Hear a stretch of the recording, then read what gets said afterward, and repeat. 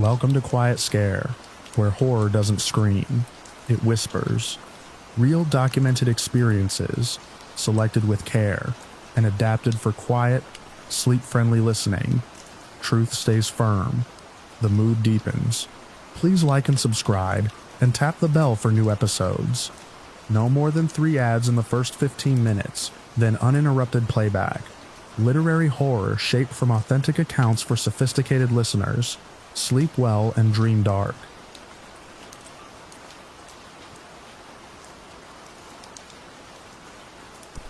I was halfway through Milo's usual loop along the coastal park when he stopped so hard the leash snapped taut in my hand. The tide was on its way out, leaving the beach shiny and flat like it had been pressed smooth. Kids were building something lopsided near the driftwood line. A couple was jogging with headphones in, and everything had that bright, ordinary feel you only get in daytime when the sky is too clear to hide anything. Mubba wasn't looking at the kids or the gulls. His nose was planted in a patch of wrack where seaweed and kelp had gathered in a dark, wet pile. He didn't bark. He didn't wag. He just stared and breathed through his nose with this steady, focused pull like whatever was there had a smell that didn't fit any category. His brain kept handy. "Leave it," I muttered, more out of habit than urgency, and I tugged the leash. He ignored me. That was my first mistake. I stepped closer. The rack pile had the usual mix of things that wash up after a choppy night. Broken shells, bits of kelp stem, a bottle cap, a thin twist of fishing line. The smell was salt and rot. Under it, though, was something sharper and cleaner, like old pennies and wet stone. Milo's lips trembled as he sniffed. His paws shifted, careful, almost polite. I crouched, pushing aside kelp with the toe of my sneaker. Something pale flashed under the dark strands. I thought at first it was a piece of bleached driftwood, the kind that looks like bone until you pick it up. Then the shape resolved into a curve that was too smooth and too purposeful. A rib. It was half buried in sand and seaweed, with a thin film of damp grit clinging to it. I brushed it with my fingers and felt the ridges, the slight give of something that had been in water for a while. Milo whined once, low in his throat, and backed up until the leash tugged again. My second mistake was thinking it was just a dead animal. Seals wash up here sometimes. So do deer. The ones that get too close to the cliff edge. People find raccoons and stray cats near the dunes. It's sad, but it's not a mystery. I would have covered it back up and called the park office if it had looked like anything I recognized. This didn't. Under the rib was another, and then another, aligned in a way that made my stomach tilt.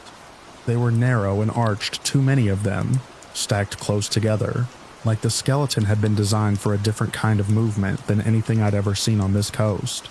I shifted more kelp away, and found what I first took for a spine, except it was made of segments that didn't match the usual vertebrae pattern I'd seen in pictures. The joints looked wrong. The spacing was off. There were no obvious tooth marks. No shredded hide. No fur. Just bone, clean in places, stained in others, as if it had been bleached and then re-inked by the sea. A woman walking past slowed, saw me crouched, and made a face. "Everything okay?" I didn't answer right away, because I couldn't find the right tone. It felt ridiculous to say out loud that I didn't know what I was looking at. I just pointed. She leaned in, then jerked back. Oh no. Is that? "I don't think it's a person," I said, and I heard the way my voice climbed at the end. "I'm going to call it in." She nodded too fast and moved on, pulling her scarf up as if she'd walked into a smell she didn't want on her clothes. Milo was watching me like he wanted permission to leave the planet. I used my phone to call the coastal park number on the sign near the path. While it rang, I stood and looked around, suddenly aware of how open the beach was, how bright, how many people were here, how easy it would be for a kid to run over and grab something without understanding. The park office put me on hold. Milo tugged toward the path. I tightened my grip and kept my eyes on the rack pile, as if it might stand up and walk away. When someone finally picked up, I gave my location by the nearest access marker and said I'd found skeletal remains. I started to add that they looked strange, but the word stuck. Strange is what people say when they want attention. Strange is what people say when they don't want to sound wrong. Okay, the woman said, clipped and calm. Do not touch anything else. Stay with it if you can do so safely. A ranger is on the way. I hung up and stood there with Milo and the bones, and the normal world happening around us. A gull hopped close, head bobbing, and Milo snapped at it without lunging, just enough to make it flap away. While we waited, I did what everyone does when they find something they're not supposed to have found. I made it bigger in my mind than it needed to be. I imagined headlines. I imagined a call from someone official. I imagined I'd somehow gotten myself involved in something complicated because I hadn't just walked away. The ranger arrived in a green utility cart that bounced over the sand. He was a man in his 40s, sunburned, with a radio clipped to his shoulder, and a look that suggested he'd already decided this would ruin his afternoon. He approached, squinting at the rack pile.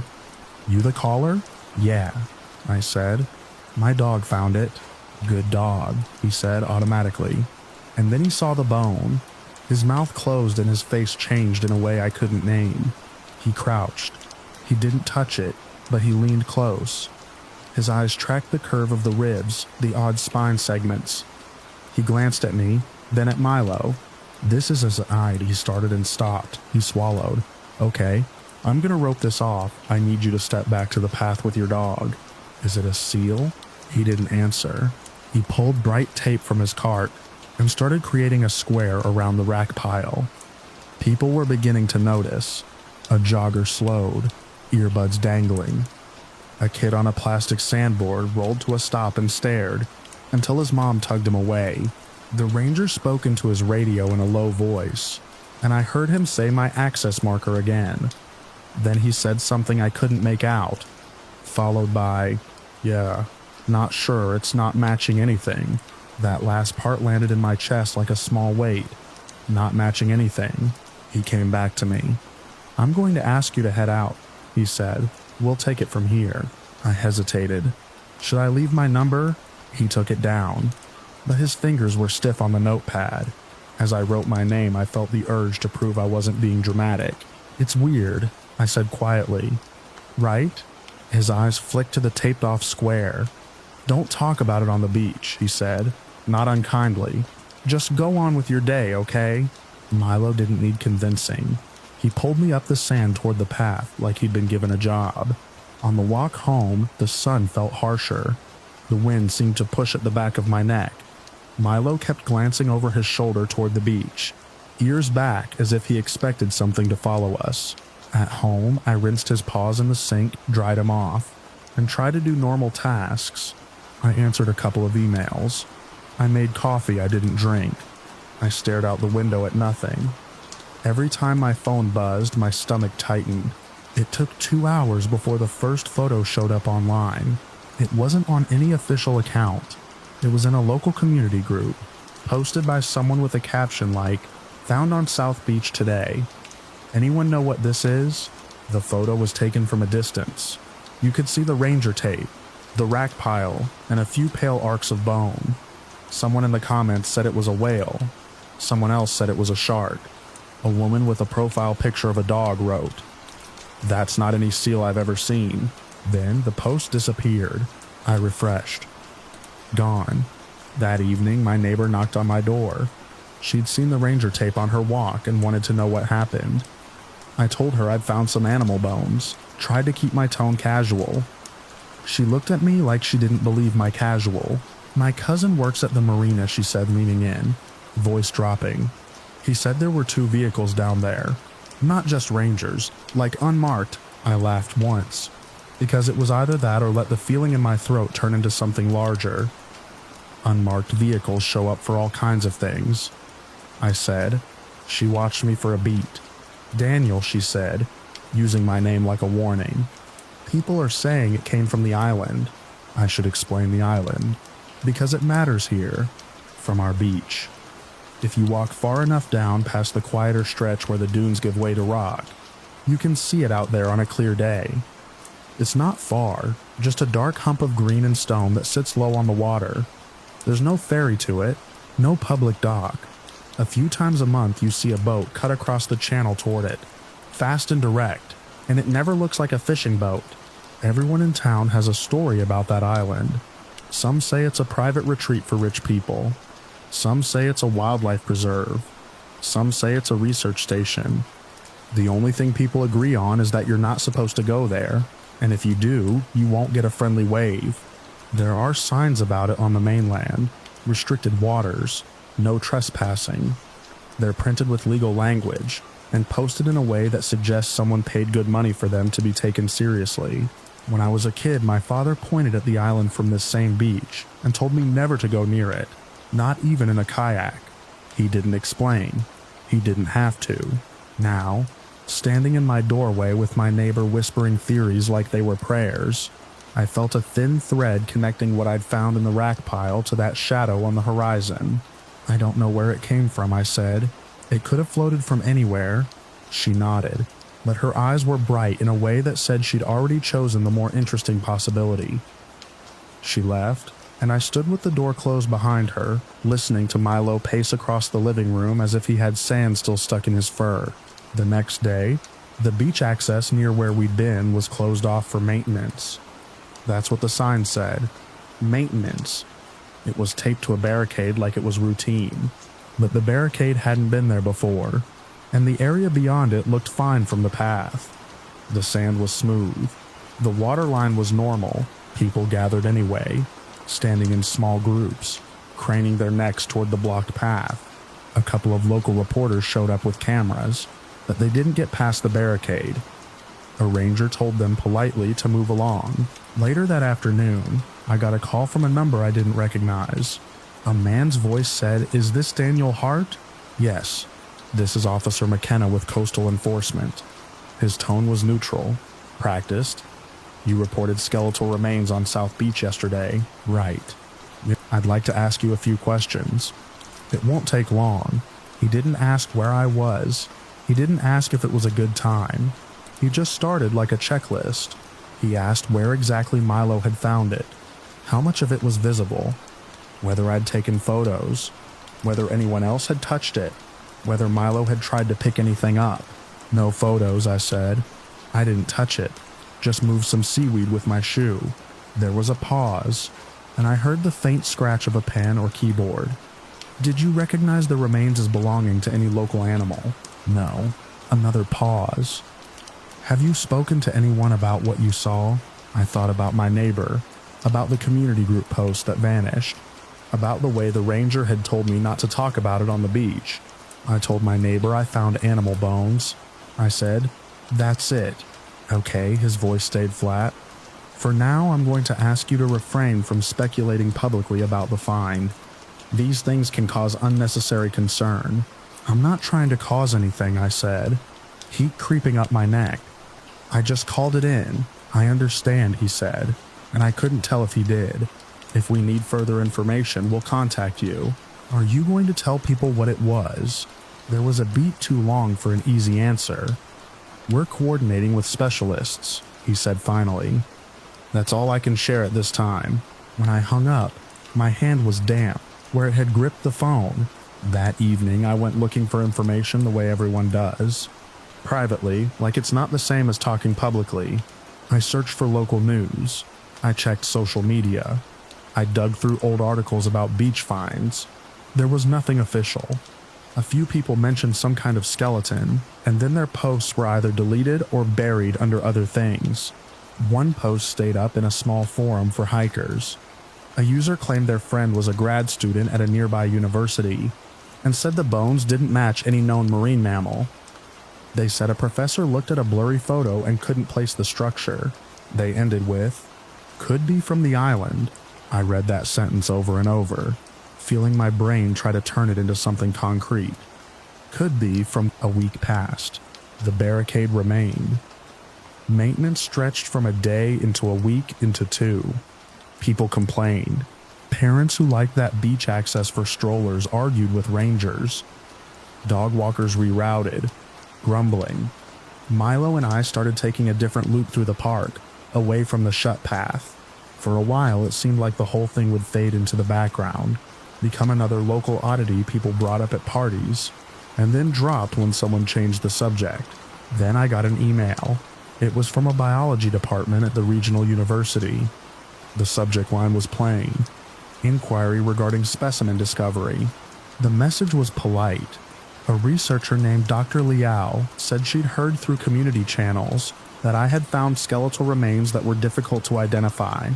She asked if I would be willing to speak briefly about what I saw, and if I had any photographs or details that might help.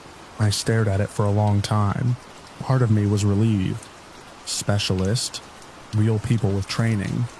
This would become a normal thing again, a matter of classification and paperwork. Another part of me didn't like the phrase community channels, because it sounded like she was being careful too. I replied and said I could meet, and that I had no photos but could describe what I saw. We arranged to talk in her office on campus. On the day of the meeting, the sky was the same clear blue it had been on the beach. The drive felt too bright, too exposed. I parked, walked through halls that smelled like floor cleaner and old books, and found her office with a nameplate that looked slightly crooked. Dr. Liao was younger than I expected, maybe mid-30s, with her hair pulled back and a calm, focused face. She asked me to sit and offered water. I declined. "I understand you found remains on South Beach," she said, and she kept her tone casual, like this was an ordinary outreach.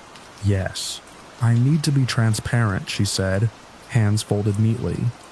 "I don't have an official case file. I was not contacted by the agency. I'm reaching out because, well, it's unusual when something is removed without any public note. And it's more unusual when colleagues start murmuring about morphology." The word morphology sounded too clean for what I remembered, but I nodded. I described the ribs, the way they were too numerous and close together, the spine segments that didn't look like normal vertebrae, the lack of skull, at least what I could see, the fact that it was mostly bone, not decomposing tissue. She listened without interrupting, her eyes narrowing slightly at certain points. "Did you notice any sign of cartilage?" she asked. "Or any flexible joint structures?" "I didn't touch it," I said again, because it mattered to me that she knew I hadn't been careless. It looked assembled, like the ribs were meant to move a certain way. She wrote something down. "That's consistent with certain marine species," she said slowly. "But the rib density you're describing is atypical for this region." "Atypical," I repeated. It sounded like a safe word. She leaned back. "May I ask," she said, "did anyone from enforcement ask you to stop talking about it?" My mouth went dry. Yes. She didn't look surprised. She looked tired. "I've had 3 colleagues call me in the last week," she said.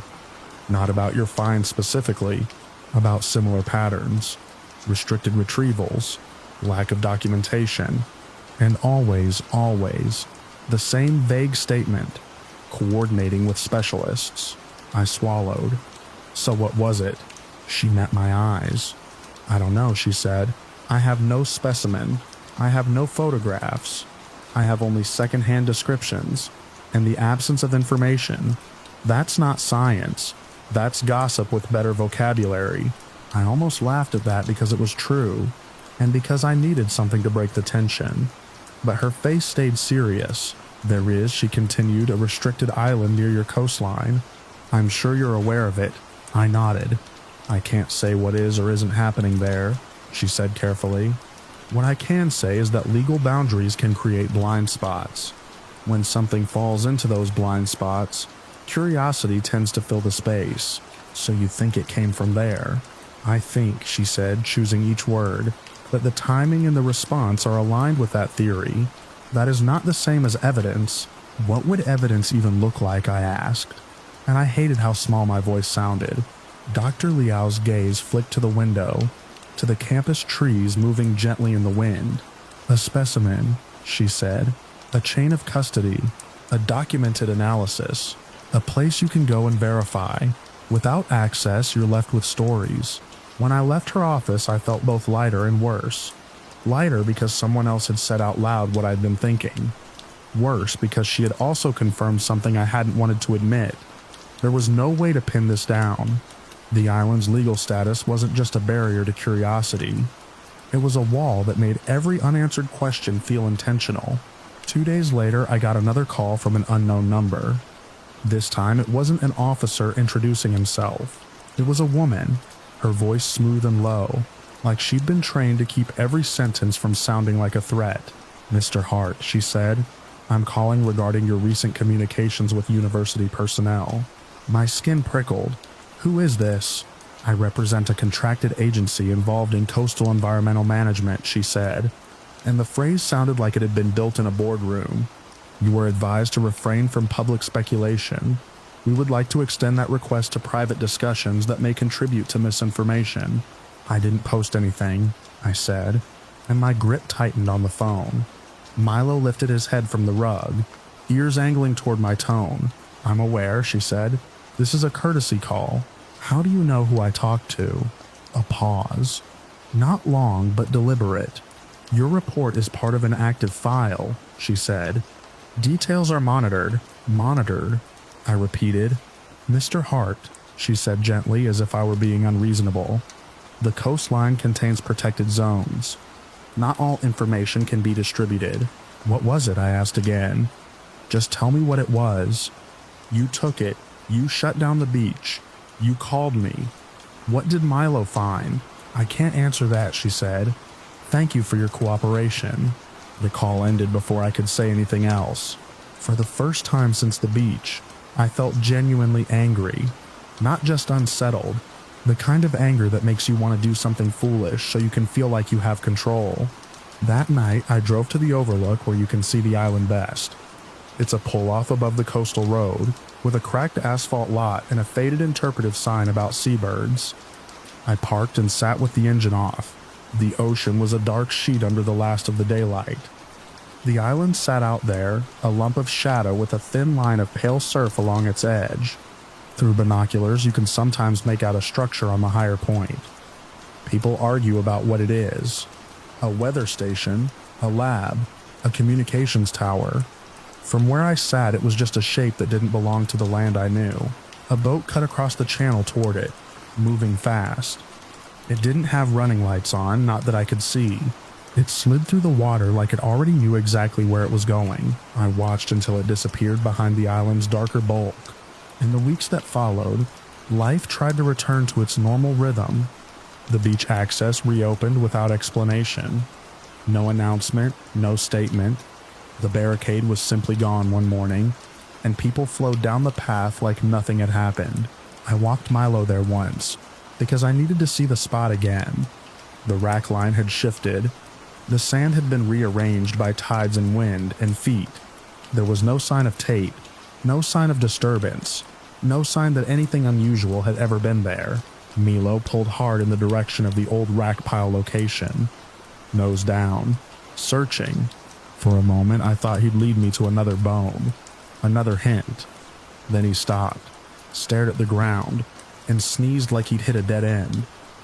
He looked up at me with an expression that felt almost accusatory. As we walked, I tried to convince myself of the mundane possibilities. A deformed seal, a rare deep-water fish, a juvenile whale with an unusual rib structure, something broken down by tides until it looked unfamiliar. Those explanations would have satisfied me if the response had been normal. If the ranger had shrugged and said, "Probably a weird seal," and a day later an article had appeared explaining it. Instead, there was silence, and silence is the easiest thing in the world for a mind to build around. I still see the island most clear in winter, when the air sharpens and the horizon looks closer than it should. Sometimes Milo will stop on our walks and stare out past the surf, ears forward, body rigid, like he's listening to something I can't hear. I tell myself he's watching gulls. I tell myself he smells seals on the wind.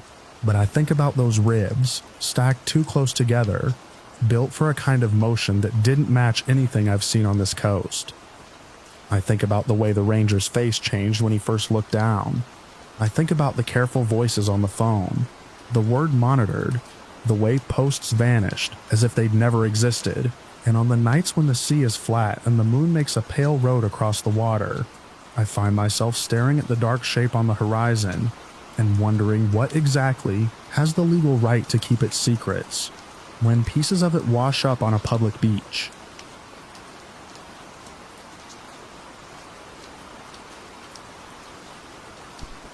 salt had already stiffened the seams of my doublet when the island rose out of the haze, low and pale as a sandbar left behind by God.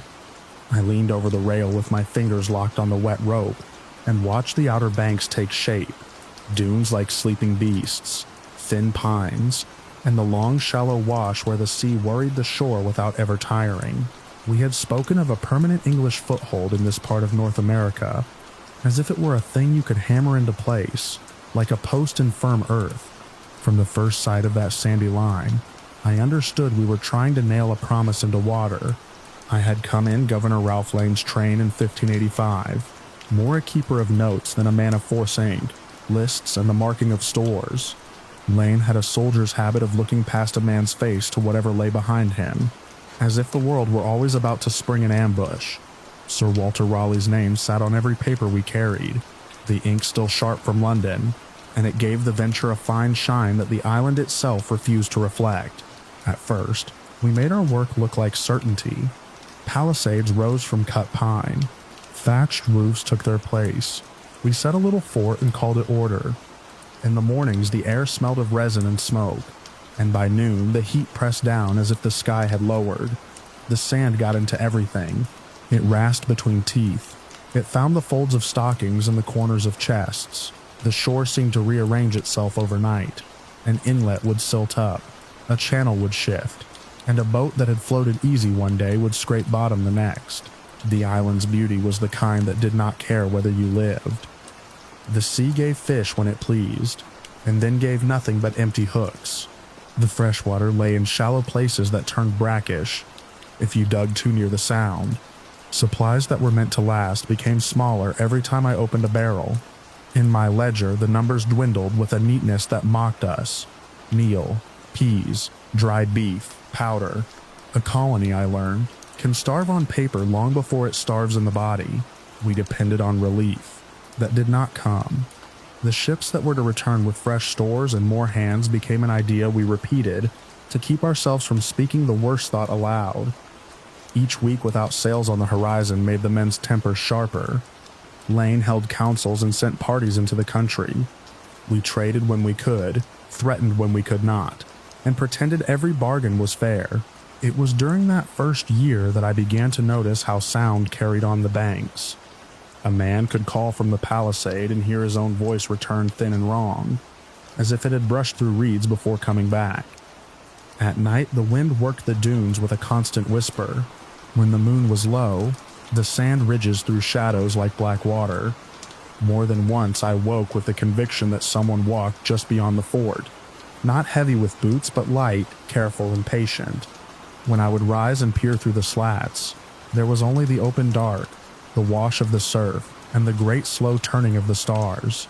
We had indigenous informants, men who watched us with faces like carved wood, and spoke in measured phrases to our interpreters. They knew every shallow and every safe path through the marsh. They warned of storms that came without warning, and of hunger that arrived like a sickness. When they looked at our fortifications, they did not look impressed. They looked as if we had built a fence against wind. When Sir Francis Drake arrived in 1586, it was not with the quiet grace of a providential answer, but with the roar and bustle of a man who could afford to be late. His fleet filled the offing like a moving town. Sails stacked on sails. Men cheered. Lane's posture loosened for the first time in months. We talked, in low voices, of fresh supplies, of returning with greater force, of proving the island could be held. Then the weather turned. A gale slid in as if it had been waiting for us to relax. The sky went the color of pewter. The surf rose and began to pound the shore until the sound shook in the ribs. Drake's ships tugged at their anchors, and our small craft strained like frightened animals. Sand stung the face and made the eyes stream. In the chaos of it, the promise of permanence seemed absurd. It was decided, whether by Lane's prudence or by the storm's command, that we would leave with Drake. We abandoned what we could not carry. I remember a kettle left on a hook, swinging slightly in the wind like something still in use. I remember the palisade gate banging open and shut until someone wedged it with a log. We sailed away from our settlement with our backs bent under bundles, and the island did not look after us. It lay flat and mute, letting the sand already begin its slow work of covering our footprints. In England, Raleigh's resolve did not die. Another small party was sent with supplies to hold the place. 15 men, a security detachment in truth, left to guard the claim until a larger effort could be made. I did not go with them then. I heard of them later in the way sailors hear of reefs, briefly, with a tightening at the mouth, and then the talk skittered away. In 1587, the next colony sailed, this time with families, artisans, and a governor of a different kind. 115 souls, men and women and children, sent not to raid and return but to root themselves. I was hired again as a clerk, my hand steady enough to keep records even when my stomach turned at sea. We returned to the Outer Banks with a strange feeling that the island remembered us, though I cannot say how such a thing would show itself. The dunes were shifted, the trees stood where they pleased, the air smelled the same, salt, pine, and the faint sourness of mudflats warming in the sun. We found the old works, or what was left of them. The fort's timbers were weathered and gray. The thatch had slumped. The sand had crept in under the walls and piled in corners like drifted snow. And the men we had left, those 15, were not there. There were signs of violence, but not the kind that gives a clean story. A broken chest, a palisade post, hacked as if by repeated blows, a few bones in the sand that might have been deer, might have been something else. One of our indigenous informants, speaking through our interpreter, indicated there had been an attack by local populations, and that some of the men had fled by boat. That was the part that stuck with me. Not killed in place, but driven out into the sound, into the shifting shallows where a small craft could vanish without leaving more than a stain of ore water. We did what colonists always do when faced with ruin. We renamed it Beginning. We repaired, rebuilt, and spoke of it as if we had expected this. The families tried to make the place homely. Babies cried. Bread was baked when there was flour enough. People planted in soil that was more sand than earth, and hoped the roots would find mercy. I wrote down births and distributions and the slow thinning of stores. We waited for relief again, and again the sea decided our calendar. Storms delayed ships. Privateering and politics delayed them more. A colony can be stranded by more than weather. It can be stranded by distance itself, by the sheer stretch of water that makes a promise easy to speak and hard to keep. I left with a party that was meant to carry word and return quickly. A decision made in the tight-wound fear that the settlement would not survive another winter without help. Even as our boat pushed off from the sandy shore, I looked back and saw the figures of the colonists small against the dunes, their clothes pale, their gestures slow. There was no dramatic waving, no speech, just the sight of people trying to appear sturdy while the wind worried at them. Years passed in pieces. Ships delayed, captains diverted, money tangled, war pulling men and supplies into other uses. By the time a relief fleet reached the place again in 1590, the story had already begun to feel like a rumor you carry too far from its source. I was aboard that later voyage, older in the face with my hands rougher, and my patience turned brittle. We sighted the island as I had first sighted it, low, sandy, indifferent. We went ashore with the careful haste of men who expect to find either starving survivors or a fight. The settlement stood silent. No smoke rose, no dog barked, no child's cry carried on the wind. The palisade was there, but it looked as if it belonged to the landscape now, weathered into the same gray as driftwood. Grass grew in places we had once trampled bare. A few tools lay where they had been dropped, their iron eaten by salt. I stepped into one house and found a cup on its side, half buried in sand that had sifted through the door's cracks. It was the smallest evidence of abandonment, and it felt more terrible than blood would have. We searched for bodies and found none. We searched for fresh graves and found only uneven ground that might have been dune shift. We searched for signs of a hurried flight and found the opposite. Chests opened and emptied, heavy things taken, lighter things left. It looked like a leaving that had been planned, not panicked. There was a word carved into a post, letters cut with a blade deep enough to survive weather. Erosion. Another carving, higher up, was shorter. CRO, unfinished or broken away. Some took it as direction, some as a plea, some as a mark meant for other eyes than ours. An indigenous informant later told our interpreter that people had been seen traveling inland, but the tale had the soft edges of repetition. Everyone had heard it from someone else. Everyone's certainty ended a step before proof. We walked the shore and stared out across the sound, thinking of the 15 men who had fled by boat and vanished at sea. The water was calm that day, deceptively so. It lay over hidden channels and shoals that could tear a hull open as neatly as a knife. A gull drifted overhead, crying once, and then the wind carried it away. The longer we remained, the more the island seemed to press its silence into us. At night, the surf spoke for all of them. In the morning, the sand showed no clear tracks that held through the day. It was as if the place refused to keep record, as if it would not lend itself to our ledgers and our claims.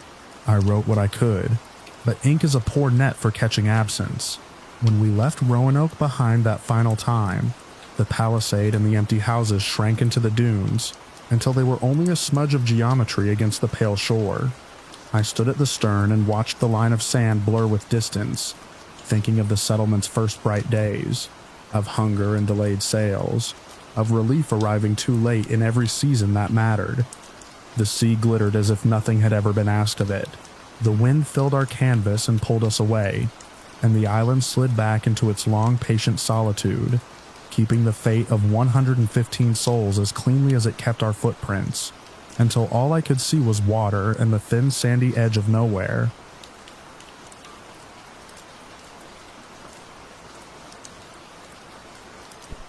The first thing I noticed was the way my headlights stopped behaving like headlights. I was easing along that 2-lane stretch out by the swamp, the river close enough that the air tasted like wet pennies, when the beams hit the bridge rail and didn't slide off it like light should. They stuck there, bright and flat, as if the night had turned into glass. I remember tightening my hands on the wheel because that kind of small wrongness makes your body react before your mind catches up. I live in South Carolina, and I've driven that road more times than I can count. Usually late, usually alone, usually with the radio low so I can hear if the engine changes pitch.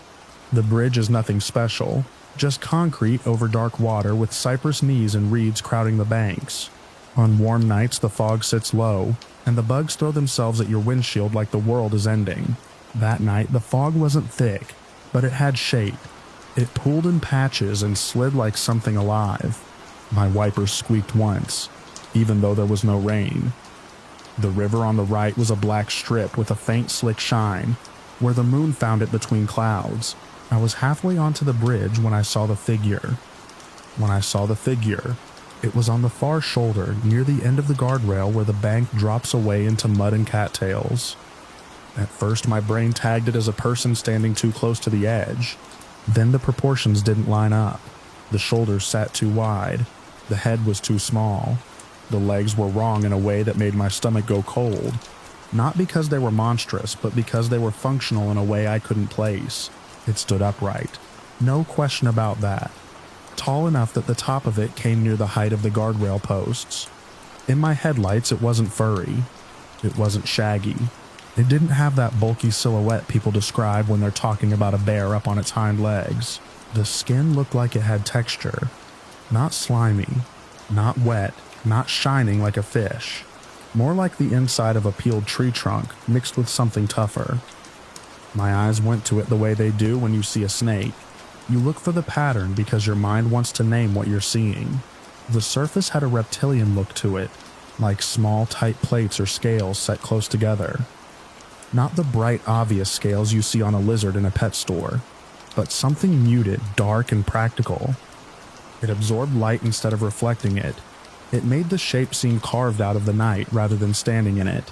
I slowed without meaning to. My foot came off the gas and hovered over the brake. The car dropped into that quiet engine hum that makes you feel exposed. The figure didn't move at first. It was angled toward the water, but its head turned toward my headlights in a sharp, economical way. That was when I realized it knew I was there. There was no dramatic moment. No roar or charge. Just a decision. It shifted weight, knees bending, long arms hanging loose. The motion was smooth, like watching a heron fold itself and launch. It leaped. Not a hop. Not a scramble down the bank. It pushed off from the edge near the guardrail and cleared a distance that shouldn't have been possible from a standstill. My headlights tracked it by accident as I stared, and for a second the whole body was in the air, stretched out bipedal even in flight, like it was used to moving that way. Then it dropped into the river with a heavy splash that was immediately swallowed by the night. The water erupted white, and then it was black again. The ripple spread outward, smacking softly against the bridge supports. The reeds trembled.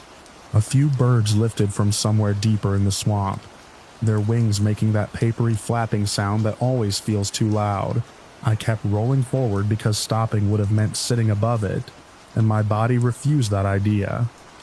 I glanced in the rearview mirror and saw nothing but fog, and my own taillights smearing red against the guardrail. My heart did that hard pounding you feel in your throat. My mouth went dry. I told myself it was a person, and I'd just watched someone jump into the river, and the thought didn't help because nobody jumps like that to avoid a car. I drove until the bridge was well behind me, and the tree line opened into a sparse stretch where a few houses sat back from the road. I pulled into a gravel turnout where people sometimes parked to fish, cut the lights, and sat there with the engine running. The dashboard glow made my hands look pale and shaky. The smell inside the car was warm plastic and stale coffee. I didn't call anybody right away. My thumb hovered over my phone screen while I listened, like I could hear something climbing up out of the river and coming after me through the brush. I hated myself for thinking that. I'm not a person who goes looking for weird stories. I'm a motorist. I work. I pay bills. I take that road because it's the quickest way home. But the image wouldn't settle. That texture, those long legs, the clean leap. Eventually I called the county line because I couldn't picture going to bed and waking up to a headline about somebody found in the river. I kept my voice even and gave the location, bridge name, direction I'd been traveling. I described what I saw without saying what I thought it was. I said large, upright, went into the water, and I added the detail that felt the most honest and the most strange. The skin didn't look like hair. It looked like something reptilian, tight and patterned. The dispatcher didn't laugh. She asked if I'd seen a vehicle or a person nearby. I told her no.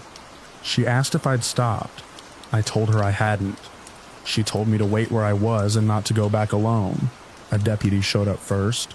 Lights off until the last turn, like he didn't want to announce himself to whatever might still be near the bridge.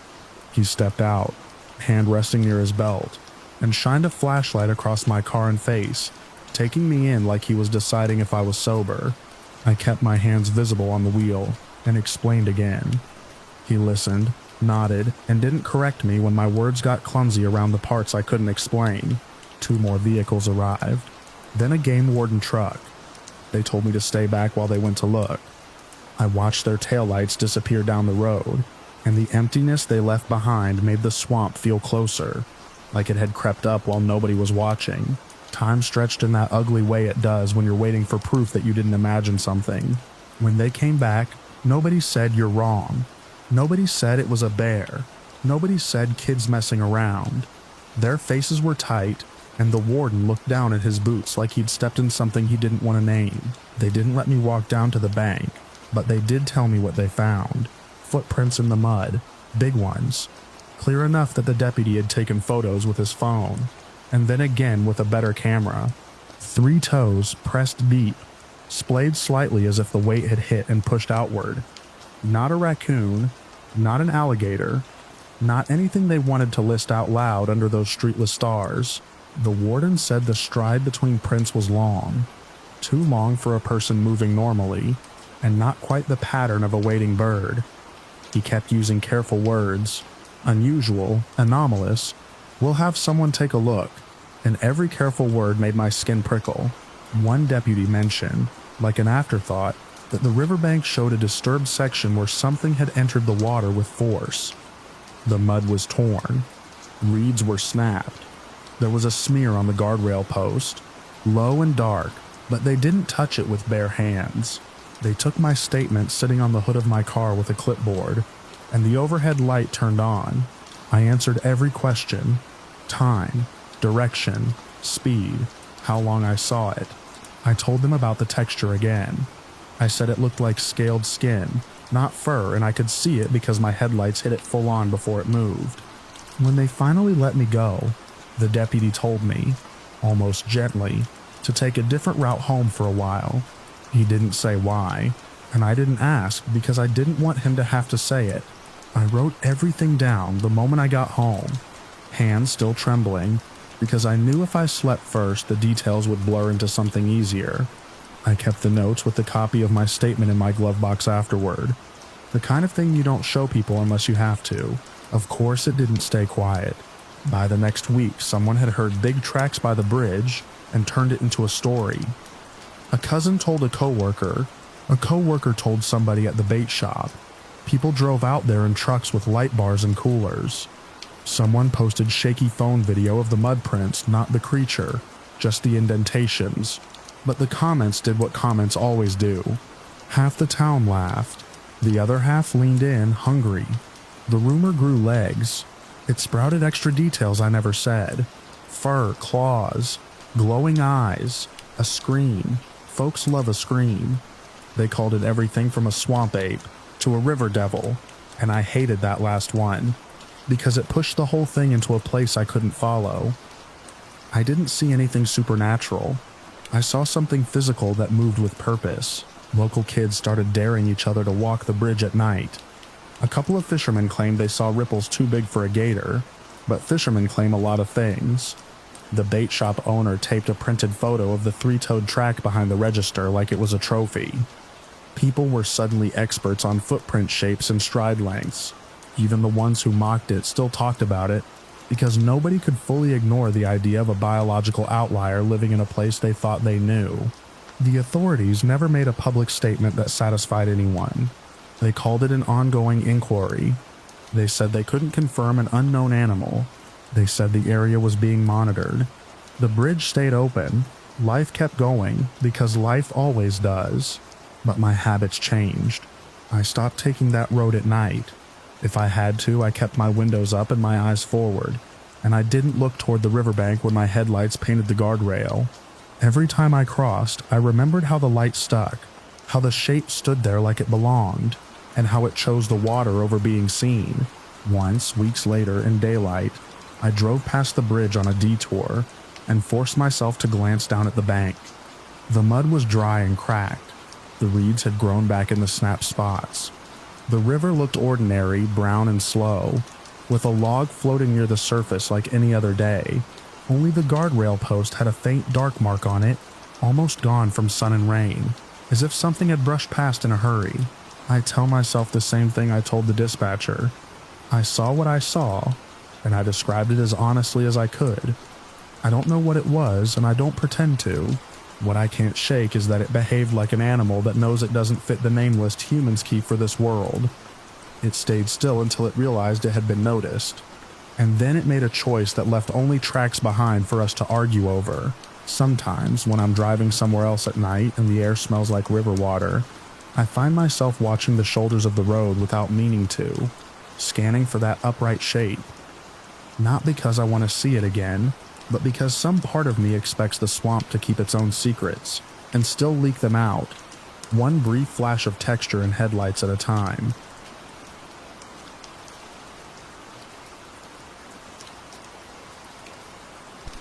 I saw it first as a glitch, the kind you only notice when you've spent too much money convincing yourself you can control what happens on your property.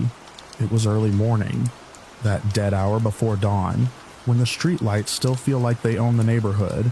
I was in the kitchen with a mug that had gone lukewarm, watching the backyard feed on my phone the way some people scroll news. The grass looked silvered by frost, the fence a dark line, the patio furniture hunched under its covers like shapes you don't stare at too long. Then something moved through the frame. Not fast, not sneaking. It crossed the yard with the calm of something that didn't understand why anyone would hurry. The camera's infrared washed everything in gray, and whatever it was sat wrong in that palette, as if it didn't belong to the sensor's idea of solid. Its outline shimmered, not like heat off asphalt, not like motion blur. More like the air itself was trying to draw a boundary and failing. The gate made my stomach tighten. The steps didn't match the ground. It didn't bob the way a person does. The movement was smooth but out of rhythm, as if joints were in places they shouldn't be, or as if it was being pulled along by an invisible line. I set the mug down so hard it clicked against the counter, and I rewound the clip with my thumb. Again. I leaned in until my face was reflected over the yard, my own eyes hovering like a second ghost on the glass. It came from the left side, near the hedges, past the bird bath, crossed toward the back gate. It never looked at the house. It never paused. The camera's timestamp told me it was 4:38 a.m. I told myself it was a neighbor cutting through. Maybe wrapped in something reflective. Maybe the infrared playing tricks. But the more I watched, the less that explanation held. Clothing has edges. People cast consistent shadows. Even a big plastic tarp flapping in wind has rules. This had borders that seemed to breathe. My wife came into the kitchen, saw my face, and followed my gaze to the phone. I didn't say anything at first because I didn't want to be the one to put it into words and make it real. She watched the figure cross the yard once, then took the phone from my hand and rewound it without asking. The second time through, she held it farther away, like distance could protect her. When she finally spoke, it was a single question. Was I sure the cameras were working right? That was the thing. I was the kind of homeowner who tested everything. After a rash of car break-ins 2 blocks over, I'd installed a full system, 2 backyard cameras with overlapping angles, door sensors, motion lights, cloud storage. I kept firmware updated. I checked the recordings when the motion alerts went off. I wanted clean proof of ordinary threats. People, animals, the predictable. The clip was clean. The time code didn't jump. The signal didn't smear. The lawn furniture didn't distort when the figure passed. It was only the figure that refused to settle into a shape. I pulled up the second camera, the one mounted under the eave by the sliding door. Different angle, same yard. It caught it too. From that camera, the shimmer was worse, like watching something through thin fabric. The figure moved behind the maple tree, and for a fraction of a second I expected the trunk to hide it the way a trunk hides any solid thing. It didn't. The tree seemed to dim where it passed, like the sensor couldn't decide what it was seeing and averaged the pixels into a soft gray smear. And then it was by the gate. Our back gate is old wood with a metal latch that squeals when it opens. We keep it locked more out of habit than need. On the video, the figure didn't touch the latch. It didn't put a hand on the wood. It simply moved through the space where the gate was. And for a breath of time, the gate looked wrong. Its lines misaligned. The boards faintly doubled. Then the figure was gone, off frame, out into the alley beyond the fence. The cameras kept recording. Empty yard, frost on grass, nothing else moving but the branches. I saved the clip twice, once to the cloud, once to my phone. I exported it with the system's tiny watermark and the odd little string our app appends to the corner. I didn't think about it at the time, but when I watched it later on my laptop, that string was there like a tag on a specimen. By the time the sky started to lighten, I was already outside. Cold air bit at my cheeks as soon as I stepped onto the patio. The grass crunched under my shoes. I walked the exact line the figure took, using the bird bath and the maple as markers, and I looked for anything.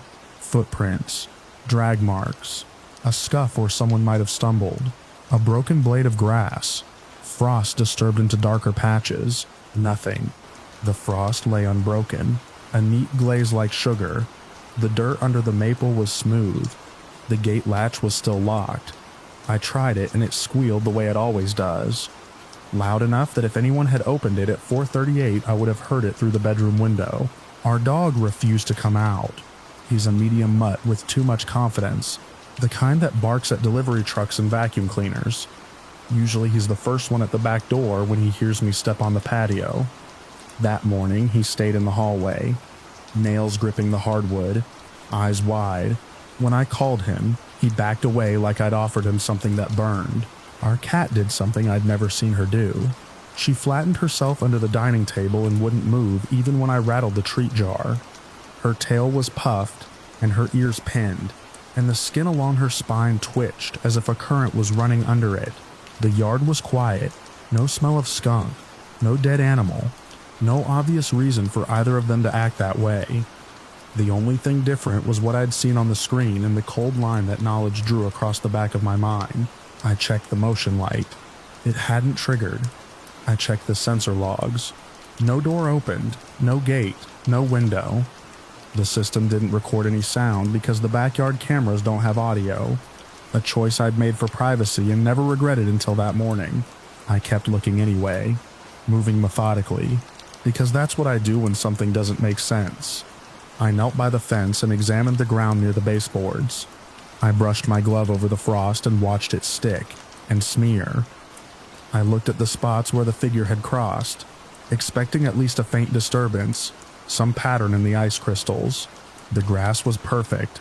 Inside, I compared the two angles frame by frame, pausing on the moments when the figure passed the tree when it neared the gate. I adjusted contrast. I zoomed until the pixels broke into blocks. The more I tried to pin it down, the less human it seemed. Not because it looked like something else, but because it looked like it was halfway between states, there and not there, seen and not seen, captured and still refusing to be understood. By late morning, the sun had melted the frost. The yard looked normal again, green and damp and dull. The pets still wouldn't step past the threshold. We tried to coax them. We left the back door open so the dog could sniff the air without feeling trapped. He stretched his neck forward and inhaled, then retreated so fast his tags clinked against his collar in a frantic little burst. He went to the living room and sat facing the hallway, as if guarding against something that might come from deeper inside the house. My wife suggested we call someone, and we both knew without saying it how that would sound. We didn't have broken locks. We didn't have missing things. We had a video of a shimmering figure walking across a suburban backyard at 4:38 a.m. and leaving no tracks in frost. That afternoon, I walked the alley behind the fence. I looked for a point of entry, a broken plank, a spot where someone could have climbed. There were none. The ground was dry dirt and gravel, and it held other footprints from mail carriers and kids, and the occasional stray cat. Nothing that matched the path from the clip. Nothing fresh enough to tie to Dawn. I stood by our gate from the outside and stared at it, trying to imagine something passing through without touching, without opening, without leaving any sign. The latch was still locked. The wood was still old and solid and plain. A car rolled past, a neighbor on the way to work, and I felt suddenly ridiculous and exposed, standing there like I was waiting for a magic trick to repeat itself. That night, I didn't sleep well.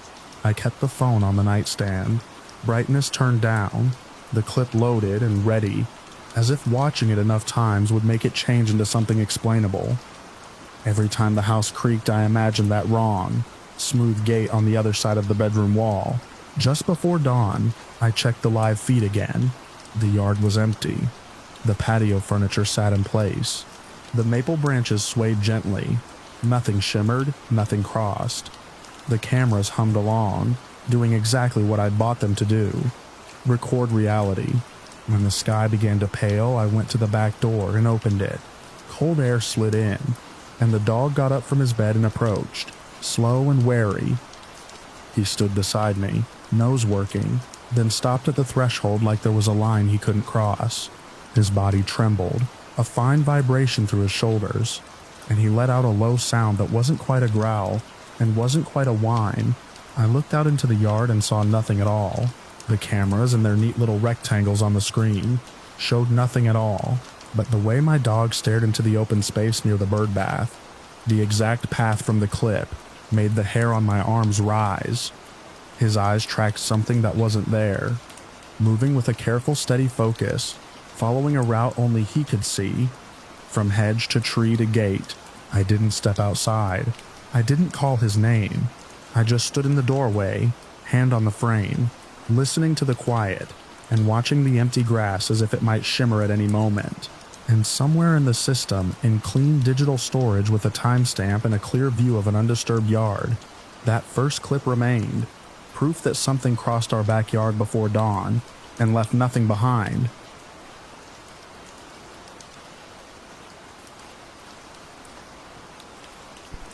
By the time the sun angled through the firs and lit the moss in bright green patches, we had already stepped off the maintained trail and onto a faint line of flattened needles that didn't show on our map. It was the kind of detour that feels harmless in an old-growth forest. Quiet, cool, forgiving. I was walking second, watching where my friend Mara put her boots so I didn't twist an ankle on a hidden root, when the first structure appeared ahead of us like something the woods had decided to build. It wasn't a fallen tree. It wasn't a natural arch from two trunks leaning together. It was branches, thick ones, wrist-sized, woven and bent into a doorway shape between two hemlocks. Smaller limbs had been threaded through the bigger ones in a way that held tension, the ends tucked and locked like a crude basket. The whole thing sat just off the faint path, too intentional to be windfall, too clean to be left over from logging. The bark where the branches rubbed had been scraped pale, as if they'd been twisted into place recently. We slowed down without talking. I could feel all three of us doing the same mental math. We were in a public forest, not someone's private land, and yet that arch read like a boundary. Ben, who had been in front, stopped close enough to touch it, then thought better and lowered his hand. The air under it looked the same as the air around it. Still, the opening drew my eyes the way a gap in a fence does, like it's meant to be used. We stood there for a beat, the three of us breathing, listening to the normal soundtrack of the woods, birds ticking in the canopy, insects fussing in the duff. Then the soundtrack cut out. It wasn't gradual. It wasn't that we walked deeper into a place with fewer birds. 1 second there was life, and the next there was nothing. No chirp, no buzz, no distant call. The wind still moved high branches, but even that seemed muted, like the forest had put a hand over its own mouth. My ears strained so hard they started inventing sounds. My pulse, the hush of my jacket sleeve, the soft grind of a boot sole when I shifted my weight. Mara turned her head slowly, as if a sudden movement might crack something.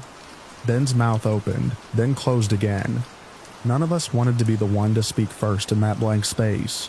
That was when the smell came in. At first, I thought it was a rotten log we'd stepped near, a patch of fungus, something damp and decaying, but it was heavier than rot, thick and animal in a way that made my stomach tighten, musky, oily, like an old wet coat left too long in a locker, layered with something sharp underneath, like crushed greenery in something sour. It wasn't everywhere in the forest, just here right around the arch, as if we'd crossed into a pocket of air that held it. Ben finally whispered, "Do you smell that?" His voice sounded wrong in the silence. Too clear. Mara didn't answer out loud. She made a small motion with her hand. Back up, not a panic gesture. A practical one, like you do near a wasp nest. But the arch was behind Ben, and he was between it and us. The faint path we'd followed ran forward, and then disappeared into ferns and swordgrass. Back was the way we'd come, and back meant passing under that woven doorway. Whether we believed in it or not, Ben took a half step backward anyway, and the silence deepened as if it had been waiting for that. A stone hit the ground to our right and bounced, thudding into the duff. It wasn't a pebble that fell from a branch. It was the size of a fist, gray and angular, and it came in fast enough that I heard it cut through the air at the end, an ugly short hiss before it struck. All three of us flinched. Mara's shoulders rose to her ears. Ben jerked around, eyes wide. Scanning the tree line, the stone had come from the right, from a thick stand of young fursuit where the branches knitted together so tightly it was hard to see more than a few feet in. Nothing moved in there. No snapped twig, no fleeing animal. Just that wall of green. Ben lifted his hands, palms out, a reflexive gesture of apology toward the trees. "Hey," he said louder than a whisper, then stopped himself like he'd realized he'd just shouted in a church. Another stone came in from the same direction, lower this time. It struck a mossy log and cracked with a sharp pop, sending chips of dried bark upward. The throw was clean, deliberate, too strong for a squirrel, too straight for a branch drop. Mara grabbed my sleeve, hard. Her grip was cold through the fabric. She didn't look at me. She kept her eyes on the fur wall. "We're leaving," she said. barely moving her lips. Ben's face had gone pale under his sunburn. He nodded once. He didn't argue. Whatever he thought this was, a person messing with us. An animal. Something else.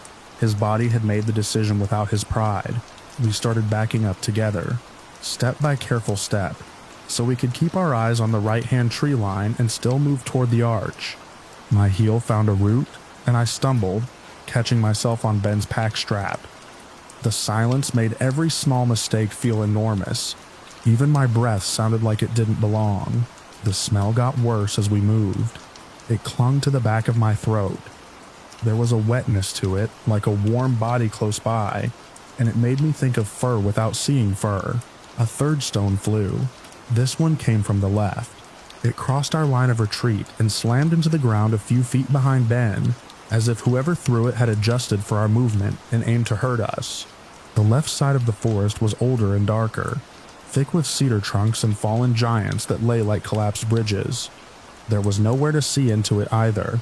It was all shadow and bark and hanging lichen. Ben's eyes darted from left to right. Then he made the smallest possible turn and started moving faster. Not running. Not yet. Just walking like he'd remembered an appointment. The arch was behind him now, close enough that he could reach out and touch one of the woven branches. He didn't. He ducked slightly as he stepped through, as if there might be an invisible line at forehead height. The moment he passed under it, the smell surged, thick enough that my eyes watered. I felt the hair on my arms rise under my sleeves. It wasn't magical. It was physical, like a temperature change, like stepping into a room where something large had been sleeping. Mara went next. She kept her head down and moved quickly, shoulders tight. I followed, trying not to brush the branches. The weave was so close I could see the dull flecks where the limbs were under tension, held by smaller sticks like pins. Whoever made it had understood how wood wants to bend, and how to keep it from springing loose. As I crossed under, a stone hit a tree trunk behind us with a smack that made me jump. Bark dust puffed out and hung in the air in a soft brown cloud. The throw had missed us, but not by much. On the other side of the arch, the silence didn't break. If anything, it pressed harder, as if the forest was waiting to see if we'd gotten the message. We didn't stop. We didn't talk. We moved back along the faint path in a tight group, eyes down for footing, ears straining for any change. My mind kept trying to supply a reasonable explanation. Kids throwing rocks, someone protecting a hidden camp, a territorial animal. The problem was the accuracy of the throws and the way they came from two different directions without any movement to give it away. The problem was that smell. So close it felt like it was on our clothes. The problem was the total absence of birds and insects, as if everything smaller had already left. I wrote this down later with shaking hands because I didn't want the details to smooth out into something easier to dismiss. At the time, all I could think was, we are being moved. Another stone came, rolling across the path from ahead of us this time. Not thrown hard enough to strike, just placed into our line as a warning. It stopped at Mara's feet. She didn't kick it away. She stepped around it like it was a snake. Ben finally did what I'd been too afraid to do, and pulled out his phone, not to record but to check the map. The screen looked obscene in the dark green light. He held it low. He mouthed a direction and pointed. Left, then down, back toward the official trail. We took the left, pushing through ferns that slapped our shins, and the silence followed like a dome. It didn't matter that we were moving. It didn't thin. It stayed centered on us, or on whatever line we'd crossed. The air grew warmer as we dropped toward a small drainage, and the smell thinned for a second, just enough to give me hope. Then it returned in a brief wave, stronger than before, as if whatever was in those trees had moved parallel to us without showing itself. The thought made my skin prickle. I tried to look for footprints in the soft ground, but the forest floor was a mess of needles and root shadows. And fear makes bad detectives of us. Ben's pace shifted again. Run, he said, one word, and then he did it. We ran. The first few steps were clumsy, packs bouncing, arms flailing for balance. I heard my own breathing loud and fast, and it struck me as the first truly living sound in minutes. We barreled through a curtain of salal and ducked under a dead branch, and then, like a switch being flipped back on, the forest noise returned. A bird called somewhere high and to the right. Another answered. Insects buzzed near my ear. The ordinary world slammed back into place so hard it made me dizzy. The silence was gone behind us, and the smell faded with it, dropping away like a heavy blanket slipping off my shoulders. We didn't stop running until we hit the maintained trail-packed dirt, a strip of human certainty through the trees. Ben bent over, hands on his knees, sucking air. Mara stood with her back to a cedar, eyes closed, counting silently by the way her lips moved without sound. I braced my hands on a trail marker post and looked back the way we'd come, from the official trail. The woods looked the way they always look. Layered trunks, filtered afternoon light, ferns and fallen logs. No arches, no movement, no sign of anyone. The smell was gone. The birds didn't care about our fear. A hiker came along from the opposite direction a minute later, earbuds in, smiling at nothing. We stepped aside to let him pass, and he nodded and kept going, unaware that a few yards off trail there was a place where sound could be taken away and thrown back at you in stones. We hiked out without taking any more detours. At the parking lot, we checked our clothes and packs for any odd marks, half expecting to find scratches or hair or mud that didn't belong. There was nothing, just sweat and pine needles and the normal grime of a long walk. Only when I got home and took my boots off did I catch a faint trace of that musky odor on the laces, like it had soaked into them and waited. I washed the laces twice. I aired the boots outside for days. On quiet afternoons when the light slants the same way through trees in my neighborhood, I sometimes think about how fast the forest can change its mind about you, how it can make a boundary without a fence, how it can take away the smallest comforts like birdsong, and leave you with only your own breath to prove you're still there. And I see that woven arch in my head, pale scraped bark, branches locked under tension, a doorway that didn't lead anywhere we were meant to go.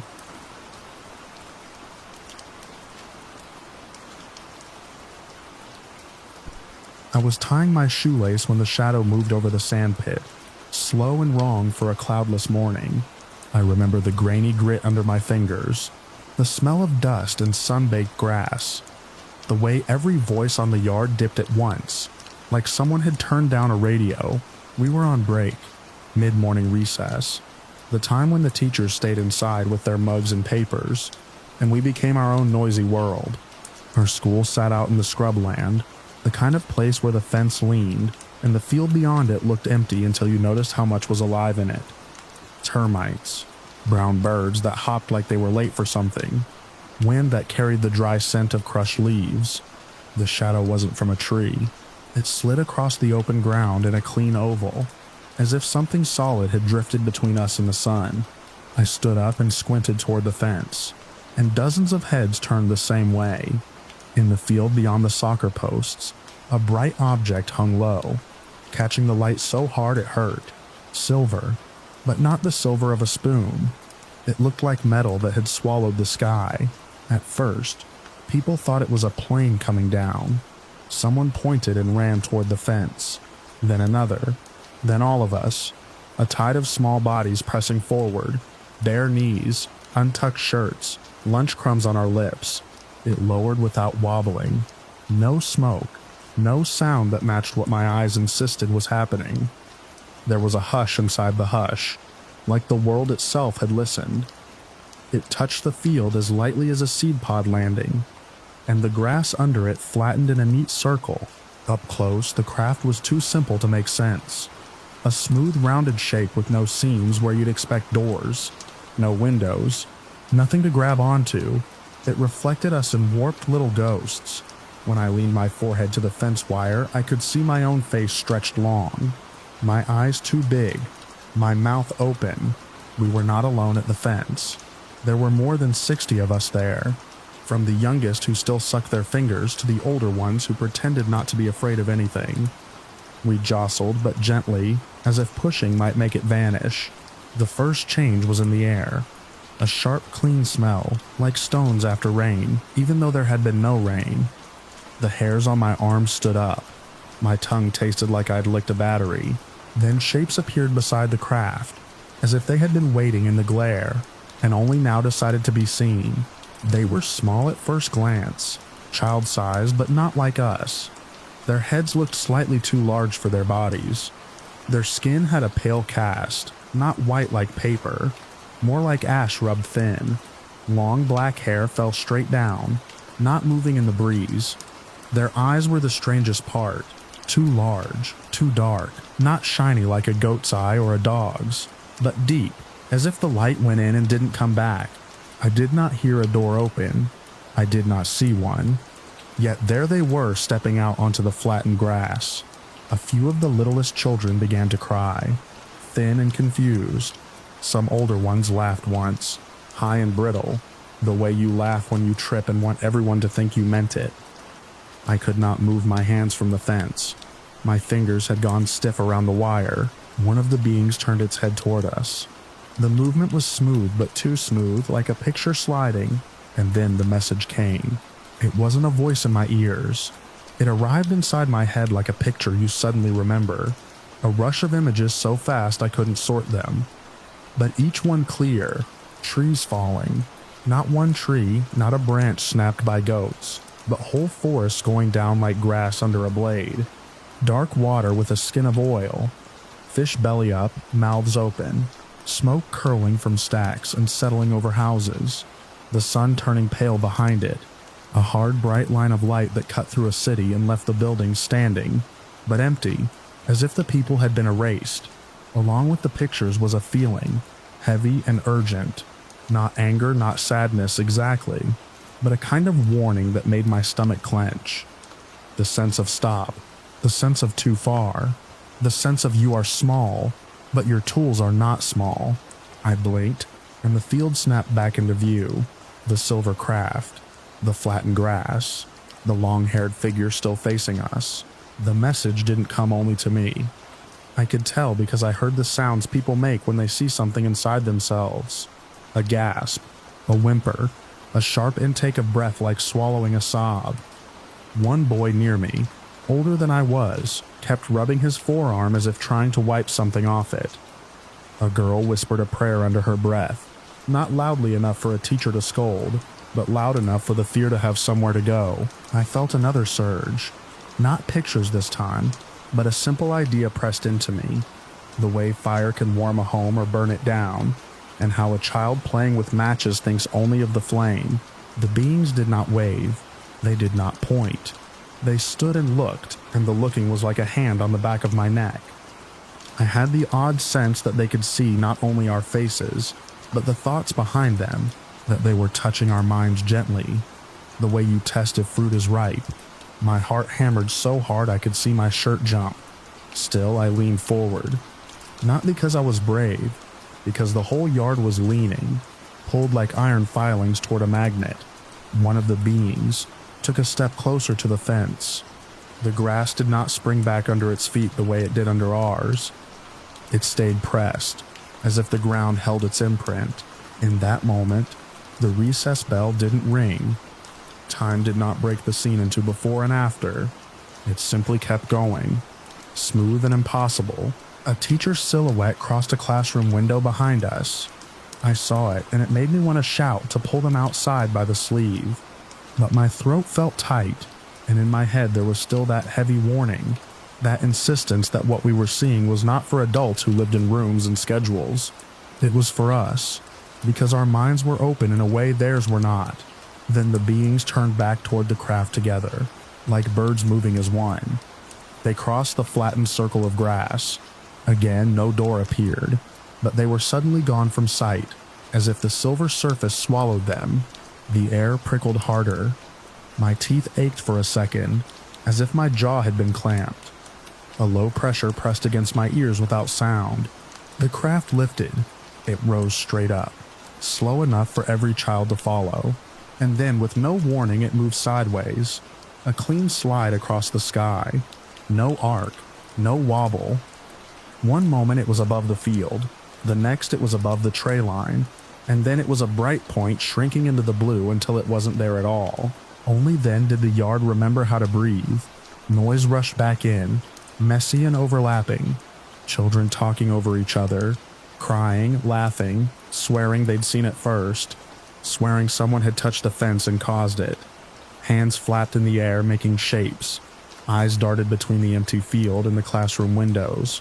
We ran to the staff room door and hammered on it with our small fists. When a teacher finally came out, her face tight with irritation that wavered into concern at the sight of so many of us shouting at once, she looked where we pointed. There was only a field, flattened grass. Yes, a circle pressed into it as if something heavy had sat there. But no craft, no beings, no proof that matched our words. She told us to calm down. She told us we'd seen a helicopter maybe, or a small plane, and frightened ourselves with stories. She herded us back into line, still speaking in that voice adults use when they want to close a door on something. Inside the classroom, my hands shook so badly I could not hold my pencil straight. The boy next to me kept staring at his desk as if expecting it to show him the pictures again. When the teacher asked what was wrong, he couldn't answer. How do you explain a thought that wasn't yours? At lunchtime, the story spread beyond our class. By the end of the day, it had reached our parents. Some listened with faces that changed color. Some laughed and called it imagination. Most asked the teachers. The teachers hadn't seen the landing, hadn't seen the beings, and so their version of the day was simple. Children got excited over nothing. We kept insisting, because the warning inside us did not fade when the craft left. The pictures stayed. Trees falling, water darkening, a bright line of light, a feeling like a hand pushing your chest back from a cliff edge. That night, I wrote what I could in my exercise book, the way you write down a dream before it slips away. I didn't have the words for telepathy. I wrote, they spoke without speaking. I wrote, they showed us. Years later, when I found that old book again, the page still smelled faintly of pencil and dust, and it made my skin prickle the same way it had by the fence. For a long time, the adult's doubt sat on top of our memory like a stone. We grew older under it. We learned when to keep quiet. But the story didn't die.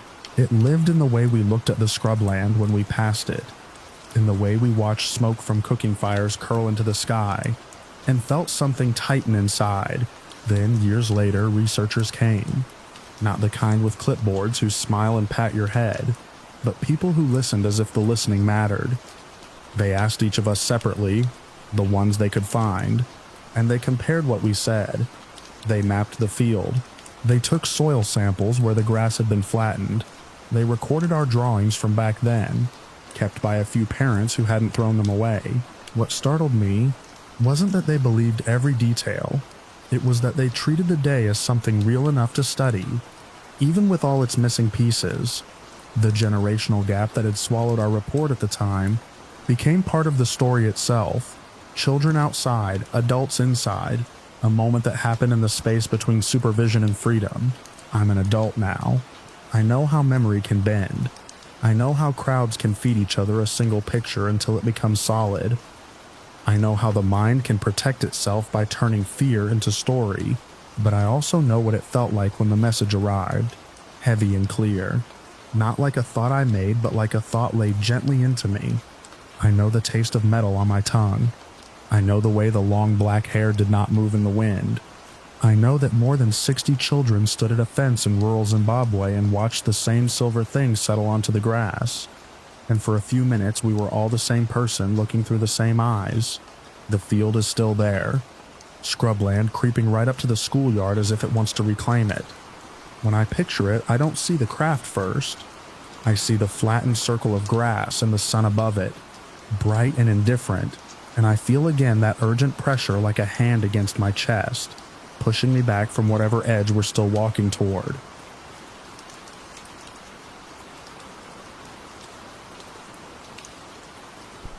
The thing I remember most is how ordinary my hands looked against the glass. Small fingers splayed on a pane that always sweated in late summer. I was standing on a chair because the kitchen window sat high, above the sink, and the countertop was cluttered with a dish rack and a tin of potato peelings. Outside, the fields were already dark in that way. Farmland gets when the sky still holds a little blue, but the ground gives up early. The yard light by the back steps had a moth halo around it, and beyond that everything faded into rows and hedgerows, and the black hump of the barn. I wasn't watching for anything special. I was killing time, waiting for my dad to finish in the mudroom with his boots, and my mom to come in from hanging sheets on the line. Late evening was when the house felt busiest, but also loneliest. Like all the real work happened at the edges of my hearing. The radio in the other room went in and out, and the pipes made their settling sounds. The air smelled like damp soil and dish soap. At first I thought it was a firefly close to the window, a bright point that had wandered in the wrong direction. But it didn't blink. It held its light steady, pale and clean, like the glow inside a jar when you lift the lid. And it wasn't floating, it was standing, small, about my height, maybe shorter, a shape like a person, but too narrow in the shoulders and too neat at the edges, as if someone had cut it out of the dark with a pair of scissors and filled the cutout with light. I could see its outline more than its features. There were arms held close to its sides. There were legs straight and close together. The head was rounded, not big like a cartoon, just smooth, no hair that I could make out, no face either, except that the front of the head seemed a shade brighter, as if it were turned toward the house. I pressed my forehead to the glass, and tried to make my eyes do what grown-ups' eyes did, tried to force the blur into sense. The yard light didn't reach that far. This glow was its own. The figure didn't move. It didn't sway like a person standing at rest. It wasn't hunched like a kid sneaking around. It was simply there, upright in the grass, as steady as the fence posts. My chest felt tight in a way I didn't have words for then. I knew enough to be afraid of strangers and coyotes, and the mean bull in the far pasture. I did not know what to do with something that didn't belong to any of those categories. I remember thinking, very calmly, that I needed an adult to look, that if I didn't get someone right away, it would be like the time I saw a deer with antlers stuck in a wire fence. And by the time my dad came, the deer was gone, and he didn't believe me. I ran down the hall so hard the rug bunched behind my heels. I found my dad by the mudroom, still half outside, one boot on and one boot off, bending to untie the laces with thick fingers. I grabbed his sleeve and tugged until he straightened, and words came out too fast, pointing back toward the kitchen, trying to explain without understanding. He followed me, annoyed at first the way adults get when they think you're making a fuss about nothing. We reached the kitchen. I climbed back onto the chair without being told, planted my hands where they'd been, and pointed through the window with a shaking finger.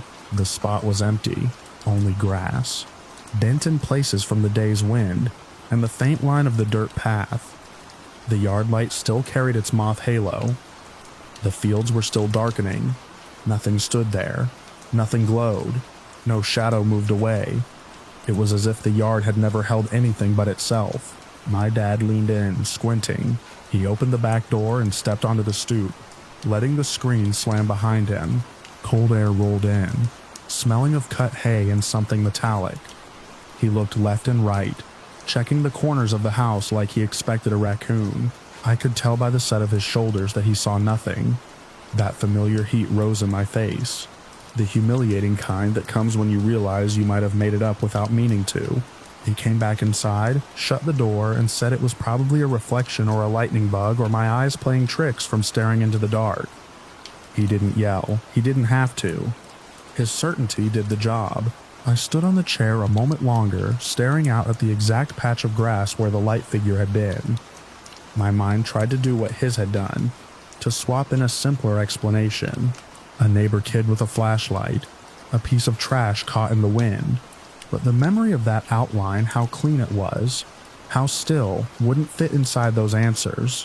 When my mom came in, carrying the empty clothespin basket, I tried again, quieter, embarrassed, as if I could make it more believable by shrinking it.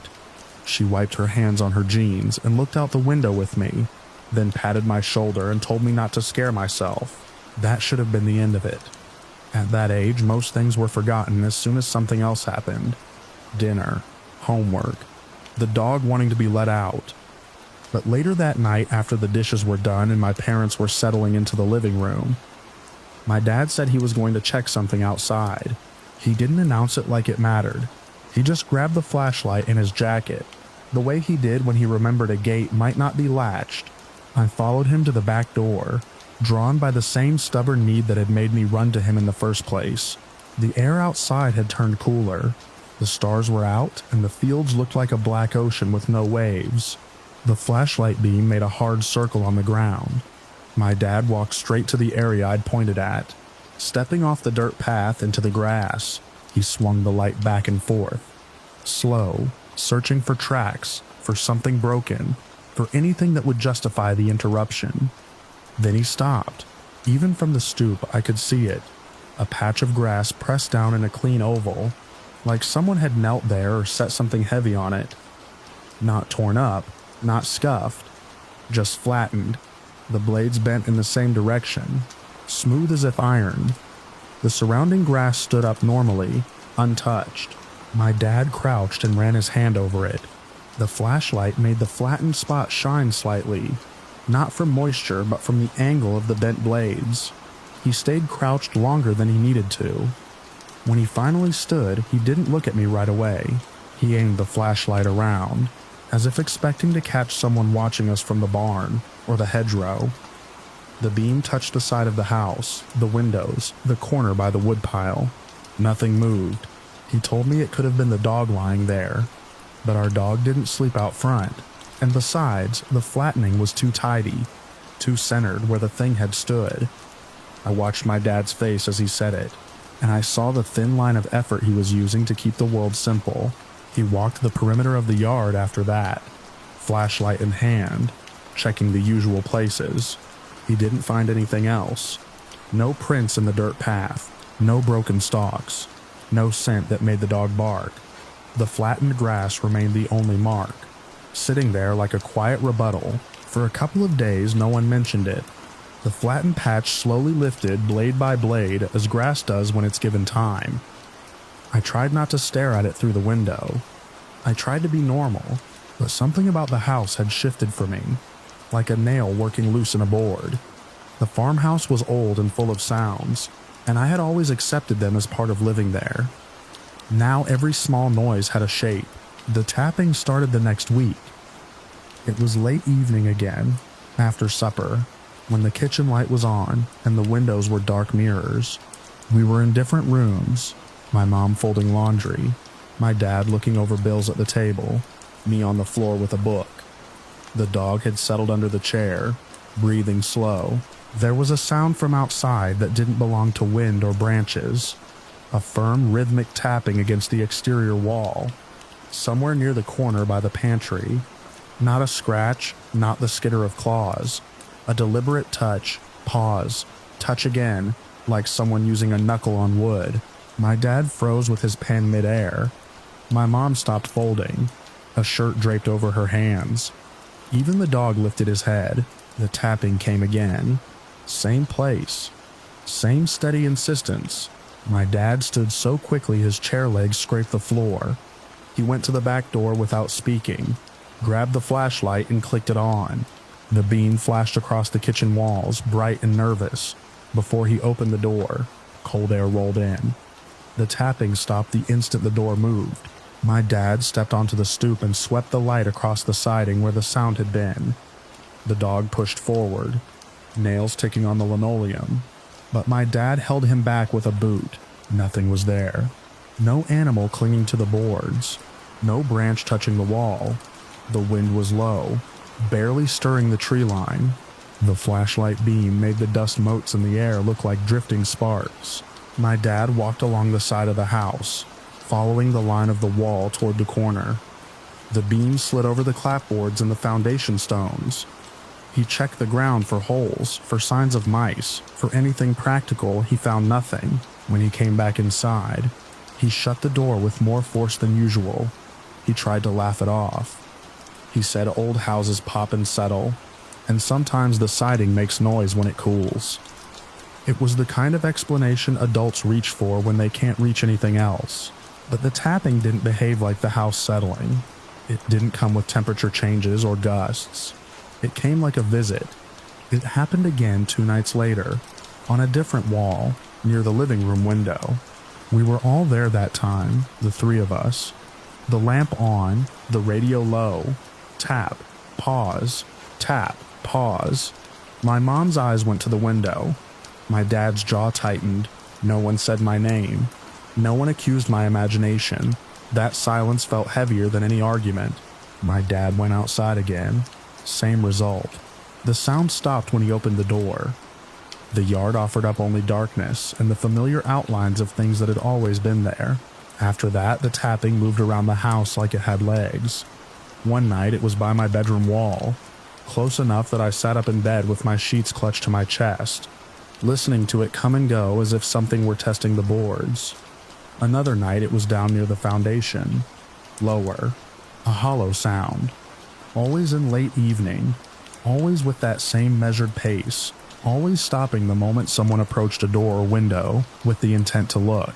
My parents started checking the house before bed, walking the perimeter with the flashlight, peering under the eaves, making sure the screens were latched.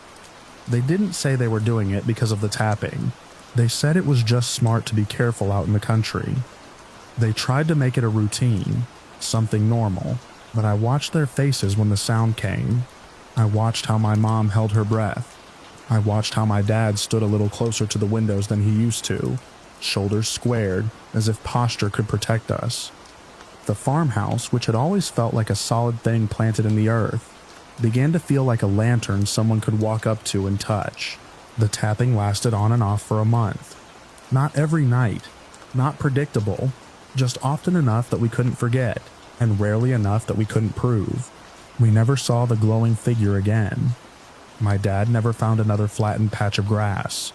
No one in the family ever caught anything in the flashlight beam except dust and insects and the pale sheen of the clapboards. Eventually, the night stretched on without the sound, and the tension in the house eased the way a muscle relaxes after being clenched too long. School started. The fields changed color. Life absorbed the weirdness the way it absorbs everything. But even now, years later, I can still picture that small shape standing in the grass, lit from within, facing the kitchen window as if it knew exactly where I would be. And I can still hear the tapping, not loud, not violent, just patient, moving along the outside of the house like fingertips, searching for the place where the light gets in.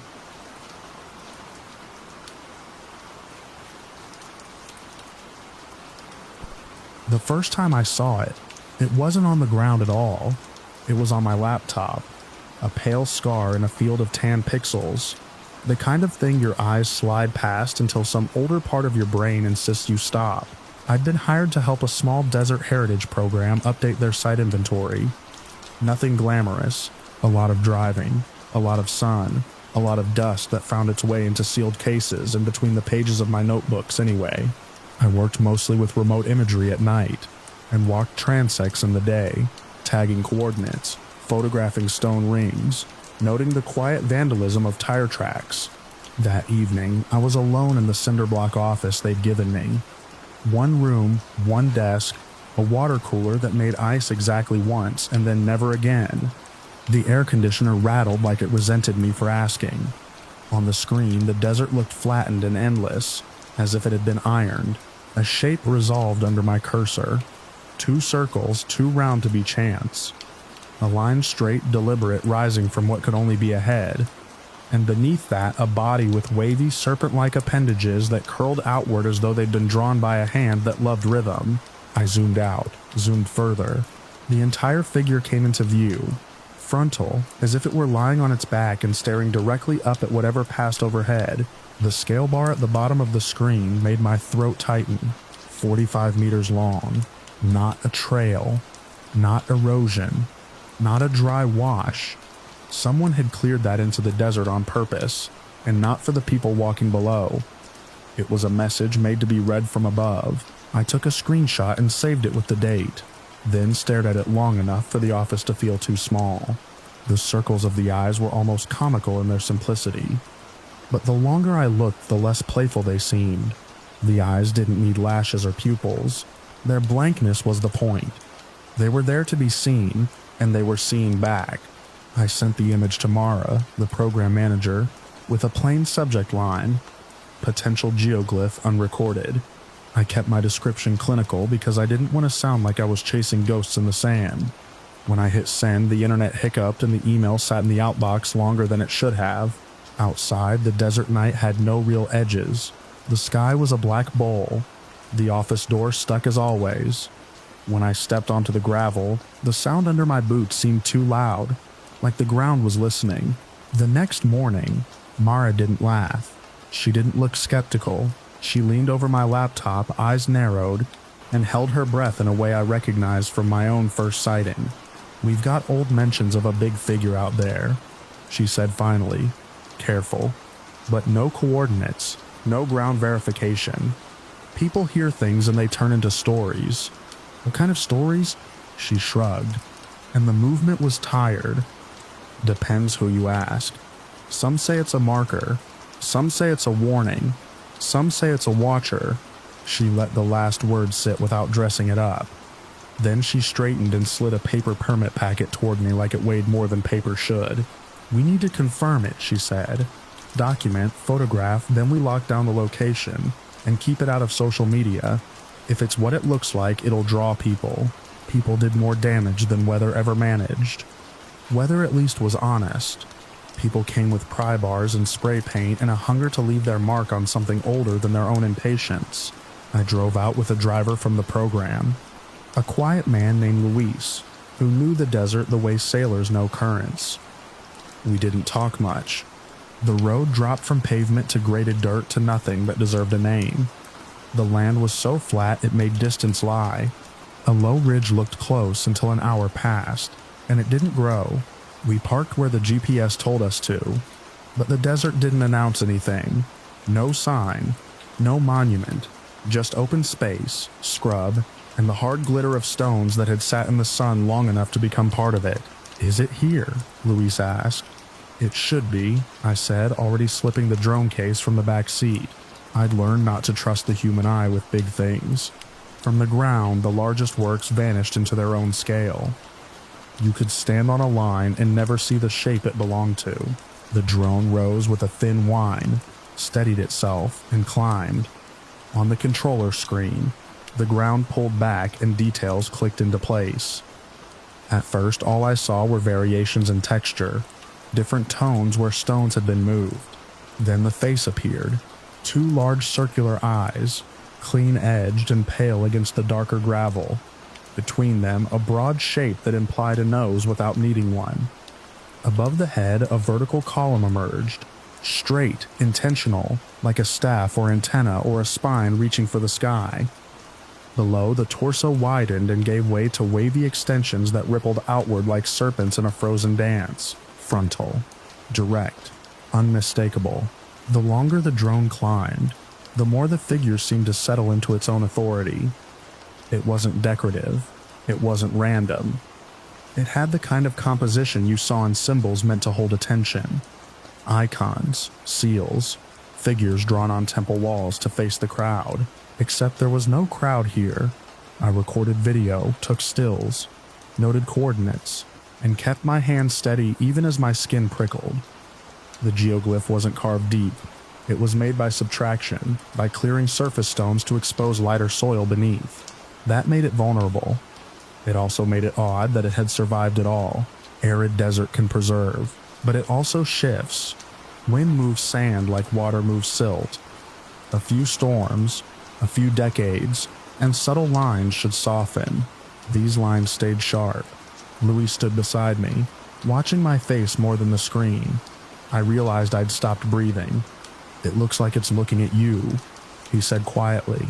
"It's looking up," I corrected, and didn't like how defensive my voice sounded. We walked toward the edge of it, careful not to step on any cleared sections. From the ground, the eyes were just patches of exposed earth, 2 pale ovals that meant nothing until you backed away far enough. The column was a long, narrow lane of cleared ground, the serpentine appendages a series of wavy paths. Standing near the torso, I couldn't see the whole. I could only see lines that had no obvious function, no irrigation channel, no boundary, no corral, nothing practical, a non-functional geoglyph made to persist. I crouched at the edge of one wavy line. and ran my gloved fingers across the surface. The stones were different sizes, deliberately shifted. Whoever built this had done so with patience, aligning edges, maintaining consistent widths. They would have needed coordination, people spaced out, someone guiding from a higher point, maybe a nearby rise, maybe a scaffold, maybe a simple method of measured chords and sight lines. Ancient creators with a plan, laying down a form that would outlast their own bodies. I tried to picture them, workers under a brutal sun, passing stones hand to hand, clearing the desert skin to reveal the paler layer beneath. They wouldn't have been thinking about my drone.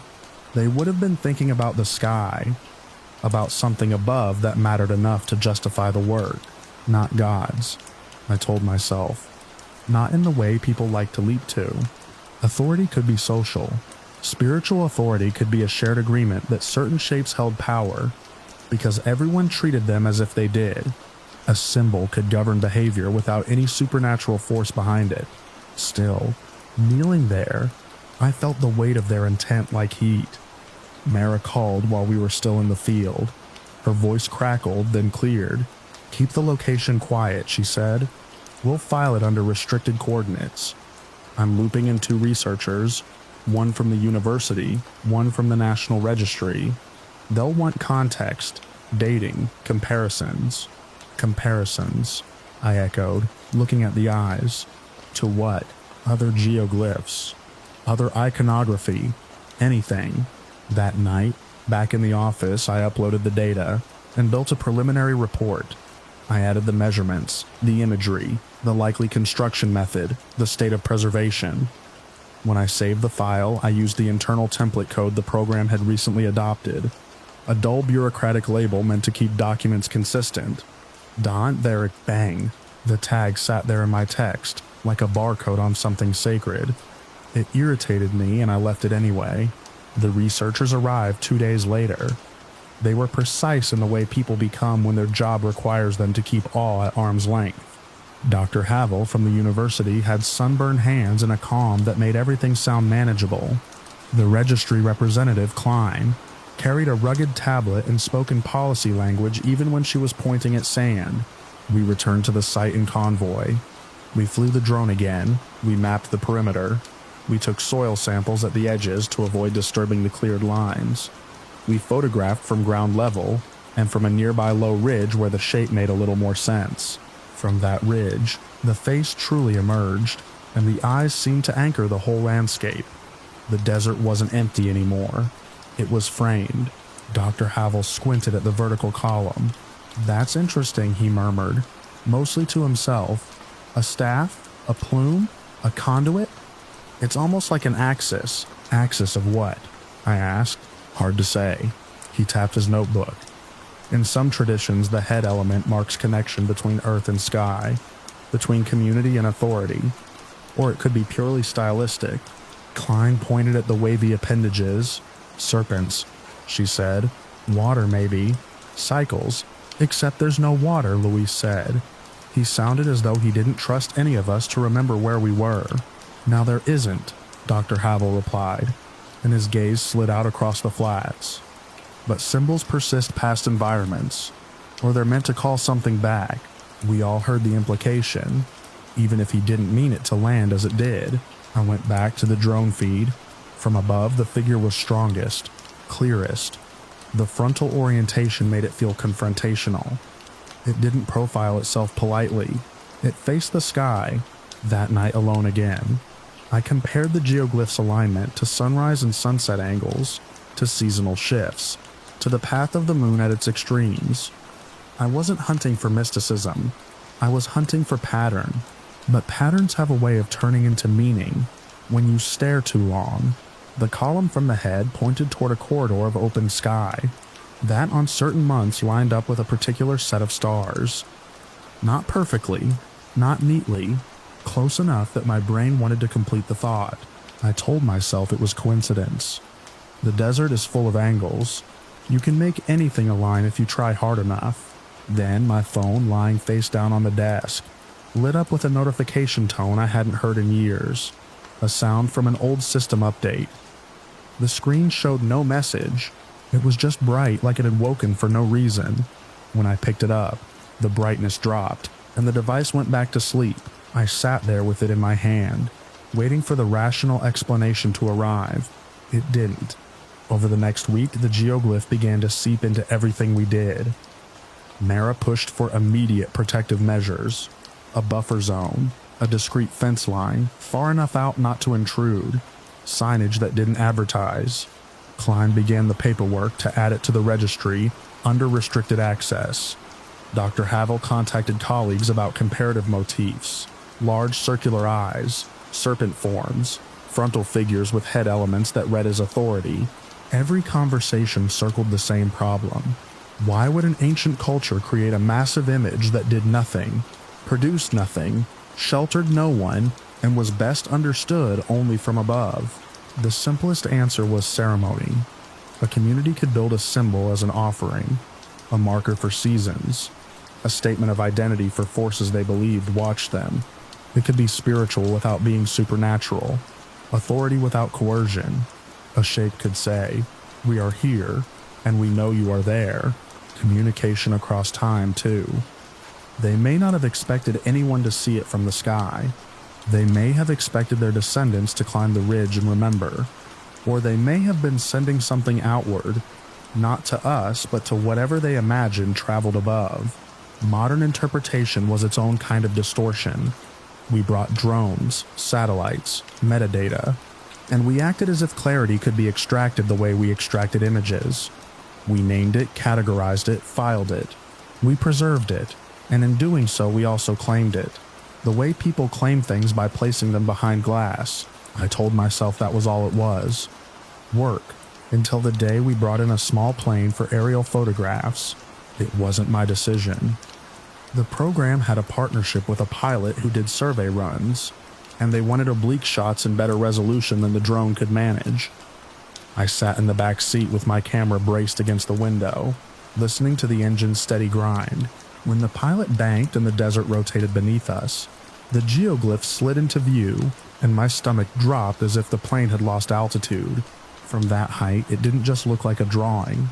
The circular eyes were open, the column rising like a signal, the serpent lines unfurling as if caught mid-motion. The frontal stare locked onto the plane's shadow as it skimmed over the sand. I knew it couldn't see. I knew it was soil and stones and human intention long dried into a pattern. But the feeling of being noticed was physical, like a hand on the back of my neck. My camera clicked. The shutter sounded wrong in my ears, too sharp, like a noise you make in a quiet church. The pilot's radio crackled with static. For a few seconds, a thin tone threaded through it. High, constant, almost like feedback. The pilot frowned and adjusted a knob. The tone vanished. He said something to ground control that I couldn't make out, and then the radio behaved again.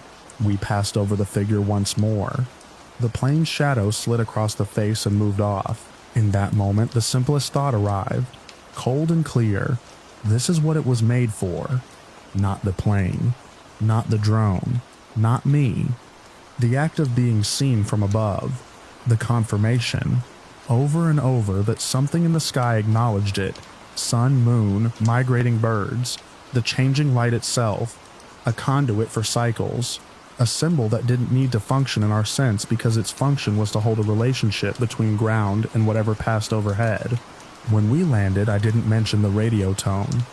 I didn't mention the way my hands shook while I packed the camera. Everyone was already busy turning images into deliverables.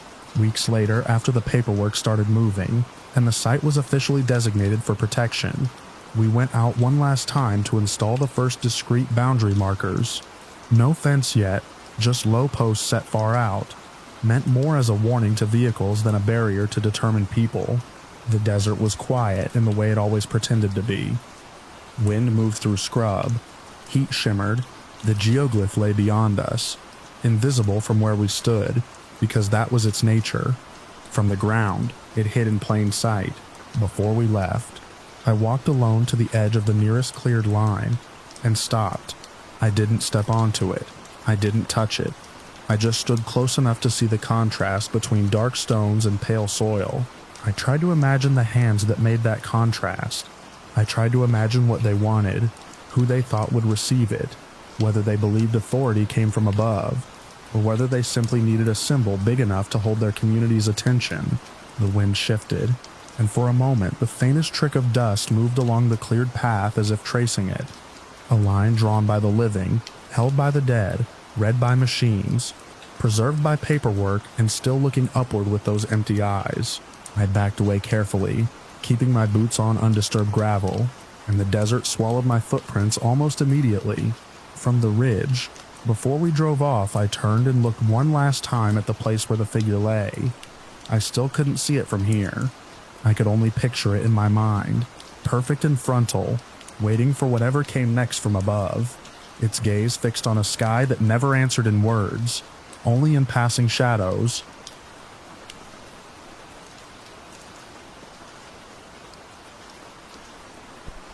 The first thing I noticed was how quiet the marsh went, like someone had cupped a hand over the whole shoreline and pressed down. It was late morning in August, bright enough that the salt grass looked bleached at the tips, and I was halfway down the boardwalk with my field notebook open, when the gulls stopped squabbling and the fiddler crabs disappeared, as if they'd been snapped back into the mud. I had come to the coastal state park to finish a summer survey on marsh edge mammals and shorebird nesting pressure, the kind of work that is mostly patience and heat shimmer, and the occasional thrill of something small, behaving in a way you can measure. My siblings tagged along because they were in town for the week and wanted a nature day. I agreed because the park's salt marsh sits in a shallow bowl between dunes and a line of scrubby pine, and it's hard to hate a place that smells like sun-warmed seaweed and brine. We were approaching the spur that overlooks the widest stretch of mudflat when my brother slowed. He lifted a finger, not shushing us with drama, just a reflex I'd seen in him since we were kids spotting deer in the backyard. My sister, already flushed from the walk, leaned on the railing and stared out across the channels that laced the marsh like veins. At first, what caught my eye was a vertical shape where there shouldn't be one. The mudflat was open, broken only by grass islands and a few weathered stumps. Then the shape moved one step, then another, and it wasn't a stump. It wasn't a person either, not at that distance, and not with the proportions my brain kept trying to correct. The figure stood near a bend in the main tidal channel, ankle deep in brackish water. It was tall, taller than any human I'd worked with in the field, and it was covered in dark hair that took on a reddish cast when the sun struck it. The shoulders were broad and sloped, the arms long enough that the hands hung low against the thighs. The head sat forward, not tucked like a man's, but carried as if the neck were built to hold it differently. The legs looked thick through the hair, and the feet, what I could see of them, were wide, pressing into the mud with a weight that left deep, clean impressions. I didn't say anything right away. I learned early in my career that the mind is eager to turn uncertainty into a story. Wind becomes a voice. A shadow becomes a predator. A smudge on a lens becomes a rare bird. I had trained myself to breathe and inventory what I was actually seeing. Daylight, clear air, no fog. Distance maybe 200 yards, give or take, across the mudflat from our boardwalk. No other people in that section of marsh. The nearest trailhead was behind us, and we hadn't passed anyone for 15 minutes. The figure was not wearing clothing. There were no bright colors, no angular lines, nothing that suggested a costume. The hair lay in uneven sheets down the back, clumped in places as if damp. The torso was barrel-shaped. When it shifted its weight, the skin and hair moved as a single mass, not fabric. I pulled my phone out without thinking, then remembered it was a mediocre camera at that range. Still, something was better than nothing. I braced my elbows against the railing, zoomed until the image broke into pixels and recorded anyway. My brother did the same. My sister whispered my name once, then fell quiet, her knuckles whitening on the rail. The figure paused. It turned its head slowly, not snapping toward us like a startled hiker might, but angling as if it had heard a sound and was deciding whether it mattered. The face was too far for detail, but the profile looked blunt, with a heavy brow ridge. It stood there in full sun, and I felt a peculiar, unscientific certainty settle in me. It knew the difference between being seen and being observed. I lowered my phone and looked with my eyes again. The animal, because animal was the most honest word I had. lifted one arm and touched the side of its head, a gesture that made my stomach clench. Not scratching like a bear, more like checking something or listening. It stepped up onto a grass island, mud pulling at its feet, and the motion was smooth. No limp, no exaggerated swagger, just a bipedal gait with a longer stride than a man's. Folklore has a way of living in places like this. Every region has its names and stories, and even if you don't believe them, you learn the shape of them. In this state, the old-timers call it different things depending on which side of the bay you're on, but everyone knows the shorthand, big, hairy, human-like, the kind of story people tell after a few beers at a dockside bar, smiling as if the smiling makes it less serious. Standing on that boardwalk, sweat trickling down my spine. I didn't feel like smiling. The animal moved along the channel's edge, occasionally bending at the waist to look into the water. Once it reached down and lifted something, maybe a clump of eelgrass, maybe a crab trap line that had washed loose. It held it for a moment, then let it fall. When it straightened, its back muscles rolled under the hair. That detail, the simple biomechanics, hit me harder than anything else. Costumes don't move like that, not unless the person inside is built like a competitive powerlifter and willing to cook in August sun for a prank. My sister tugged my sleeve, a small, desperate motion. Her eyes were wide and wet. She didn't speak, and I was grateful. Dialogue would have made it feel like a scene. Silence made it real. I scanned the rest of the marsh for context. No ATV tracks, no nearby boat, no obvious access route where a person could have walked in unseen. The mud flat between us and the figure was soft and open, a wide sheet that would record every step. If someone had trudged out there, we would have seen the trail like a line drawn with a stick. The animal stopped again, this time facing the dune line. It stood very still, and for a moment I thought it had become a statue. Then I saw its chest rise and fall, slow and deep. The world around it stayed frozen. The grass barely moved. The water barely rippled. Even the insects seemed to hold their breath. I felt a sharp urge to do what I always do when something doesn't fit. Close the distance, collect better data, solve it. It's the impulse that makes field biologists lean toward rattlesnakes with a hook and a grin. But another part of me, a part older than my degree, recognized that I was looking at something that did not want me closer. A sound came then, and it wasn't a roar or a scream, nothing theatrical. It was a single low exhale, like air pushed through a deep chest. I heard it more than I felt it, a soft note that didn't carry far. The animal turned its head toward the dune again, as if the sound had been an answer, and then it began to walk, not back the way it came, but toward a narrow gap where the marsh met the scrub pines. We watched it go. My phone kept recording, my hands trembling enough that the horizon jittered on the screen. As it crossed a patch of open mud, it left a set of prints so clear I could see the edges from the boardwalk. The toes looked splayed, not like a boot. The stride length was long. The feet lifted with a slow, sticky pull, mud resisting, then releasing. When it reached the grass line near the trees, it paused and looked back. I can't prove that it looked at us. Its eyes were too far, but the angle of its head, the stillness of its body, made my skin prickle. The next thing it did was the closest thing to a warning we received. It stepped behind a clump of marsh reeds and simply ceased to be visible, swallowed by a curtain of green that shouldn't have been thick enough to hide something that large. That's when the fear finally came up to meet me. It didn't come as panic. Not at first. It came as a cold, practical thought. If we walked out there to check prints, we would be stepping into its space, and it would know exactly where we were. My brother exhaled hard and finally spoke. One quick sentence, more to himself than to us. He asked what it was. I didn't answer. My sister made a small sound in her throat that could have been a laugh if it wasn't so strained. We moved back along the boardwalk without running, because running would have been an admission that we'd lost control. We passed an interpretive sign about marsh resilience, the words bright and cheerful against weathered wood, and the contrast made me nauseous. At the visitor center, the air conditioning hit us like a wall. A ranger at the desk looked up with the polite patience of someone used to sunburned tourists, asking about tides.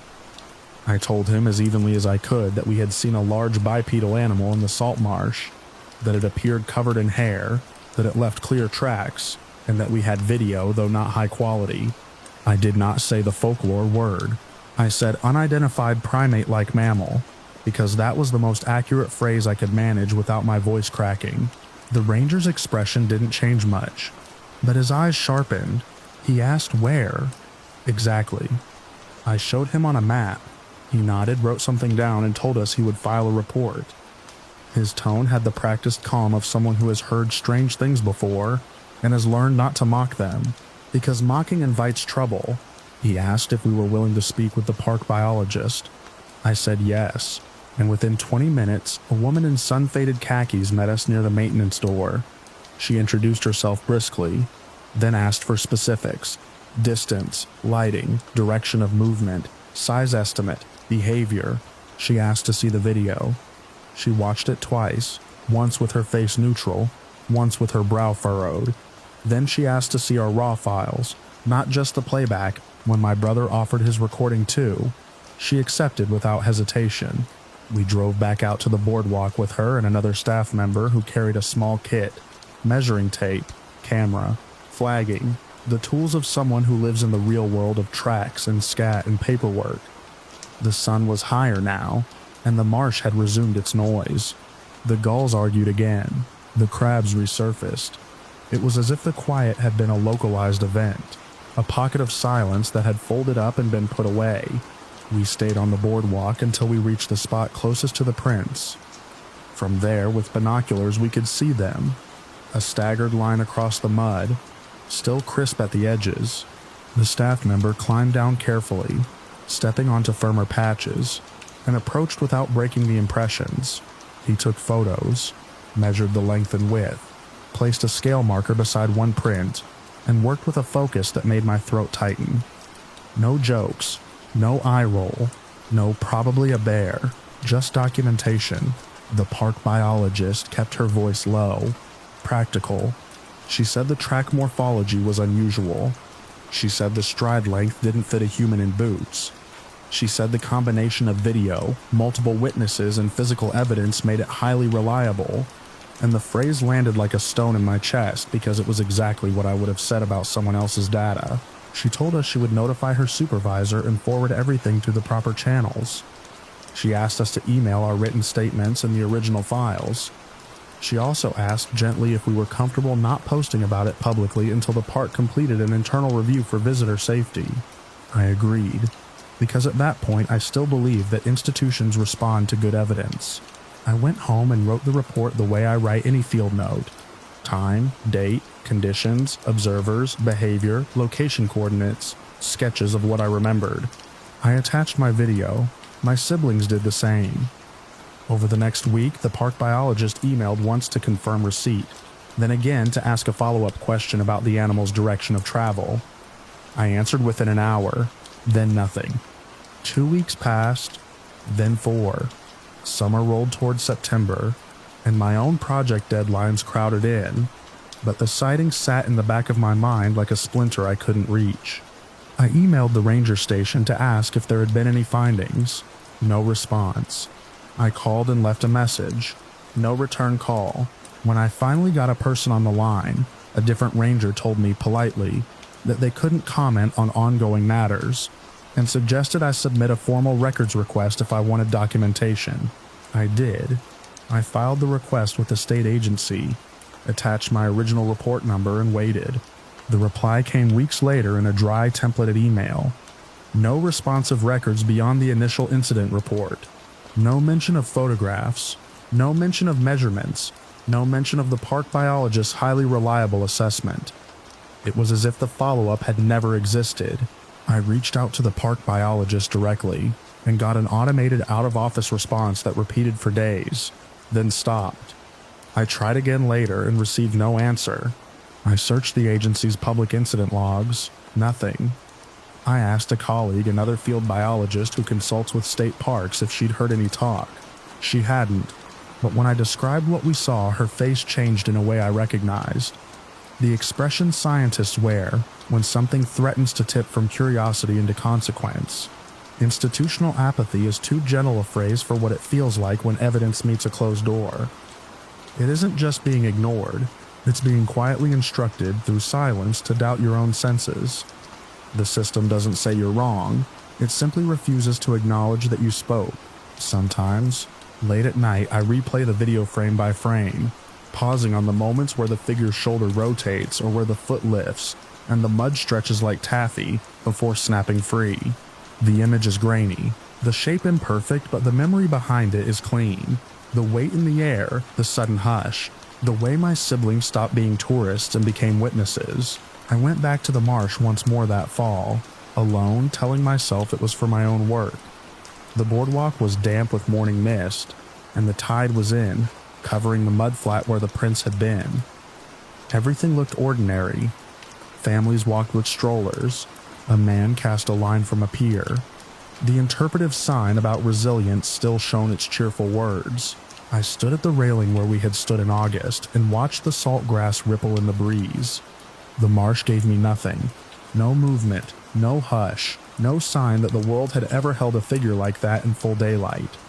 But when I leaned closer, breathing in the brine and rot and green life, I caught a different smell for an instant, faint and musky, like wet fur warmed by sun, and it was gone before I could convince myself it had been there at all.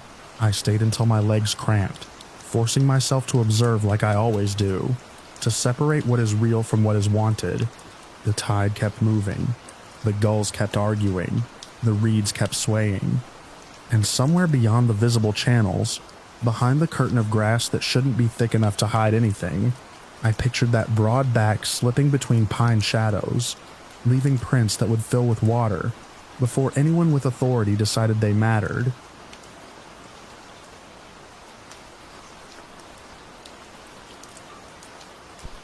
At 11:30 p.m., I was kneeling on the hallway carpet with a screwdriver between my teeth, trying to tighten the loose knob on the linen closet before my mom noticed. The house was quiet in the way suburban houses get when the TV is off and everyone has finally stopped moving. I remember the exact time because my phone screen kept going dark, and each time I tapped it awake the lock screen flashed 11:30 like it was insisting I pay attention. That's when the laughter started. It wasn't down the street or outside. It was inside the house, close enough that the sound had walls around it. It came from my little brother's room. He was asleep. I froze with my hand on the closet knob. The laughter wasn't a chuckle or a snort. It rolled out in a thin, manic stream, like someone trying to stifle it and failing. It had a bright edge to it, too sharp to be a dream sound. I stood slowly, bare feet flat on the carpet, and listened. The laugh didn't move. It didn't fade like a TV in another room. It stayed planted in my brother's room, as if the sound itself had a body sitting on his bed. I walked down the hall on my toes and stopped at his door. His nightlight leaked a pale stripe under the bottom edge. The laughter kept going. I put my palm against the door, feeling the faint vibration of sound, and eased it open. The room smelled like laundry detergent and the cheap plastic of his action figures. My brother was on his side, mouth open, breathing heavy. The laughter was still there, filling the air, but his face didn't change. His eyelids didn't flutter. He didn't jerk, didn't grin, didn't do anything a sleeping kid does when they're dreaming hard. I stepped closer, watching his chest rise and fall. The laughter hit my ears and my skin at the same time, like static. I leaned in until my face was inches from his pillow. I could see the tiny dried line of drool at the corner of his mouth, and then as suddenly as a switch, the laughter stopped. The silence afterward felt too big for the room. I held my breath, waiting for it to start again, but all I heard was my brother's breathing and the faint hum of the house.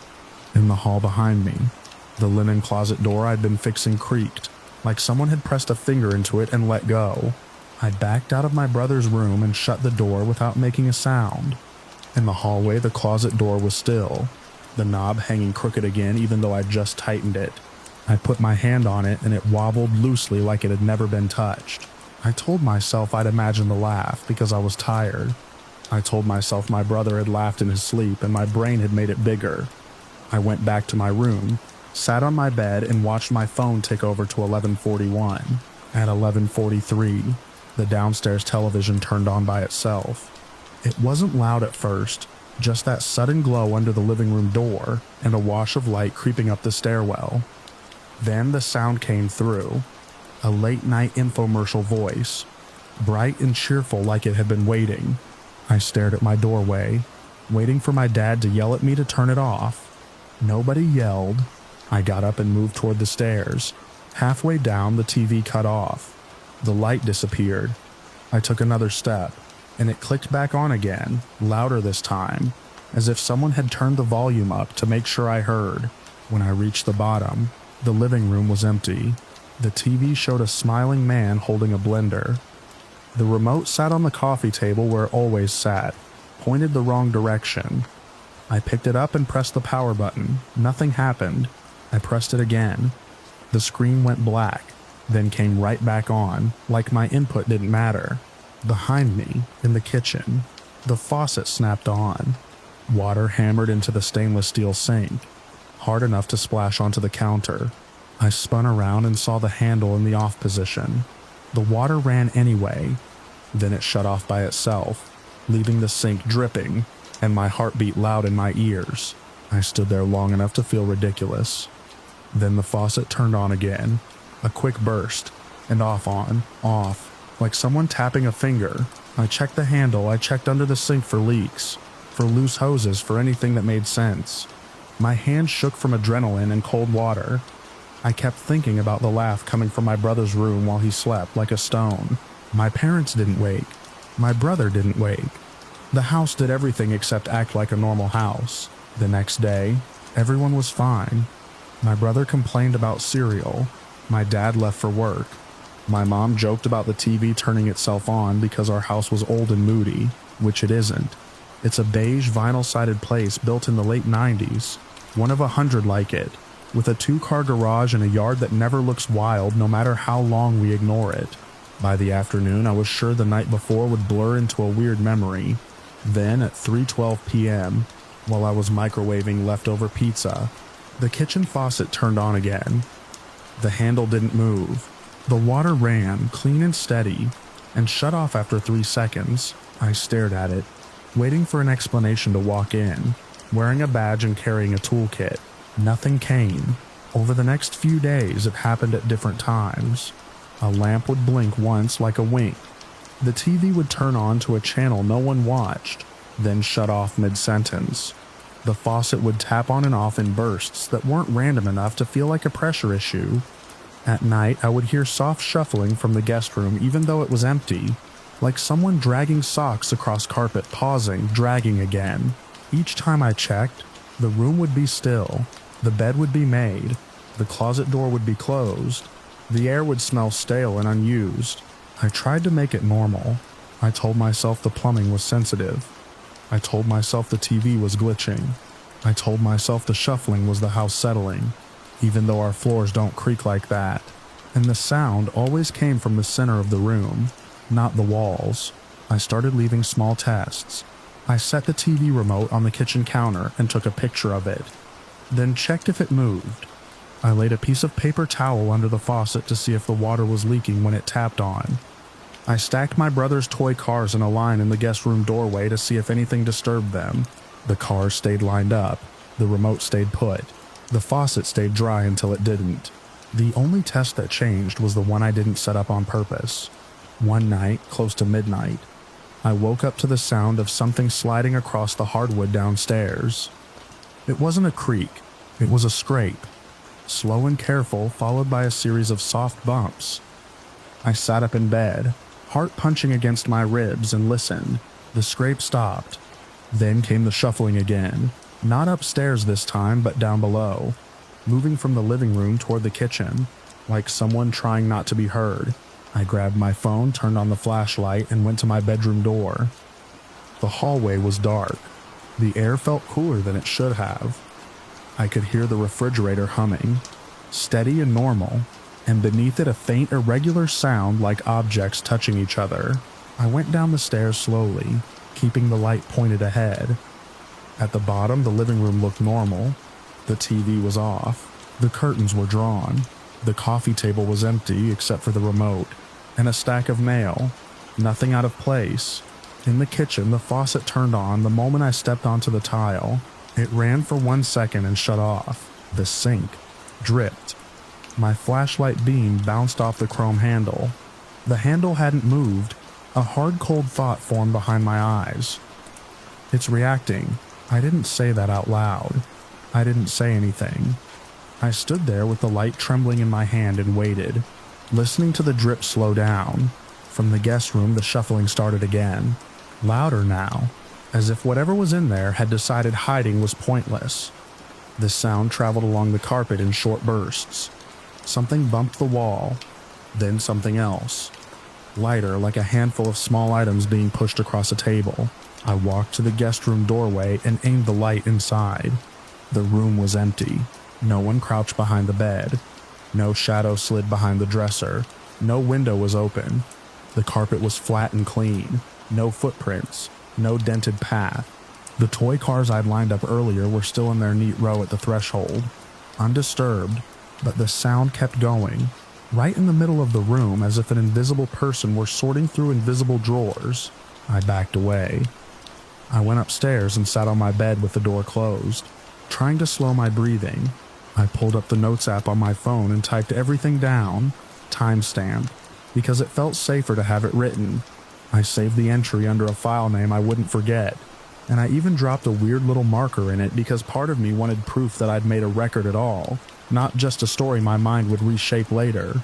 The next weekend, I had 2 friends over. Malik and Jenna were the kind of people who laughed at ghost videos and dared each other to walk into dark rooms. I didn't use words like haunted. I told them the house was acting glitchy and asked them to stay late. If something happened, I wanted witnesses. If nothing happened, I wanted to feel stupid in front of someone else, so I could stop thinking about it. We stayed up in the living room with the lights low and a game console on. My parents went to bed around 10. My brother had already been asleep for an hour, dead to the world, his door shut. The house felt ordinary for a while. Malik trash-talked. Jenna scrolled on her phone between rounds. I started to relax. At 11:28 p.m., the TV flickered. At 11:30, the screen went black and came back on to a different input, one we weren't using. There was no picture, just gray static crawling across the display. The console still glowed, still powered, but the TV ignored it. Malik sat up straighter. Jenna stopped scrolling. At 11:31, the kitchen faucet turned on. We all heard it from the couch. The sudden rush of water in the sink. Jenna's head snapped toward the kitchen like she'd been waiting for it. Malik muted the controller in his hands without looking down. The faucet shut off after a few seconds. The TV static continued. No one spoke. The silence felt loaded, like the house was holding its breath with us. Then the laughter came again. It drifted from upstairs, from my brother's room, the same bright manic laugh that had cut through the hallway days before. It didn't sound like a kid giggling. It sounded like someone older trying to keep it quiet and failing. Malik's eyes went wide. Jenna's mouth opened a little, then closed. I stood up so fast my knees cracked. I motioned for them to follow without talking, and we moved up the stairs in a tight cluster, my phone flashlight casting a shaky circle ahead. The laughter continued behind my brother's door. I pushed the door open. My brother lay asleep in the same position I'd seen before, mouth open, breathing heavy. His face was slack and peaceful. The laughter filled the room anyway, as if it belonged to the air itself. Jenna stepped in behind me and held her hand out, palm up, like she could catch the sound. Malik stayed at the threshold staring at my brother. The laughter stopped. The sudden silence hit so hard it made my ears ring. My brother didn't stir, he didn't even swallow. We backed out of the room and shut the door. Slow and careful. In the hallway, the overhead light flicked on and off once. Just once, like a blink. We stood there in the dark, 3 teenagers breathing too loudly, trying to find the adult part of our brains that could make a plan. That's when the command came. It didn't come through our ears. There was no sound, no whisper, no vibration. It arrived fully formed inside my head, as clear as a sentence I'd read 100 times, spoken in a flat metallic tone that didn't belong to any voice I'd ever heard. Go downstairs. Is one that my body reacted before I could think. My foot shifted toward the stairs. My hand tightened around my phone. The words were there again, the same tone, the same cold certainty, and I could feel it press against my thoughts like a thumb. Malik flinched and grabbed the banister. Jenna's eyes unfocused for half a second, like she was listening to someone on a call only she could hear. Neither of them spoke, but I saw it on their faces at the same time. I felt it in mine. We were all receiving the same thing. Malik's lips moved soundlessly, shaping the words as if he couldn't stop himself. Jenna swallowed hard, her throat working. The hallway seemed to narrow. The air felt charged like the moment before a storm breaks. I forced myself to breathe and shake my head once, a small refusal. My heart hammered. The words stayed, waiting, metallic and patient. Go downstairs. We didn't run. We didn't shout. We went down together, shoulder to shoulder, my phone light aimed at the steps. In the living room, the TV had turned itself off. The house was dark except for the dim glow of the microwave clock in the kitchen. The faucet snapped on, full blast, as soon as we stepped onto the hardwood. Then every light in the living room turned on at once. Lamps overhead, the little recessed ones by the hallway. Bright and normal and wrong, because no one had touched a switch. The faucet shut off, the lights stayed on, the house hummed. My phone light was pointless in the flood of brightness, so I lowered it. I stood there staring at the kitchen sink, at the motionless faucet handle, at the wet basin. Behind us from the empty guest room came the sound of objects shuffling across carpet, slow and deliberate like someone arranging things out of sight. I took one step toward that room and stopped. Short sentences formed in my mind like instructions.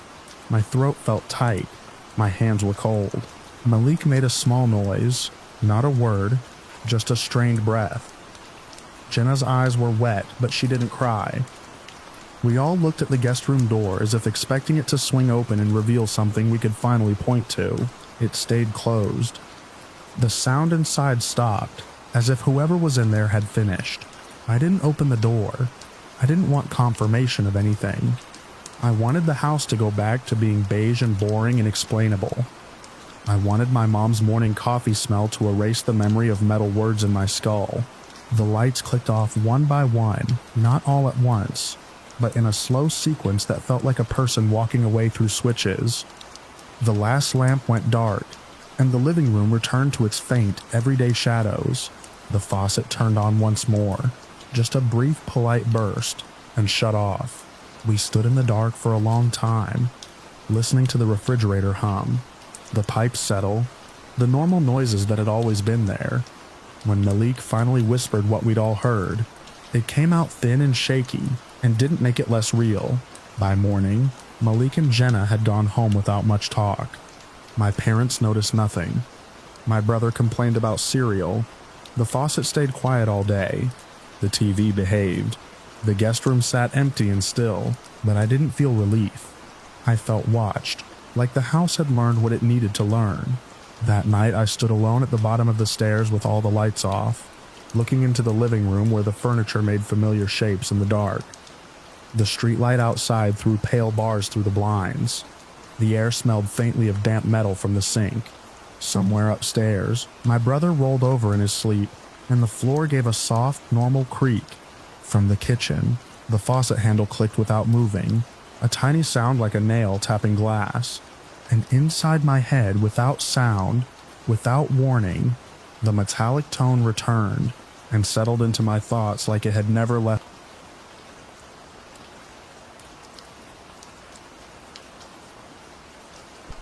The first thing I remember is the rope, bright white against the green-blue water, humming softly every time a wave lifted it and let it fall.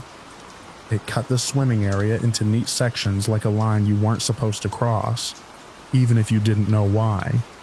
I was small enough that the rope looked like a fence, and the knots that held the floats looked like fists.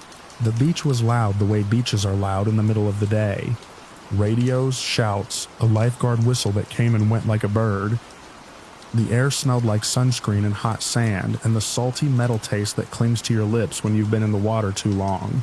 My mother had brought a striped towel and a plastic bucket, and she kept telling me to stay where my feet could touch. I did at first. Shallow water is comforting when you're 4 or 5. The sand is right there, always. The water is a thin sheet that moves around your ankles and calves, and leaves little ripples that look like wrinkles on glass. You can crouch and watch tiny fish flicker near your toes, and if a wave surprises you, it only stings your eyes for a second.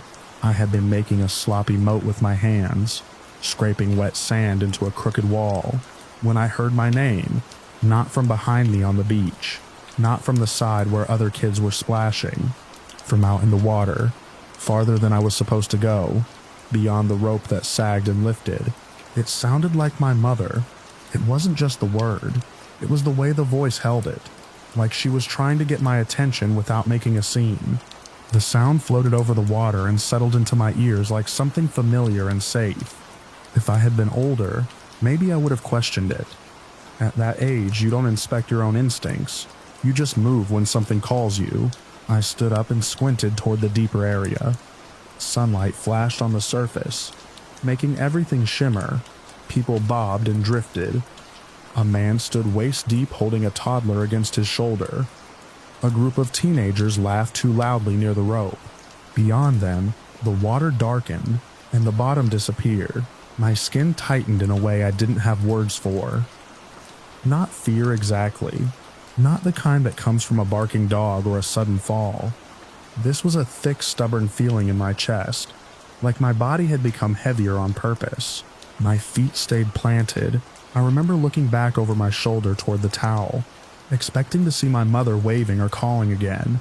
She was there, sitting with her knees drawn up, watching me in that distracted way adults watch when they think nothing can go wrong. Her face was turned toward the water, but her mouth wasn't moving. She was talking to another woman, or maybe just listening. Her hands were busy with a bottle of sunscreen. I looked back toward the deeper water. My name came again, soft and urgent, the same cadence my mother used when she wanted me to stop wandering. It sounded close enough that it made no sense. If she was calling from out there, why was she still on the towel? I took one step toward the rope, and the heavy feeling got worse. It wasn't a thought, it was physical, like trying to walk into wind. My stomach rolled as if I'd swallowed too much salt water. My scalp prickled under my wet hair. I should have turned around then. I should have run back to the towel and buried my face in the terry cloth and let the day go on. I didn't. Children don't always obey the part of themselves that says no. Sometimes they obey the part that says your mom is calling, and moms don't call you into danger. The rope was a few yards away. The water reached my thighs.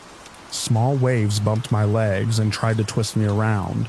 I waded forward with my arms slightly lifted, not swimming, just pushing through water that suddenly felt thick.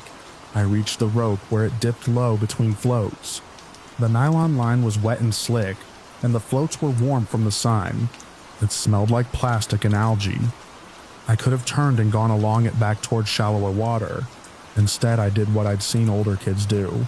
I ducked under where it sagged and stepped into the next section. The bottom changed immediately. The sand that had been pale and soft became darker and firmer, like packed dirt. It sloped down in a way that made my knees bend without meaning to. A coolness wrapped around my legs, as if I'd walked into a shadow. My name came again, and this time it sounded closer, right in front of me, just beyond where the water turned from green to something deeper. I lifted my chin and squinted hard, trying to find the person saying it. I couldn't see anyone. Just bodies and bright swimwear and splashing. Just glare and shifting water. The heavy feeling in my chest turned into a sudden sharp refusal. Every part of me wanted to back up. My mouth went dry. I remember the exact thought, simple and clean. Don't go there. My foot slid forward anyway. That's the moment the hands grabbed me. It wasn't like seaweed brushing your skin, or a fish bumping past. It wasn't the gentle tug of a small current. Fingers closed around both my ankles at once, one on each leg, firm and unmistakable. The pressure was human. I felt the shape of thumbs. I felt nails. I felt the quick adjustment as the grip tightened. My knees buckled. My arms shot out to catch myself. But water doesn't hold you up. My face hit the surface, and the world became noise and blur. Salt burned my nose. I tried to shout, and the water swallowed the sound. Something pulled. My feet went out from under me, and the bottom vanished. The water rose over my head like a door slamming shut. The sunlight dimmed. The roar of the beach turned muffled and far away. My eyes opened to green-brown haze, and I saw my own legs kicking, pale and frantic, with shadows wrapped around my ankles. I fought like an animal. There was no plan. Just jerking my knees up, twisting, trying to break free. The grip didn't slip. It pulled downward, not hard enough to yank me fast, but steady, patient, as if it had all the time in the world. I remember the feeling of my lungs trying to inhale anyway. The way your body betrays you. I clamped my mouth shut. Bubbles escaped my nose. My hands reached down blindly, slapping at whatever held me, and my fingers met nothing solid, just water, just the slick resistance of something that wasn't there. My vision tunneled. The surface became a bright, shifting coin above me. My arms flailed upward, and my fingertips broke into air for a split second before the pole dragged me down again. The strangest part is what I felt alongside the panic. That same intuitive resistance, the earlier heaviness, was still there, but now it was like a voice without words saying, "This is what I tried to stop." I kicked harder, my calves cramped, my throat clenched. I stopped being a child and became only movement. Then something else entered the water near me, with a rush and a burst of bubbles. A body, a bigger body. An arm plunged down and hooked under my armpit. Fingers closed around my upper arm with a grip that hurt. But it was the kind of pain that means you're being held by the living. The pull on my ankles loosened for the first time. Not letting go completely, but wavering. Like whatever was down there had been surprised. The arm around me yanked me upward. We broke the surface in a spray of water and sunlight. I sucked in air so fast it felt like swallowing needles. I coughed and choked and heard my own crying as a thin, reedy sound. The beach noise slammed back into full volume. People were shouting now, but I couldn't make out words. The teenager who grabbed me, because that's what he was. A lanky older boy with wet hair plastered to his forehead, kept one hand on my shoulder and the other around my chest. He half swam, half dragged me toward the rope. His face was tight with effort. His jaw looked clenched. He didn't talk. He just moved. Behind us, my legs kicked on their own. I expected to feel that grip again any second. I braced for it. The water churned around my calves, but nothing seized me. We reached the rope. The teenager shoved it down and pushed me under it first, forcing me into the shallower area like he was getting me over a fence. My knees scraped the sandy bottom and I tried to stand too soon. He kept hold of me until my feet were solid under me and the water was only at my waist. Only then did he let go. I stumbled forward in the shallows, coughing up water. My eyes were swollen with salt and tears. I saw my mother sprinting from the towel, her face gone pale and stretched, her arms out. She grabbed me so hard my ribs ached. Her skin smelled like sunscreen and fear. Everything after that comes in flashes, like a film that's been cut and spliced. A lifeguard jogging over, asking questions with a loud, controlled voice. The teenager standing off to the side, breathing hard, water dripping from his chin. People staring and then looking away when they realized it wasn't entertainment. My mother's hands shaking as she checked my arms and face, as if she expected to find something torn or bleeding. Someone lifted my feet out of the water and examined my ankles. I remember that clearly, because I expected to see bruises shaped like fingers. I expected to see red marks or scratches. There were faint impressions, but in the chaos they looked like nothing. Pale rings that could have been from the way my skin wrinkled in the water. A small scrape that might have been a shell. The lifeguard asked if I'd gotten caught on something. My mother answered for me. She said I must have panicked and wandered into a drop-off. She said kids do that. She said she'd only looked away for a second. I tried to speak. I tried to tell her about the hands, about the way my ankles had been held and pulled, but my throat hurt and my mouth filled with coughing again. The words came out wrong, broken up by sobs. Adults have a way of translating a child's terror into something manageable. My mother pressed my head against her shoulder and kept repeating that I was safe now. The teenager, my rescuer, stood there until the lifeguard nodded at him like it was over. His eyes kept flicking toward the deeper water, not in a proud way, and the way you look at something that almost hurt someone and might still be there. When he finally walked away, he didn't look back. Later on the towel, wrapped in a scratchy beach blanket, I watched the rope line bobbing out there. People crossed it without thinking, ducking under, laughing, splashing. Nothing happened to them. Nothing reached up. No one screamed. The water looked normal again, bright and harmless. My mother told another adult that there were old ropes and weeds in that part of the swimming area. She said they could tangle around ankles and make a kid feel like they were being pulled. She said it was a good thing that boy had been close. She said it was just one of those scary moments that happens at the beach. For a long time I believed her explanation, because it was easier. It made the world feel stable again. Seaweed, debris, a bit of bad luck. But when I got older, the memory didn't behave like a normal memory. It didn't fade at the edges. It stayed sharp in the wrong places. The pressure of fingers, the deliberate pull, the way my body had refused to go farther before I forced it anyway. Sometimes I would be washing dishes and feel phantom hands around my ankles, and my stomach would drop as if I were standing on a slanting seabed. I found an old note card years later, something my mother must have written after it happened, tucked into a photo album as if pinning the day down would keep it from drifting. It had the date and the name of the beach, and one sentence about getting stuck on weeds near the rope. I stared at her handwriting until my eyes hurt and thought about how quickly adults decide what a child's fear is allowed to mean. I don't know what grabbed me. I can't prove it was a person, and I can't prove it wasn't.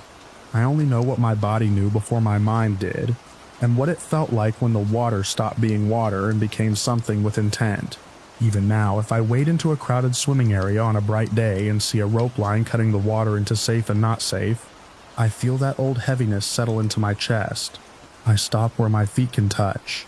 I listen to the noise of the beach.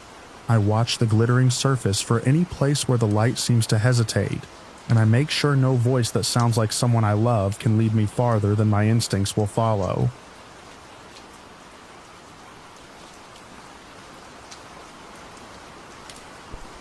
At midnight, the desert turns into a different kind of map, one you navigate by memory and nerve instead of signs.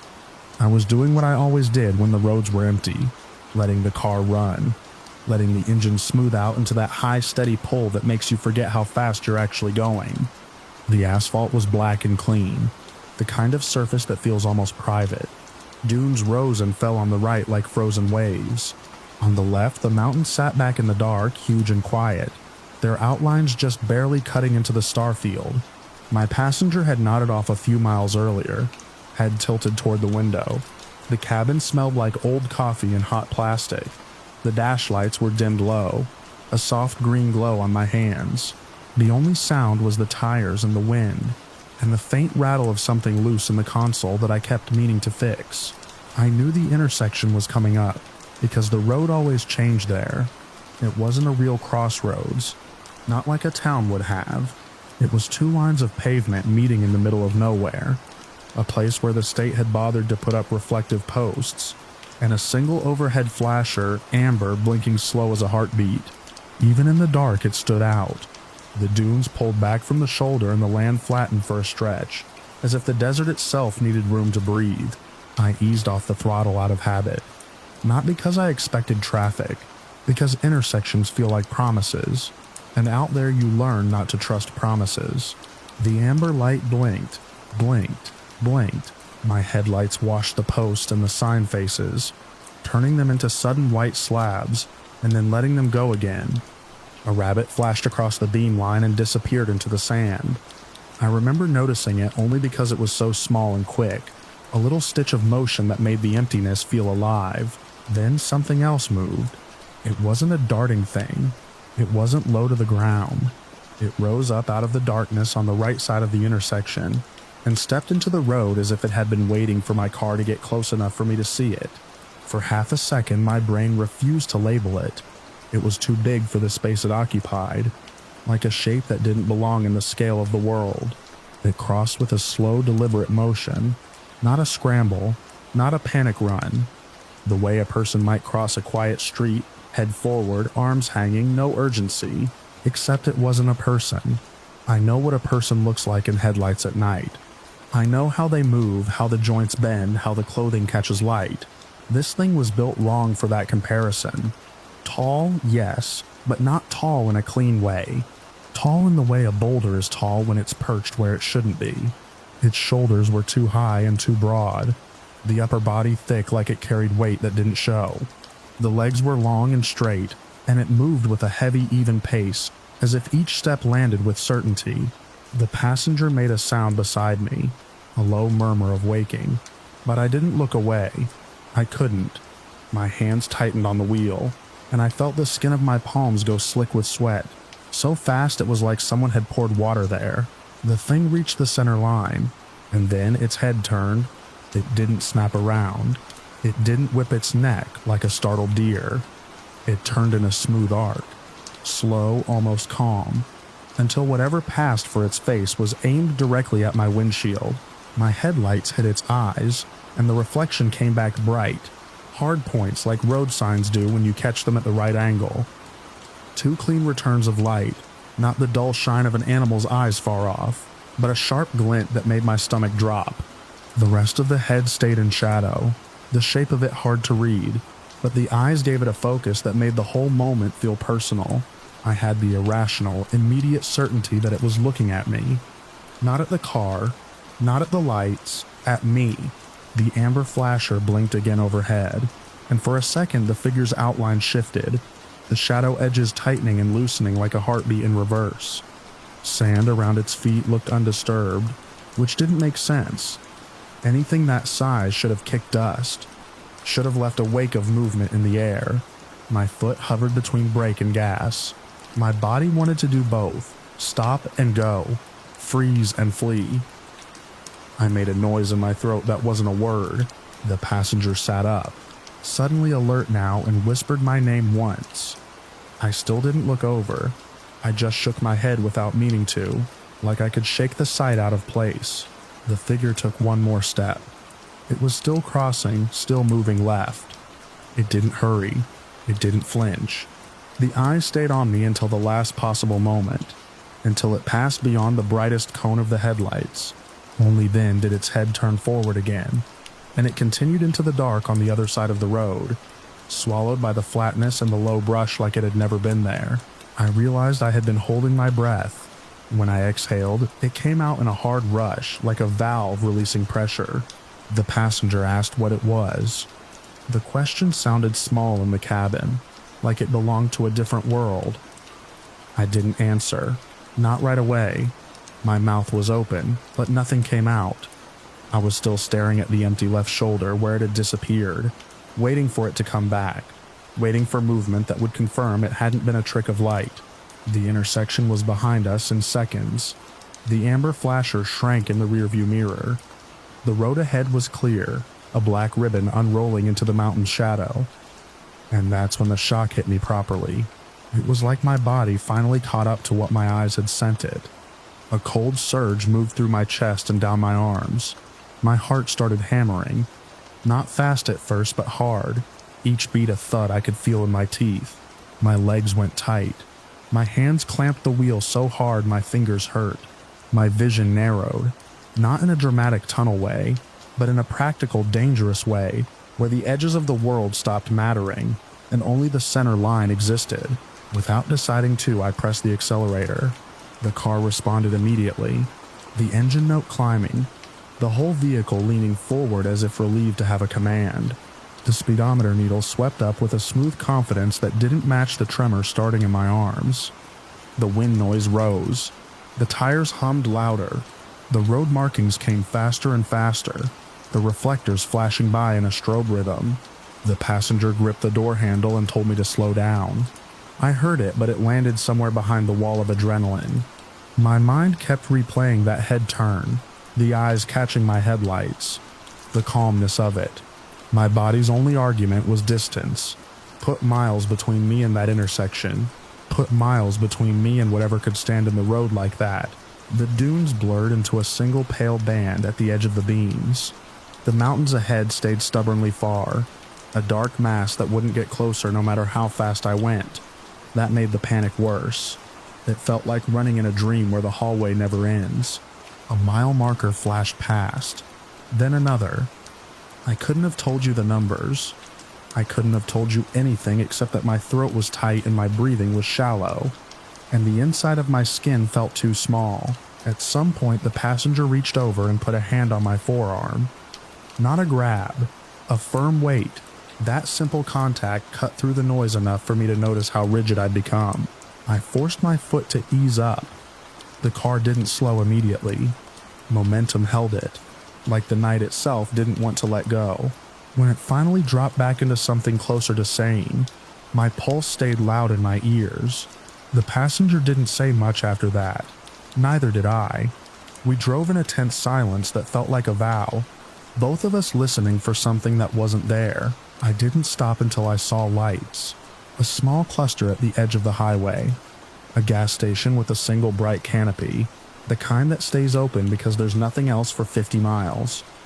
The lot was empty except for a sheriff's vehicle angled near the door, its white paint almost glowing under the fluorescence. I pulled in too fast, gravel popping under the tires, and parked crooked without caring. When I got out, the desert air hit me like cold water.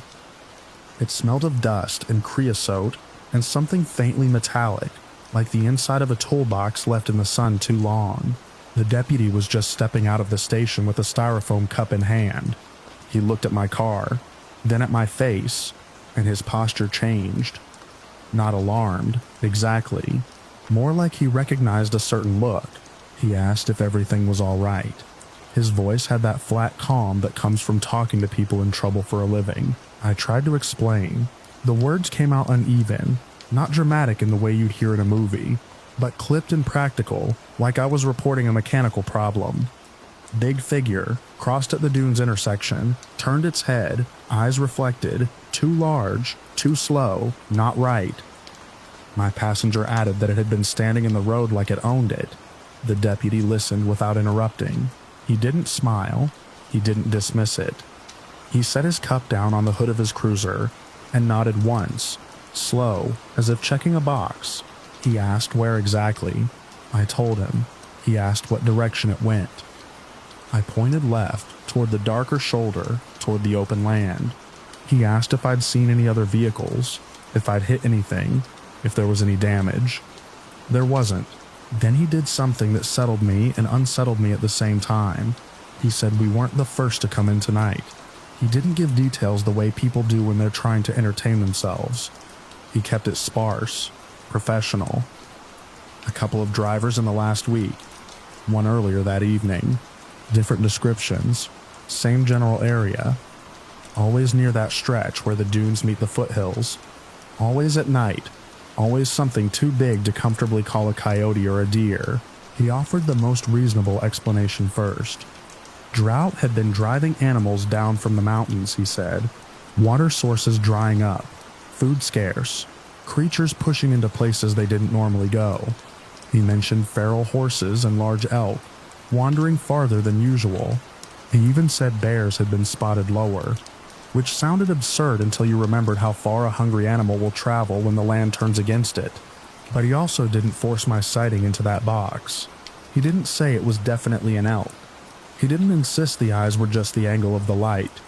He said carefully that conditions made strange encounters more likely, and that his office had been getting calls. That was as close as he came to admitting the abnormal without naming it. He asked if we were okay to continue driving. I told him yes, though my voice didn't match the answer. He offered to follow us a few miles until we were out of that area. I didn't want to sound scared, but I said I'd appreciate it. We got back into the car. The cabin felt smaller now, like it had been altered by the event and couldn't return to its earlier comfort. When I looked at the windshield, I couldn't help seeing it as a thin barrier, Not between me and the wind, but between me and the kind of thing that could choose to step into my path and look straight through glass. The deputy pulled out behind us, his headlights steady in the mirror. No siren, no drama, just a second set of lights on the road. The next few miles passed like a test. Every reflective post looked like eyes for a split second. Every darker patch beyond the shoulder seemed full of waiting shapes. I kept my speed reasonable, hands still tight, jaw clenched until it ached. The passenger stared forward, awake now, both of us unwilling to look away from the road for too long. We didn't see it again. Nothing crossed. Nothing moved in the beams except the occasional small animal flicking away from the sound of tires. The desert returned to its ordinary emptiness, but ordinary didn't feel like safety anymore. Ordinary felt like a story the land told you so you'd keep driving. Eventually, the deputy's cruiser slowed and turned off at a side road, his taillights dipping away into a darker corridor. I was alone again, the highway stretching ahead, the mountains still sitting back with their unreadable faces. The passenger fell quiet, then eventually leaned back as if exhaustion finally overcame the fear. I stayed alert all the way home, eyes dry, blinking too often. When I got there, I didn't go straight to bed.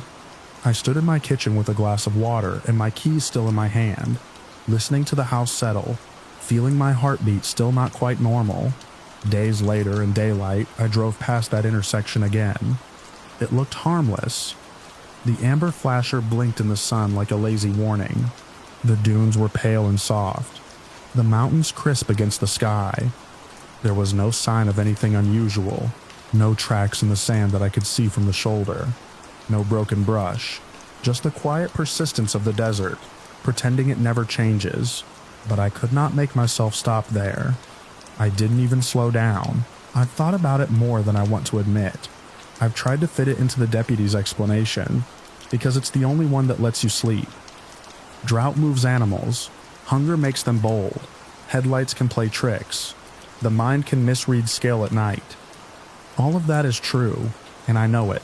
What I can't file away is the way it turned its head like it understood the idea of being seen. The way the eyes reflected with such clean certainty. The way my body reacted before my thoughts could. And the way the deputy, without saying it outright, treated my story like a familiar problem instead of a crazy one. Sometimes when I'm on an empty road at night and I see a distant reflector flare and fade, my hands tighten on the wheel without permission.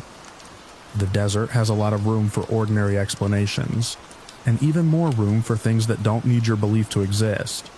I don't know what crossed that intersection at midnight, but I know it looked back at me, and I know how fast I drove afterward, as if speed could erase a moment that had already settled into my bones.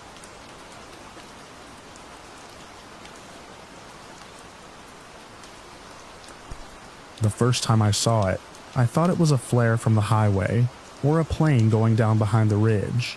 I was standing on our back step at about 7 in the evening, wiping my hands on my jeans after feeding the chickens, when the sky to the west tore open with a hard white streak that didn't belong to any aircraft I'd ever watched cross our valley. It didn't arc like a shooting star. It came in low and fast, a straight line with a tail that flickered green at the edges, as if the light couldn't decide what color it wanted to be.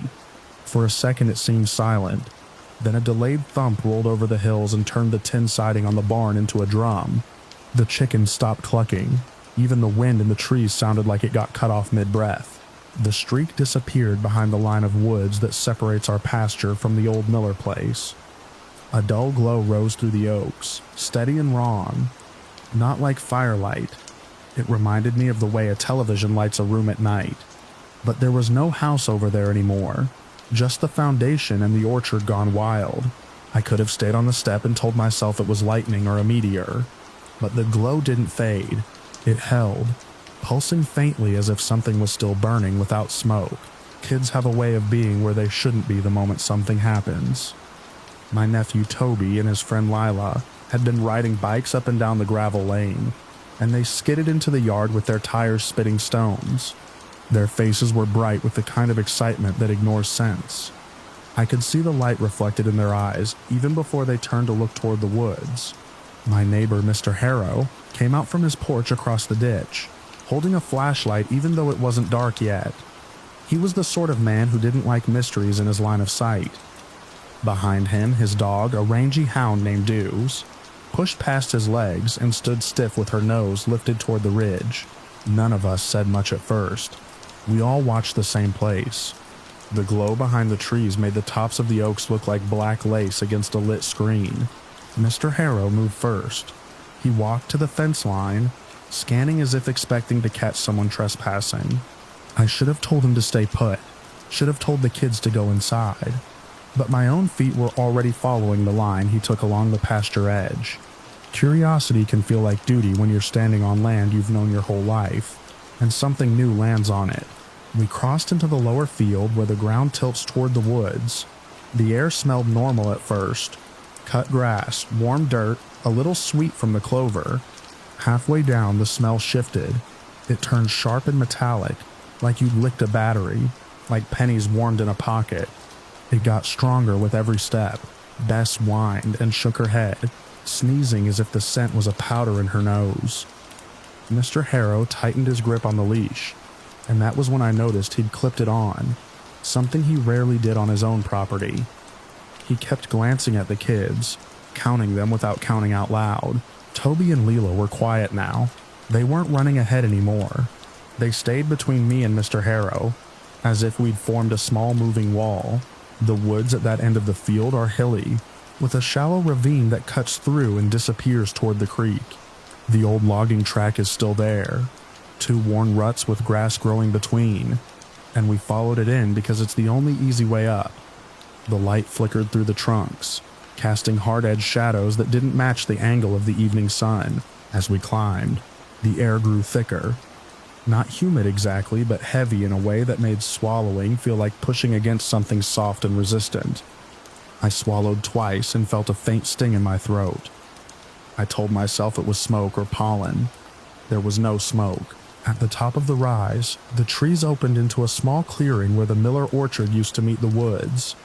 I expected to see flames, or at least a crater. Instead, there was a patch of ground that looked pressed down. The grass laid flat in a long oval as if something had skidded or been dragged. The dirt at the far end was churned up, and in the center of it all sat a dull glowing object half sunk into the earth. It wasn't huge, maybe the size of a large chest freezer, if you want a comparison. It had no wings, no markings, no shape I recognized from anything on television. It looked like a piece of smooth metal that had been folded into itself, edges overlapping without seams. The glow came from within it, not from fire on the outside. It was a cold green-white that pulsed in slow waves. Bess began to growl, low and continuous. Her body angled away even as her head strained forward. The sound of her growl seemed to flatten under the air, like it couldn't carry properly. Mr. Harrow lifted his flashlight and the beam hit the object and slid off it strangely, as if the light didn't want to stick. He took one more step, then stopped so abruptly the leash jerked.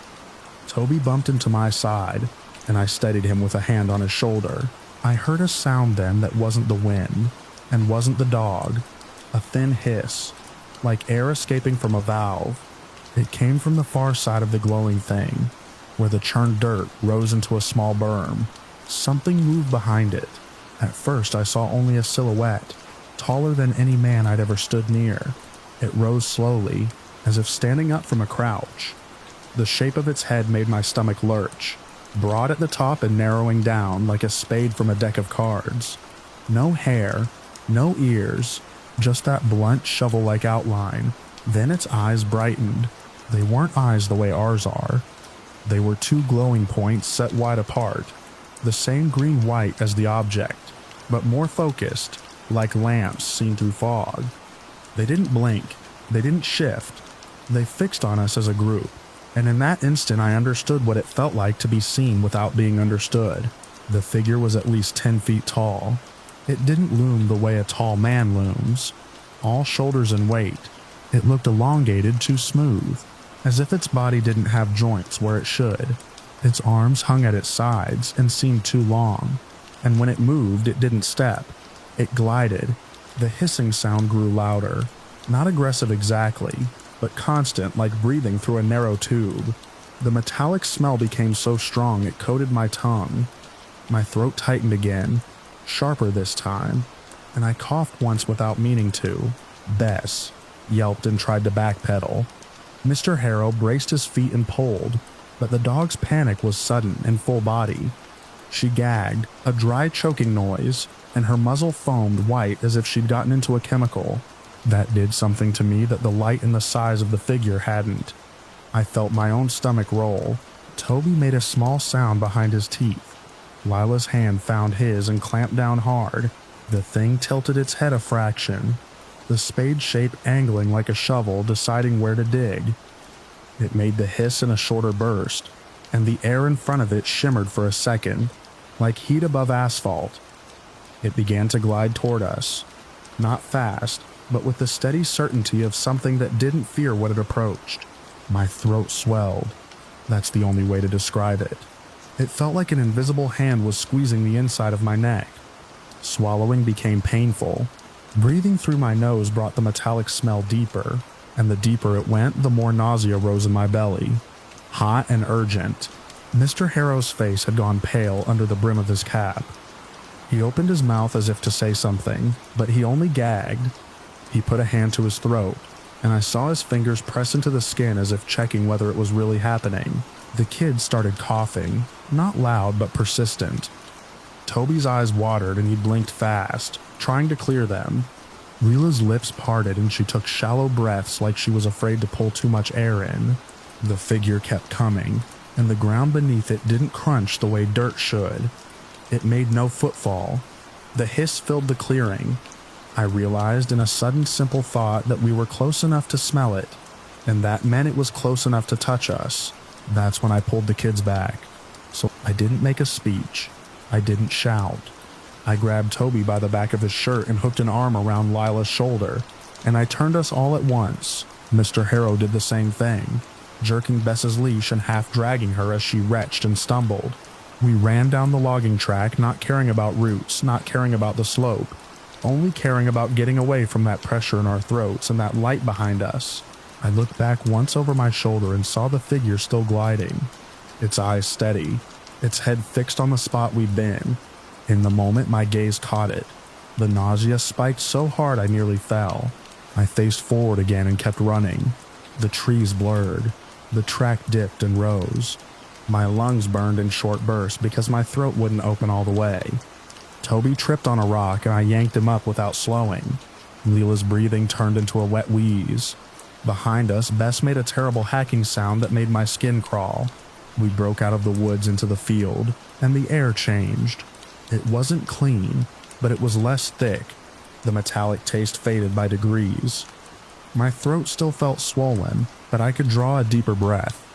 The kids slowed first, hands on their knees, coughing and spitting into the grass. Mr. Harrow dropped to one knee beside Bess, who lay on her side with her chest heaving. Her eyes rolled white for a moment and then focused again, but she wouldn't stand. I guided Toby and Lila back toward the house as fast as their legs would take them. The evening had shifted toward dusk, the sky taking on that blue-gray that comes early in the hills. From the yard, the glow in the woods was still visible through the tree line, faint but present, like a lantern hung deep inside the forest. Inside, I got water into the kids, more to wash the taste away than anything. Their throats were red and raw. Toby kept swallowing hard, wincing each time. Lila's voice, when she tried to speak, came out thin, as if her vocal cords had been rubbed with sandpaper. Mr. Harrow carried Bess on with a grimness I'd never seen on him. He set her on an old blanket near the kitchen door, and the dog lay there trembling, occasionally gagging without bringing anything up. We did what country people do when something happens that doesn't fit the usual list. We called the volunteer fire number first, then the sheriff. By the time the first truck came up the lane, it was fully dark. Flashing lights painted the pasture red and blue. Men I knew by name stepped out with radios and heavy boots, their faces serious until they saw ours and then wary. They asked what we'd seen. They asked if we'd been drinking. They asked if anyone had fired a flare. They shined lights on the tree line and tried to find an angle into the woods that wouldn't break an ankle. I went with them as far as the fence line, my throat still tight, My stomach still unsettled. I didn't cross into the woods again. The men did, 2 at a time, while the others watched the dark as if it might watch back. They didn't go far before one of them came back, coughing hard, bent at the waist, hand at his neck. Another followed, face flushed, eyes watering. They didn't talk much after that.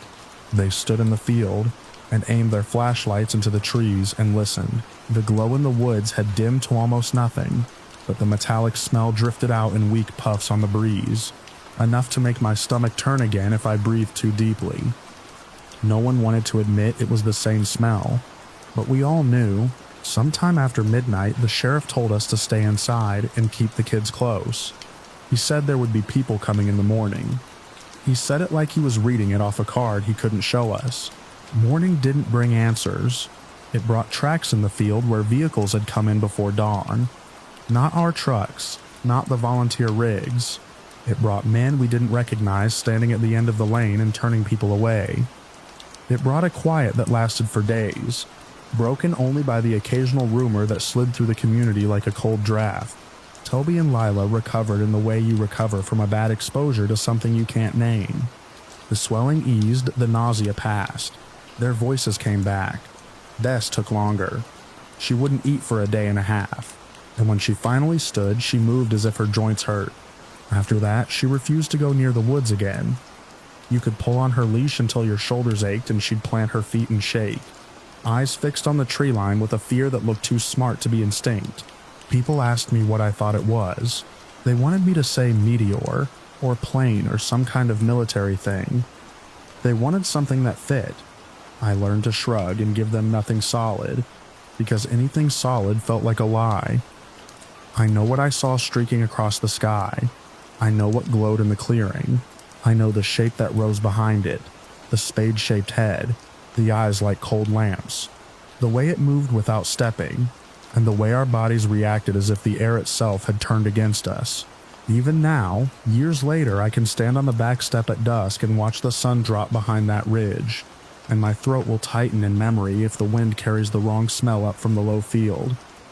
I'll look toward the woods and expect for one heartbeat to see that faint green-white pulse between the trunks, steady and patient, waiting for someone curious enough to come closer again.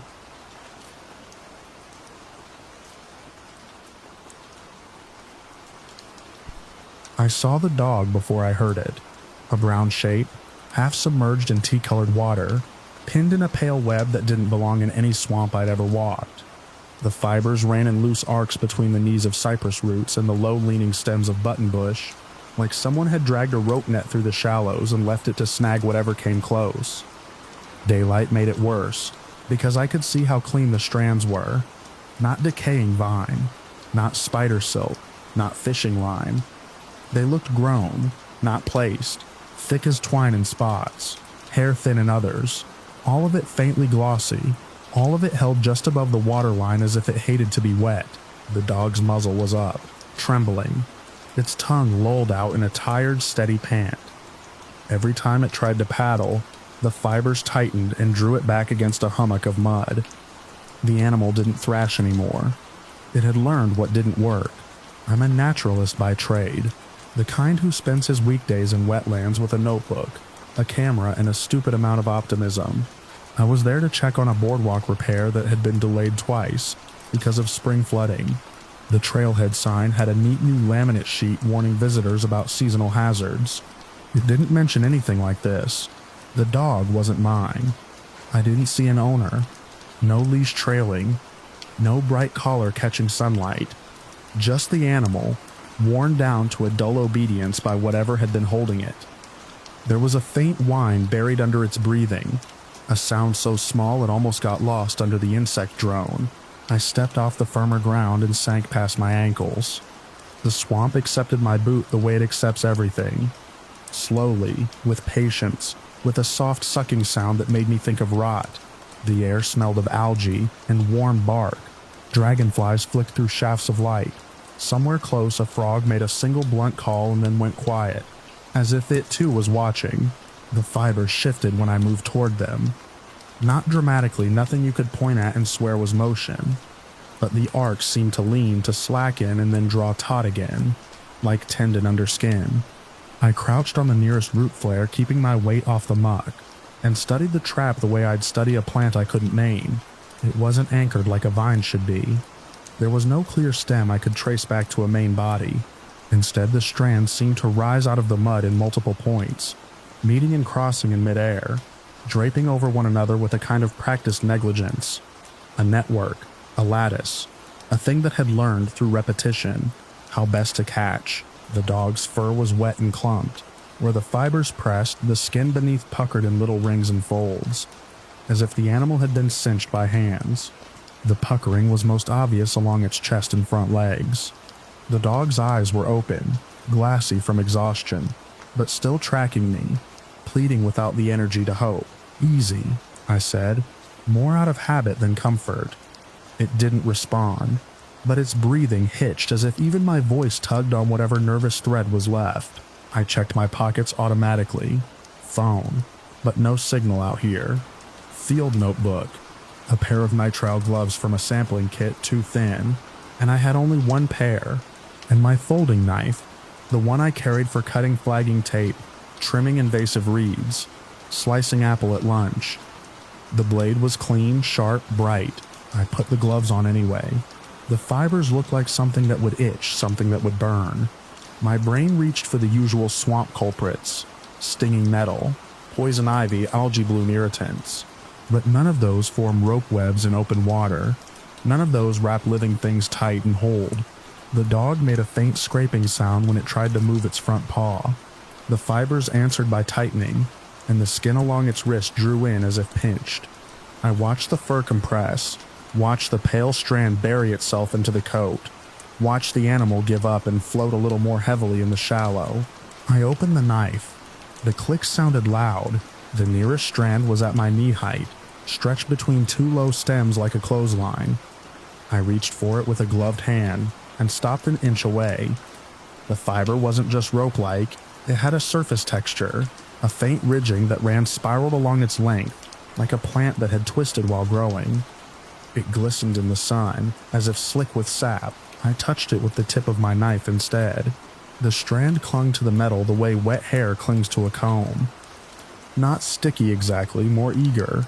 It pulled as if the fiber wanted to crawl up the blade. I jerked my hand back, and the knife came with it, dragging the strand a few inches before it let go. That was the moment my throat tightened, and my optimism went quiet. I leaned closer, careful not to brush my sleeves against the network, and aimed the knife at a section that crossed over the dog's shoulder. If I could cut a few key points, maybe the whole thing would slacken. Maybe the dog could wriggle free and swim away, leaving me with nothing but a story I wouldn't tell, because it would sound like I was making it up. The blade pressed into the fiber with surprising resistance. It wasn't like slicing a vine. It was like sawing through braided nylon that someone had soaked in sap and left to harden. I drew the knife back and forth. The fiber squealed faintly against the steel, a tiny dry sound that had no place in wet air. The dog flinched, not from pain but from the tightening reflex of the strands around it.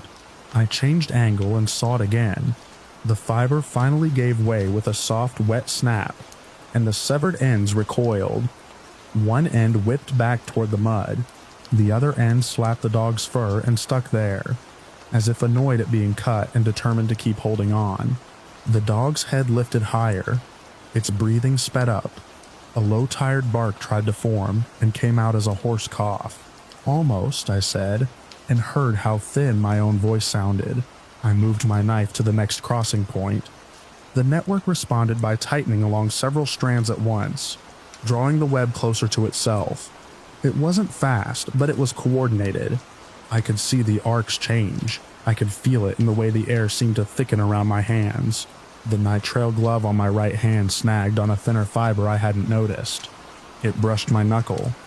The contact was light, a graze, and still I felt a sharp, immediate heat, like I'd pressed my skin against a nettle patch. I pulled back and the fiber came with me, clinging to the glove, curling around the fingertip like it had been waiting. I shook my hand and it dropped away. The glove looked intact, but the burn sensation lingered beneath it. I didn't have the luxury of caution. The dog was sagging again. Its front paws barely moved now, each twitch punished by tightening. Its eyes blinked slow, heavy, the lids dragging like tired curtains. I leaned in closer, bracing my left forearm against the cypress root for balance. With my right hand, I sawed through a second major strand, then a third, choosing the ones that seemed to carry the most tension. Each cut took too long. Each time the fiber snapped, it recoiled and then tried to reattach to the dog, to itself, to my knife. When I cut a strand near the dog's chest, the network jerked hard enough that the animal's body shifted, rolling slightly in the shallow water. The dog's flank rose and I saw the puckering more clearly. Little gathered points along the skin where the fibers had gripped, as if they'd cinched and cinched until the flesh had nowhere to go but inward. The fur around those points was whitened, not with age but with pressure. I worked with small, ugly motions, keeping my hands close to the blade, trying not to flail. Twice more, a thin filament brushed my glove, and the heat stabbed through, sharper now, and I felt my fingers begin to tingle as if the irritation had teeth. Finally, the dog's front legs loosened. One paw slipped free, then the other. The animal made a sudden, desperate attempt to stand, pushing against the mud. The network tightened around its hindquarters, holding its back legs like a cruel belt. The dog lurched forward and the fibers dragged at its skin, leaving the fur rucked and the flesh beneath puckering in new folds. "Hold still," I muttered, and reached for the last bindings. That was when my glove tore. The knife slipped as I sawed. The blade skated off the fiber, and the edge caught the glove at my thumb. Not the skin, the glove, but it split the nitrile wide enough that my thumb and the base of my hand were suddenly naked to the wet air. Before I could pull away, the loose end of the severed strand flicked across my exposed skin. The heat was immediate and violent. It wasn't a slow itch. It was a bright sting that made my eyes water. I yanked my hand back and clamped my fingers into a fist, as if pressure would push the pain out. When I opened my hand again, I saw the first red welt rising across the base of my thumb, then another along the side of my palm. Blisters already forming, glossy and angry. The skin around them flushed as if scalded. I stared at my hand for half a second too long, stunned by how fast my body had reacted, and in that pause the dog sagged again, almost slipping under. I forced myself forward, left hand on the knife now, keeping my injured right hand back. My left glove was still intact. I found the last major strand around the dog's hind legs and sawed slow and steady, the blade squealing against that ridged surface. The dog trembled but didn't fight.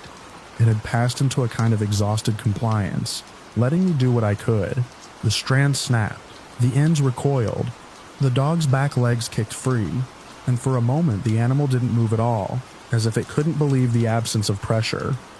Then it surged forward with a suddenness that startled me, scrambling up onto the root flare beside me, water streaming off its coat. It stood there, sides heaving. Its fur was ruffled in odd patterns where the fibers had held it, and along those lines the skin still puckered, gathered into shallow wrinkles. The marks looked like the aftermath of tight string removed from wet clay. It didn't bleed, there was no torn flesh, just that exhausted, pinched look, as if the plant had tried to reshape it. The dog leaned its head toward my injured hand, and stopped short, sniffing. It didn't lick, it didn't whine, it just breathed close to my blisters, and the warm air made the pain flare again. I backed away from the network carefully. Even cut, the fibers still arched and hung. Reaching, several loose strands clung to my knife blade, and when I tried to flick them off, they resisted, stretching like tendons. I scraped them against the bark of the cypress root until they finally let go and fell into the water, where they floated for a moment before sinking, as if returning to wherever they'd come from. The dog moved with me, staying close, stumbling a little on its first steps, then finding its footing. It didn't bolt, it didn't run. It followed like it had decided I was the only solid thing in the swamp. My hand throbbed. The blisters grew larger as I watched, domed and tight, the red around them spreading in a rough halo. I rinsed my palm in the swamp water out of reflex, and regretted it immediately. The sting sharpened, and the skin felt as if it were being abraded from the inside. I dried it on my pant leg, knowing I was rubbing swamp muck into an open irritation, but it was better than the wet burn. We made it back to firmer ground in awkward stages. Me stepping from root to root, the dog slipping and catching itself, both of us breathing hard. The sunlight through the trees stayed bright and ordinary. Birds called overhead as if nothing had happened.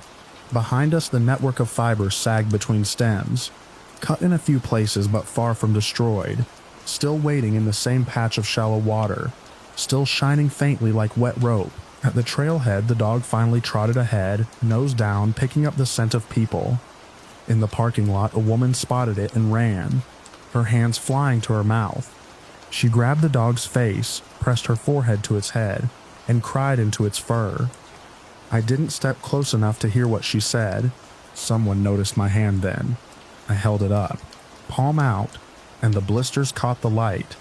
A man asked what happened, and I started to explain. Rope, swamp, dog stuck, and heard how ridiculous it sounded even as I said it. He looked past me toward the trees, toward the quiet green wall hiding the water. I washed my hand in a restroom sink until the water ran clear. The blisters stayed. The redness stayed. The pain settled into a deep, steady pulse, like my skin had learned a new kind of warning. Before I left, I turned my phone toward my palm and took a photo. Not because I wanted proof for anyone else, but because I knew my memory would soften the details if I let it. I knew I'd start calling the fibers some kind of vine, and the blisters a rash, and the dog's puckered skin just pressure marks, until the day came when I almost believed it myself. On the drive home, the image of the network stayed with me more than the dog did. That clean, pale lattice held above the waterline, grown into place, patient as the swamp itself. In my mind, it wasn't just an accident of nature. It had felt like a mechanism, like a behavior, like something that learned the shape of struggling bodies and adjusted to them. That night when I flexed my hand and the blisters tightened, I could still feel the first graze of that filament, light as a hair, and I kept seeing those strands leaning when I moved, as if the swamp had reached out and noticed me noticing it.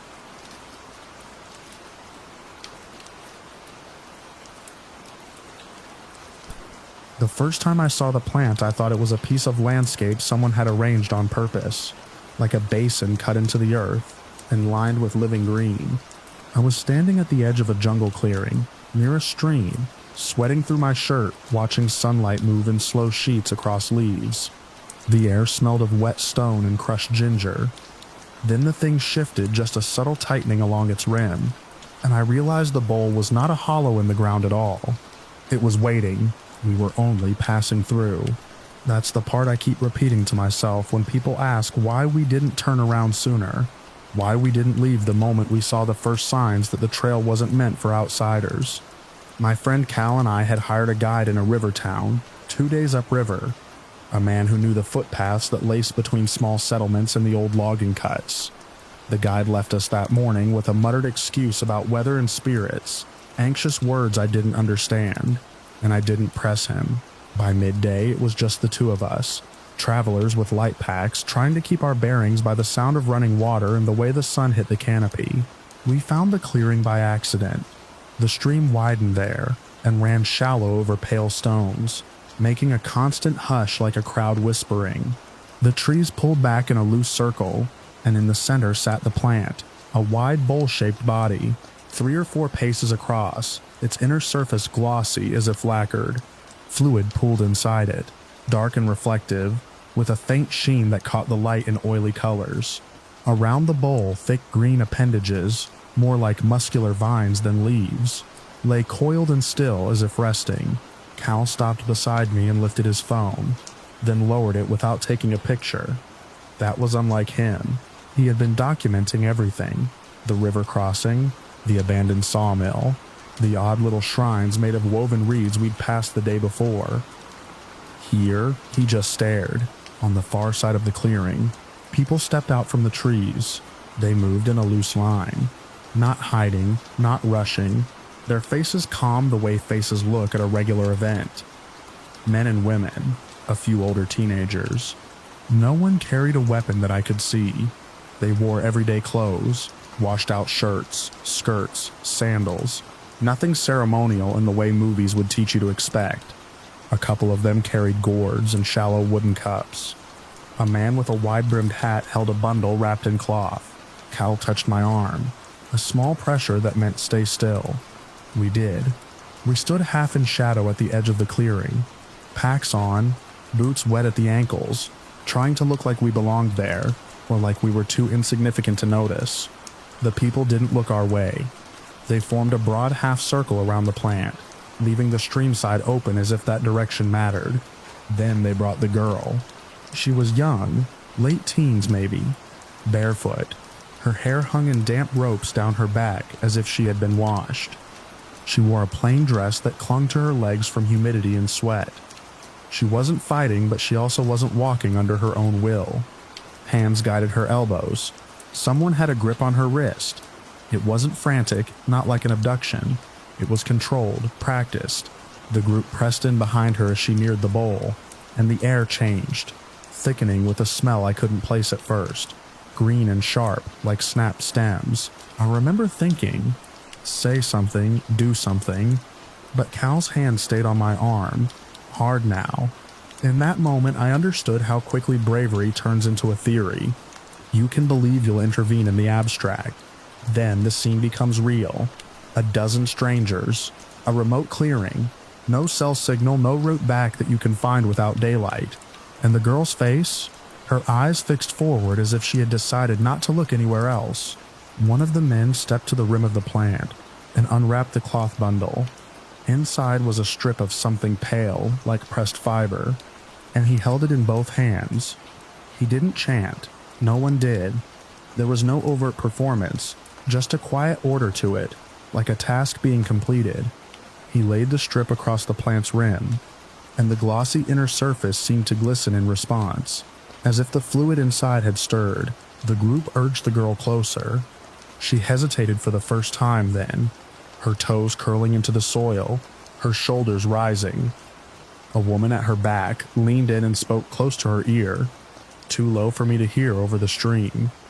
The girl swallowed. She climbed. It wasn't a simple step either. The rim was thick and slightly raised, and for a second she balanced there, knees trembling, arms pulled in tight against her ribs. She looked down into the bowl. The fluid reflected her face, warped and dark. Then, with hands guiding her calves and hips, the crowd forced her to lower herself into it. Her dress soaked up the liquid immediately, turning heavier, clinging. She made a sound that was half breath, half shock. The fluid reached her thighs, then her waist as she sank deeper, as if the bowl's surface didn't resist her weight at all. She tried to brace her palms against the inner wall, but it was slick. Her fingers slid. That was when the appendages moved. They didn't lash. They rose with a slow certainty, like muscles waking. One thick vine lifted and curved over the rim, then another. They reached inward, not randomly but toward her. One looped around her upper arm, another around her shoulders. Another pressed against her lower back, pushing her forward. She gasped and tried to twist away, but the plant's grip tightened in a steady compressing embrace. The crowd leaned in. I expected panic, even from the participants. I expected someone to flinch or look away. Instead, they watched with a focused hunger. Not wild, not ecstatic, practical.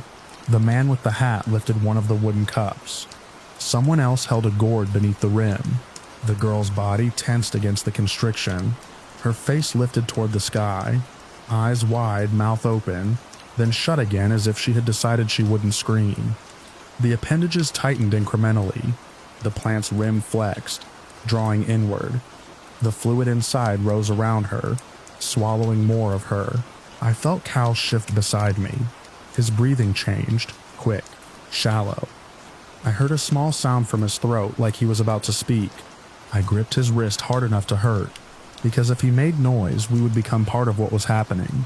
The compression continued. The vines pressed her arms against her sides.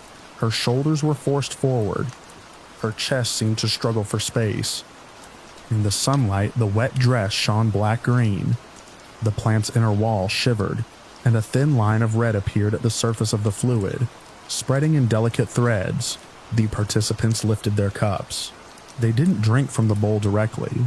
They collected what rose along the rim, what seeped where plant met skin and fabric. A mixture gathered there, dark fluid, plant sap that looked milky and viscous, and the red that threaded through it. They cupped it, poured it, passed it hand to hand without spilling. I'm going to be careful with what I say next, because memory turns ugly when you stare at it too long. I did not see anyone cut hair. I did not see a blade. The plant did what it did by pressure and enclosure, and by whatever chemistry lived in its glossy interior. The red I saw could have come from any number of injuries caused by crushing. It could have come from a bite I didn't see. I only know what my eyes tracked.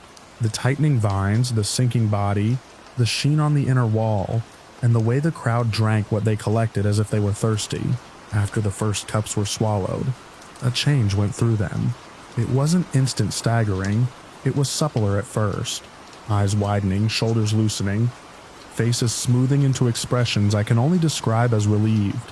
One man laughed once, a short bark, then clapped a hand over his mouth as if surprised by his own joy. A woman swayed slightly, then steadied herself by touching the arm of the person next to her. They looked at each other with an intimacy that hadn't been there minutes earlier, as if sharing a secret warmth. The girl disappeared. That sentence still feels wrong to write, because she didn't vanish. The plant closed around her. The appendages tightened until her form was no longer distinct. The rim drew inward like a mouth closing, smooth and patient. The glossy interior folded over itself, sealing the bowl. The last thing visible was a portion of wet fabric. Then that too was pulled down into darkness. The plant became a sealed green dome. No one in the crowd looked shaken. They set down their gourds and cups. A few wiped their mouths with the backs of their hands. Several sat on their heels in the shade and stared at the closed plant as if waiting for an aftertaste. Their faces had that distant, softened look I've seen on people coming down from strong drink. Except this was bright daylight, and there was no bottle. Cal's phone was in his hand again. He filmed without lifting it high, holding it low against his thigh. I didn't tell him to stop. Part of me believed that if we had proof, we could turn horror into a report. A report into action, action into justice. That's how the mind tries to rescue itself. We backed away into the trees the moment the crowd began to drift, moving in small groups back into the jungle with the slow care of people leaving a ceremony. No one chased us. No one called out. It was as if our presence hadn't registered at all, or as if the day's work was finished and nothing else mattered. We didn't leave the area immediately. That is another fact that makes people angry when they hear it. They want the clean version of the story where we sprinted to the nearest town and raised an alarm. But the jungle isn't a hallway you can run down. It is a maze of green walls, deadfall, hidden gullies, and insects that punish every wrong choice. We were also afraid of being followed, afraid of stumbling into another group, afraid of getting lost at night. So we did the thing that still makes my stomach twist. We watched. We found a place downstream where the stream narrowed and the trees thickened. From there, with a careful angle through leaves, we could see the clearing without being seen. At least that's what we told ourselves. We stayed quiet. We rationed food. We drank from the stream after filtering, though every sip tasted like metal after what we'd seen. In my field notebook, I wrote in short plain lines, time of day, direction of travel, what we observed, because if I let myself describe it in full, I knew I would break. I later logged the account with the same restraint, attaching what media we had, marking it for review. The plant remained closed. Daylight passed, then another. Rain fell briefly one afternoon, warm and sudden, and the clearing steamed afterward. Birds returned to the edges, calling, refusing to enter the open circle around the sealed dome. Once we saw two children at the stream's edge in the distance, collecting water with a pot, and my throat tightened because it meant the clearing was not hidden from life. It was part of it. The people returned once a day, always in daytime, always calm. They approached the plant, touched the outer surface with their palms, then sat around it in the shade as if listening. Sometimes they brought cups and gourds again, but they did not collect anything from the plant. I saw no opening, no seepage, They simply waited, then left. Their movements had the same unhurried confidence, the same assumption that the plant would do what it was supposed to do. We counted time by the sun's position, by the way Cal's battery dwindled, by the ache in our legs from crouching, by the slow shift of hunger from sharp to dull. On the 10th day, 10 full days after the plant closed, I woke to a different quality of light. The air was clearer. The usual damp heaviness had lifted, and the stream sounded louder, as if the jungle had quieted to listen. Cal was already awake, eyes fixed through the leaves at the clearing. The dome shuddered. At first it looked like wind had hit it, but the surrounding leaves didn't move. The plant's outer skin tightened and released, tightening and releasing as if drawing breath. A seam appeared at the top where two thick folds met. The seam widened slowly, revealing darkness within. The crowd arrived before it fully opened, stepping out of the trees with cups ready, faces set in expectation, the rim peeled back like a lid. Whatever had been inside had changed completely. The glossy interior no longer shone wet. It looked dry and fibrous, streaked with pale sap that had dried to a crust. The fluid was gone. In its place lay what was left of the girl, reduced to hard angles and hollows. Sunlight struck bone. The dress was there in tatters, stained and stiff, clinging to what remained. There was no flesh visible, no recognizable softness, only a shape that had once been a person, and was now a stark arrangement of skeletal pieces. A murmur went through the crowd. Not grief, not shock. Satisfaction, relief, anticipation. They leaned in with their cups, searching the inner wall for residue, scraping gently at dried sap, catching flakes and smears as if gathering the last drops from a favored barrel. When they consumed it, the same change washed over them again. Shoulders dropping, mouths relaxing, eyes brightening with a private warmth. Cal made a sound then, a small involuntary breath, and the nearest heads turned toward the trees. We did not wait to see if they would come closer. We moved. We crawled backward through damp leaf litter, then rose and ran, bent low, taking turns cutting the trail with a machete we'd been using for vines. The jungle grabbed at our packs, slapped our faces with wet leaves. Our boots slipped on roots. I remember the taste of panic like copper filling my mouth as we crashed through green. We didn't stop until late afternoon, when the light began to tilt and the stream noise faded behind us. We found a higher ridge and kept moving, because the idea of resting felt like inviting the jungle to close around us the way the plant had closed around her. We eventually made it to a logging road, and then to a settlement that had a radio. Authorities came days later, and we led them back as best we could. But the jungle does what it always does. Trails vanish, markers rot, rivers shift. When we reached the place where the clearing should have been, we found only dense growth and the sound of water moving somewhere unseen.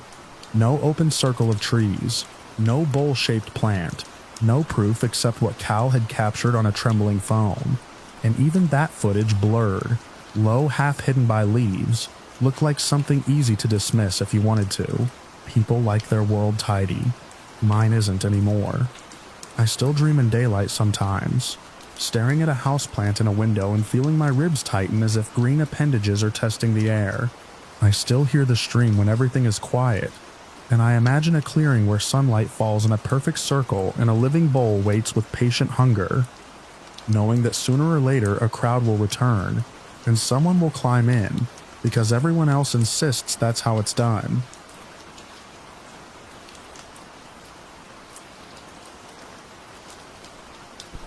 The first stone hit the cabin like a rifle shot, and for a moment I thought the whole mountain had cracked.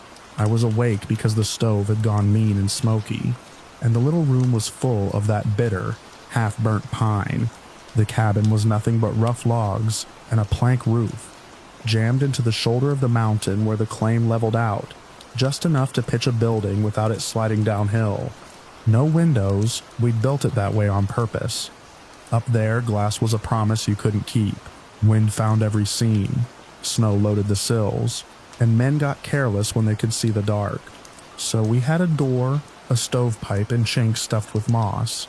We had bunks on one wall, a table on the other, and our tools hung where we could grab them in the dark. We had 3 men in the cabin that night, and a 4th outside because he'd been too proud to come in when the wind turned. I remember the quiet before the stone. It wasn't peaceful. It was the kind of quiet that feels like someone is holding their breath behind you. The second impact came low, against the logs, heavy enough to make dust fall from the seams. The stovepipe rattled and gave a dull metallic moan. I slid off my bunk and my boots found the floor without looking. That was the good thing about living in a space so small you could map it with your knees in the dark. Pete was already up. He had his shirt half on and the shotgun in his hands like it had grown there. Lyle moved slower, swearing under his breath and reaching for the lantern. Nobody spoke a full sentence. We listened. Outside. Something shifted in the brush. Not a deer. Not a bear either. The weight of it came through the ground in a way you feel in your teeth. Then there was a scraping along the wall, like fingernails on bark, dragging down and stopping at the corner where the logs overlapped. Then, Pete called once too loud. No answer came back. Just the wind on the slope and that patient scrape. That afternoon, the trouble had started with a single stupid act. We'd seen them on the ridge at a distance, silhouettes moving between the dead snags above the tray line. Too tall for men, too broad in the shoulders. They watched our sluice and the cut we'd opened in the gravel, and they didn't wave or speak or do anything you could make sense of. They just stood there, still as stumps. Ben had been the one to lift his rifle and fire into the air. Not at them, he swore. Just to tell them to go on, to show we weren't easy. We'd argued about it right there by the water, the gold pan in my hand and the sun already dropping behind the ridge. It was a stupid sound to make in that empty country. A shot carries a long way. It tells everything that hears it where you are. Ben laughed, then went off to check the traps up the draw, saying he'd sleep in the lean-to by the creek and come back at first light. He liked to be alone when he sulked. We let him. That was our mistake. Now, with the first boulder-sized stone already thrown, and the next one waiting somewhere in the dark, the cabin felt less like shelter and more like a box. Lyle got the lantern lit with hands that shook, and the yellow light showed our faces wrong, stretched and pale. Pete looked like he'd aged 10 years since sundown. I grabbed my rifle from the pegs and checked the chamber by feel. Something struck the door, not a stone, a shove. The hinges groaned. The iron latch held. Another shove. And then a sound like air being sucked through a throat. Not a word, not an animal noise I knew. The hair rose on my arms under the layer of coal dust and sweat. We didn't open the door. We couldn't. We stood in our narrow space with our guns leveled at a plank, and listened to the mountain decide what it wanted from us. The first true volley of rocks started after midnight. I know because I looked at the little watch I'd kept dry in a tin, and saw the hands lined up wrong in the lantern glow. And later, after it was over, the time made sense with what my body felt. In the moment, time was just a tightening. Stones hit the walls in different places as if thrown by more than one set of arms. Some were fist-sized, snapping against the logs and dropping. Others were bigger. Big enough that the whole cabin shuddered and the roof timbers answered with a dry creak. Every impact knocked loose a little more grit. The lantern glass chimed. The stove lid jumped. Between the barrages there was movement outside. Heavy, deliberate. Not a scramble like wolves. Not the wandering bump of a bear. It was as if a crowd had gathered and was taking turns. Pete crouched by the door and tried to see under the threshold. The gap was thin, but he swore he saw legs. Not boots. Not paws. Something thick and dark and jointed wrong. Shifting in and out of the little slice of lamplight, Lyle found the axe and set it on the table within reach. It was our best tool and our last argument. If the door went, the axe was what we'd have before hands found our throats. We fired the first shot from inside, when the wall on the stove side took a hit so hard the whole log stack groaned like it might peel away. It wasn't a smart shot. We couldn't see what we were shooting at. But the sound of the rifle in the confined cabin was thunder. My ears rang and the lantern flame bent like it wanted to go out. Outside, everything went still for a breath. Then the rocks came faster. The cabin began to sound like it was being worked over by sledgehammers. Moss packed into the seams flew out in strips. Dust thickened in the air until it tasted like chewed clay. We wrapped our neckerchiefs over our mouths and tried not to cough. At some point, the scraping on the wall turned into a slow, steady pressure, like something leaning its weight against the logs. The whole wall bowed inward a fraction, enough to make the chinks widen and the wind hiss through. I pressed my shoulder to the log and felt it vibrate under my collarbone. Another shove came, and a deep, wet exhale followed, close enough that I could smell it through the cracks. Damp earth, old leaves, and something like wet fur left too long in a sack. We could have been imagining it. That's what my mind tried to do for me, to make sense of it in pieces. Bear, men, a trick of fear. But the stone that struck the wall at that moment was the size of a cooking pot, and it hit with a force no man I knew could manage on a slope like that. The axe was still on the table. I looked at it too long, like it might decide something for me. Then the hand came in. It didn't come through the door. It didn't come through the stovepipe. It slid through a gap we hadn't known was there, where a knot in one log had rotted soft, and the moss packing had been hammered loose by the impacts. The gap was only a few inches wide, but the thing that entered didn't care about inches. It probed, fingers first, long and dark, nails thick as if they had grown under pressure. The hand moved with purpose. It didn't flail. It reached for the axe like it knew exactly where we kept it. Lyle made a sound that might have been his name. Cut off. Pete swung the shotgun down and fired at the gap without thinking. The blast tore splinters from the log. Smoke filled the cabin, stinging our eyes. The hand jerked back, but not all the way. It slapped against the inside wall, searching again, and the fingers curled around the axe handle. For a second, it had it. I grabbed the axe head with both hands, metal cold and slick under my palms. The handle pulled toward the gap with a steady strength, not a jerk but a patient, unbeatable draw.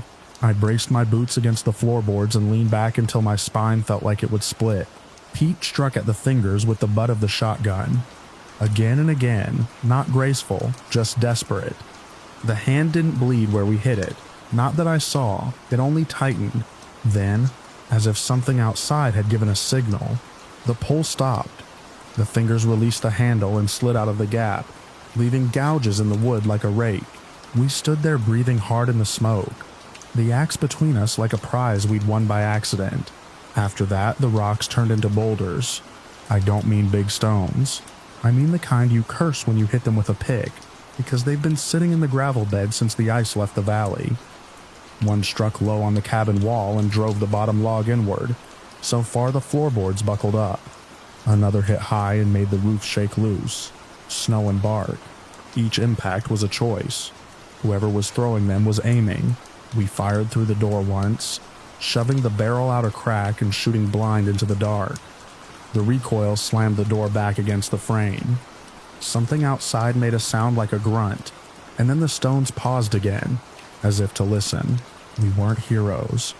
We were 3 tired men who'd come up the mountain chasing yellow flecks. We'd built this cabin with our own hands, and now it was being dismantled around us. We were trying to stay alive until morning. In the worst stretch of the night, the lantern went out. It wasn't dramatic. The wick just guttered in the thick dust and smoke and died. The darkness inside the cabin became complete, the kind you can't even see your own fingers in. We could still hear, though, the rocks, the shoves, the scrape of something moving along the walls, checking, feeling for weakness. We sat on the floor with our backs to the logs and our guns across our knees, listening for the sound of the door giving way. My thoughts went to Ben out there in his lean-to, alone with nothing but a blanket and his pride. I tried not to picture what might be at the creek. Hours passed in pieces, measured by our breathing and the pauses between impacts. When the wind shifted, we could smell the cold coming down from above. When the rocks stopped for longer stretches, the silence felt like a hand on the throat. At some point near dawn, the attacks changed.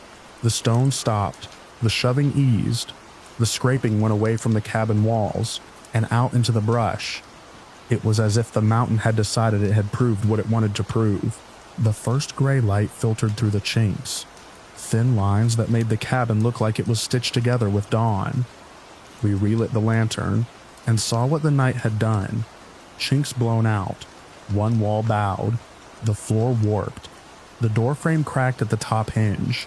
Pete's face was black with soot and dust, streaked where sweat had cut through. Lyle's hands shook so hard he couldn't load his rifle without bracing it on his knee. We didn't talk much. There was nothing to say that would make it better. We gathered what we could carry: rifle, shotgun, ammunition, a sack of the gold dust we'd already washed, and the axe because it felt wrong to leave it. I tucked my written statement of the claim and our location into my shirt, the one I later filed with the authorities and kept on record, not because I thought paper mattered to what had been outside, but because it mattered to me to have something official in my pocket. When we opened the door, the cold air hit like a slap. The ground around the cabin was torn up with deep impressions, not footprints in the human sense, but dents where something heavy had stood and shifted. Rocks lay scattered like a child had thrown a tantrum. A boulder the size of a wash basin sat against the stove-side wall, freshly broken, as if it had struck and split. Ben's lean-to by the creek was out of sight down the draw, but the thought of it pulled at us like a rope. We stepped out anyway, because staying in the cabin felt like waiting for the second half of a story. The retreat wasn't a run at first. We moved in a tight line, rifles up, boots slipping on the crusted snow. The claim spread out in front of us, our sluice box, our cut, the little heaps of tailings we'd worked so hard to make. The morning made it all look harmless, like a picture you'd hang on a wall. Then, from the timberline above, something moved. I saw a shape step between two trees and stop. It was tall, too tall. The shoulders were wide, the head set low. The body was covered in dark hair or something that looked like it in the distance, and the arms hung longer than they should have. Another shape appeared to the left, then another, forming a loose arc that matched our path. They didn't rush. They didn't need to. They were guiding. Pete raised the shotgun and fired once into the air above them, the way Ben had the day before. A stupid echo of a stupid act. The sound cracked across the valley and died without an answer. The shapes came down the slope then, not like men picking their way, but like something built for that ground. They moved fast, silent except for the occasional snap of a branch. One of them broke from the line and headed toward our left, trying to get ahead. We turned downhill. Our boots skidded on loose shale. Lyle slipped and caught himself on my shoulder. The creek was somewhere below, hidden by brush and snow. We needed that draw because it was the only cover that led away from the cabin and toward the lower trail. A rock sailed past and struck a tree trunk ahead of us. Exploding bark. It came from the right, from one of the shapes that had barely moved its arms. Another rock hit the ground behind us and sent up a spray of frozen dirt. They were herding us like cattle. We fired then, not into the air, not as warning, but at the nearest moving mass. The rifle bucked against my shoulder. Pete's shotgun roared. Lyle fired twice in quick succession, the shots tearing holes in the morning. One of the shapes stumbled. It didn't fall. It put a hand to the tree beside it, as if steadying itself, and the hand was big enough to wrap around the trunk. It looked at us if it was looking. I couldn't see eyes at that distance, and then it made a sound that was part breath, part growl. And it charged. That was the final confrontation. Not in the cabin, not behind logs and moss, but in the open with daylight showing everything it could. The thing covered ground in long strides, arms swinging. Pete fired again and again until the shotgun clicked empty. I saw splinters kick from the snow near its feet. I saw it flinch as if struck. It kept coming.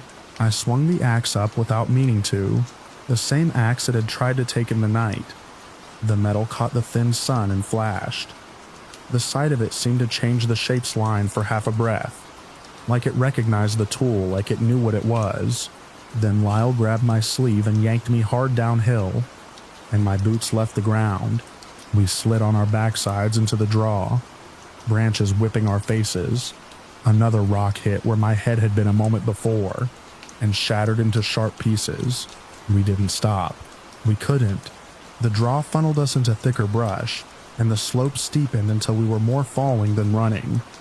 Behind us, branches snapped. Something moved through the timber, keeping pace.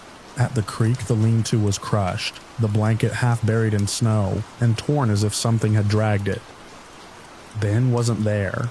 No blood, no bones, no sign that made sense. Just the absence of a man who should have been cursing us for waking him. We didn't look long. The mountain didn't give us time. We followed the creek down until the trees grew closer and the ground leveled enough to keep our feet. The snapping behind us faded, not all at once, but in increments like whoever followed had decided the boundary had been reached. When we dared to stop and look back through the brush, there was nothing but the dark line of the timber and the pale shoulder of the ridge. The rest of the day was a blur of downhill travel, stumbling, checking behind us, listening for rocks. We reached the lower trail by afternoon and kept going until the mountains opened into a valley, where other men had cabins and smoke rose in straight lines.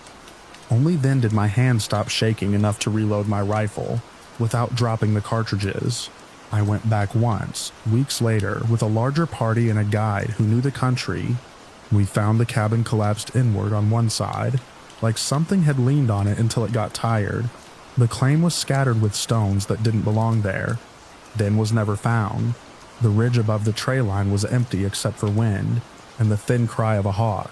I still dream sometimes of that hand, groping through the gap in the log like a blind thing that knew exactly what it wanted. I remember the pull on the axe handle and the way the strength behind it felt patient, almost calm. When I wake, I can taste pine smoke and dust, and I can hear the first stone striking the cabin like a decision. And I lie very still until the morning light comes through my own window and proves for a moment that the night is over.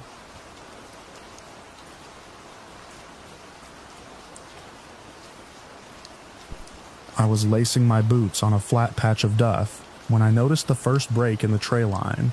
A line of spruce boughs snapped high above the ground, pale wood showing through the dark needles like fresh bone. It wasn't wind damage. The breaks were clean, bent downward, and they ran in a loose arc around our campsite as if something tall had moved through there and used the branches as handholds. We were 3 of us, and none of us were new to this. I'd spent years taking weekend routes into the forest-covered hills north of the highway, where the limestone folded into shallow caves and cold sinkholes. Mara had been leading club trips since college. Jonah did search and rescue on his days off, and treated every pack strap like a system to be checked twice. We'd chosen the spot because it was out of the way, tucked between a low ridge and a seam of rock that opened into 2 small cave mouths. There was an old cabin, half a mile farther in, marked on Jonah's battered paper map with a penciled square and the words private, abandoned. The light was going soft, that slate blue you get under thick canopy when the sun is already dipping behind hills. We moved through our routine without talking much. Tents up, bear line hung, water filtered, stove set on a flat stone. The usual little sounds sat around us, the rasp of cord through bark, the click of a pot lid, the hiss of fuel. It felt like any other evening in the back country. Then I stepped away to dig a cathol and saw the prints. They weren't close to the tents at first. They were out past the line where our headlamps began to fade, in a corridor between ferns and bracken. I would have missed them entirely if the soil hadn't been damp from a brief afternoon shower. The impressions were deep and long, wider at the front than any boot I'd ever worn, and spaced farther apart than made sense for a person walking. Even with the heel to toe of a big hiker, you don't take steps like that without running. I called Mara over with a low whistle and pointed, and she crouched without a word. She didn't touch them. None of us did. Jonah paced the distance between 2 prints and frowned at the ground like it was a problem he could solve with enough attention. "Bear?" he asked finally, voice kept flat. "It's not a bear track," Mara said, still watching the line as if it might continue moving on its own. "Bears leave claws. They also step in a pattern you can follow, and you can usually find where they turned, where they dug, where they sniffed. These were just heavy, 2 deep ovals, then another as though something had placed its weight carefully and kept going."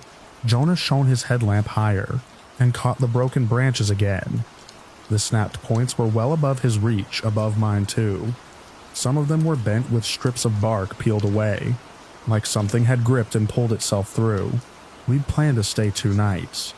The first cave mouth was a simple overhang, dry enough to cook under if it rained. The second was deeper, the kind that breathed cold air even in summer, and carried the smell of wet stone. We'd figured we'd explore in the morning, skirt the ridge, maybe see what was left of the cabin on the way out. Instead, we spent the next 10 minutes walking the perimeter of our little clearing, trying to understand what we were looking at without saying what we were thinking. The forest around us felt the same as it always did, thick green-black, layered with distant bird calls winding down toward night. Still, I found myself listening harder for the small normal noises that prove you're not alone in the dark. Chipmunks, a twig snap that's just a deer, the lazy wings of an owl. The prints curved around the edge of our campsite and disappeared into a patch of rock and roots leading toward the caves. Mara straightened and set her shoulders the way she did when she'd already made a decision. "We keep the fire small," she said, "and we don't wander." Jonah nodded, and that was that. We weren't panicking. We weren't telling stories. We were just doing what experienced hikers do when the wilderness stops being a backdrop and becomes a presence. Tightening our circle, checking our exits, putting tools where our hands could find them without thought. Dinner was quick. The stove's blue flame looked too delicate for the surrounding dark. I ate without tasting much, watching the trail line instead of my bowl. The night settled in layers. The caves became 2 black mouths in the slope, darker than the shadows around them. The cabin somewhere beyond might as well have been on the moon, by full dark. The forest had that dense, padded silence you get when the wind dies, and even the insects seemed to hush. Our headlamps cut narrow cones that did nothing to soften the feeling that everything beyond was simply waiting.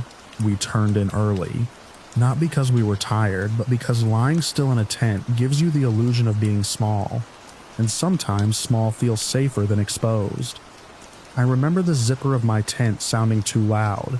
I remember the smell of nylon and damp earth. I remember how my own breathing seemed like a beacon. Sometime later, I woke to a sound that didn't belong. At first it was so low I thought it was the cave itself. The cold air moving, stone shifting, some distant underground water. Then it gathered shape into something rough and deliberate. A growl, drawn out, vibrating through the ground more than through the air. I lay still, listening. Another growl answered it, closer. Not an echo, not a second animal. The sound had weight, like the forest had briefly learned to speak. From the tent next to mine came the faint rustle of Mara shifting. Jonah's silhouette moved behind the thin fabric of his tent, and his headlamp flicked on, then off again. The growling stopped.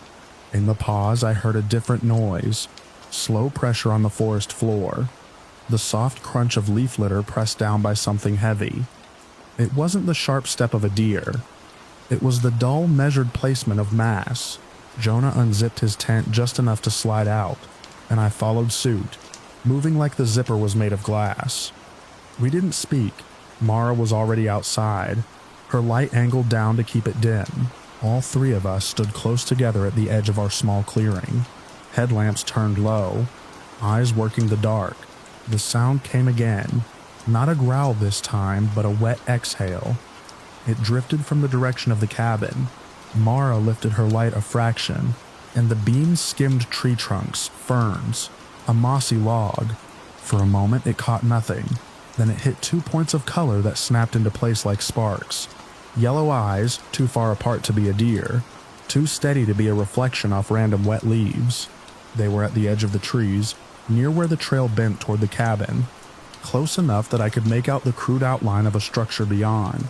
The cabin's roofline, darker against darker sky. The eyes didn't blink. They didn't bob. They stayed at a consistent height, and that height was wrong. Too high. A growl rolled out again, deeper now, and it carried an unmistakable warning. My skin tightened as if cold water had been poured over it. Jonah's hand came up, palm open, and he made a slow motion that meant back up. Not run, not bolt, just retreat. We stepped backward together.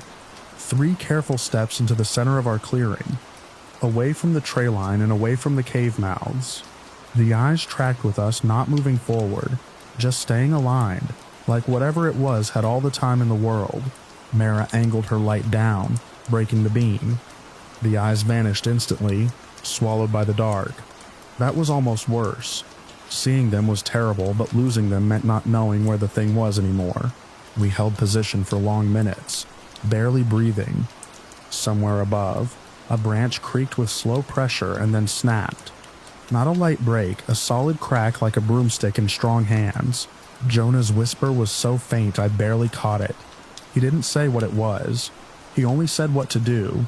Stay together, keep lights low, do not go toward the cabin.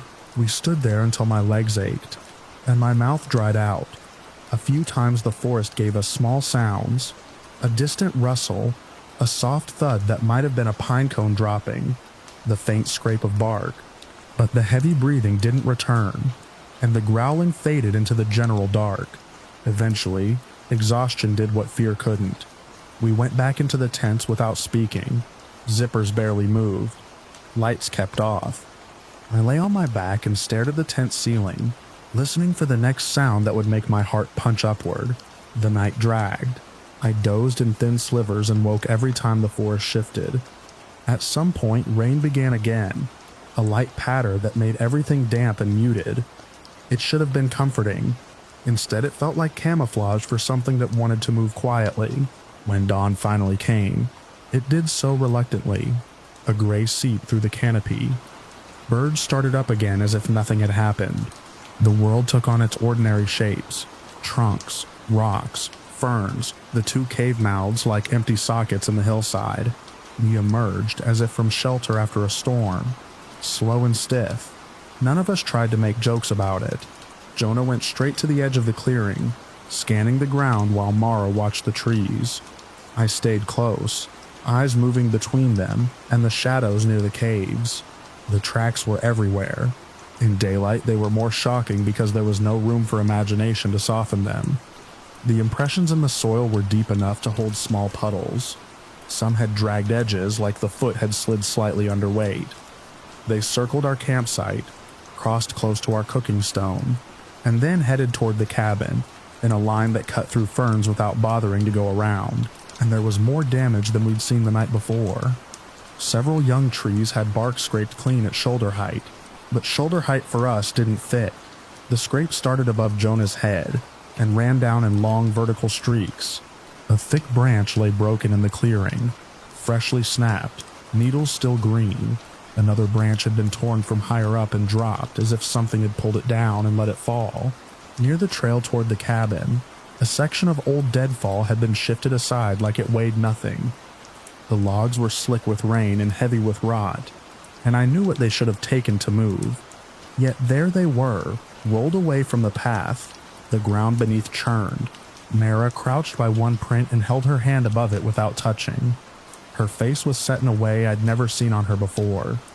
Not fear exactly, but a kind of reluctant respect.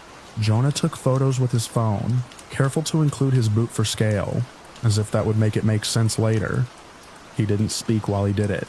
I wrote down what I could in my small waterproof notebook, not because I expected anyone to believe it, but because I needed my own record to be solid later, when the memory tried to blur itself into a bad dream.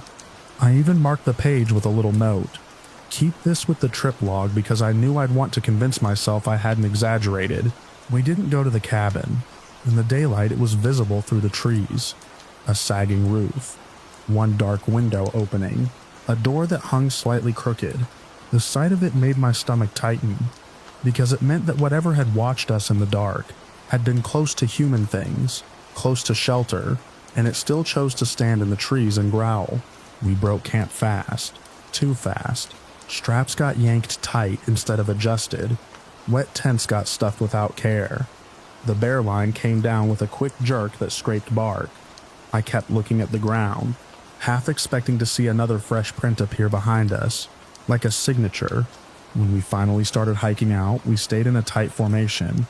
No one lagging. The forest felt narrower than it had the day before. The trees pressed in. The rocks seemed with the caves at our backs like a cold breath. Every time the trail curved, I anticipated those yellow eyes again. Nothing followed us that I could prove. No obvious footsteps behind ours, no snapping branches in our wake, but there were moments, a silence that fell too abruptly, a distant rustle that didn't resolve into a squirrel, the sudden sense of being watched from a fixed point that made me tighten my grip on my trekking pole until my knuckles hurt. We reached the trailhead by late morning, the sound of distant traffic filtering up like a strange kind of relief. When my boots hit the gravel, it felt wrong, like stepping out of one world into another without earning it. We unloaded packs into the car without talking much. Our clothes smelled of damp pine and smoke, and that smell clung like a reminder. On the drive home, Mara finally said that the tracks didn't match any animals she'd ever seen. Jonah didn't argue. He just kept his eyes on the road and his hands steady on the wheel. I've camped since then. I've been back into the hills even near other cave systems, because refusing to go would feel like letting the forest keep something it didn't earn. But I haven't returned to that particular ridge, and I don't unfold that map to the penciled square marked cabin without feeling my throat tighten. Sometimes when the night is very still and the wind dies the way it did back there, I remember the way those eyes held steady in the beam, unblinking, and how the growls seemed to come from the ground itself.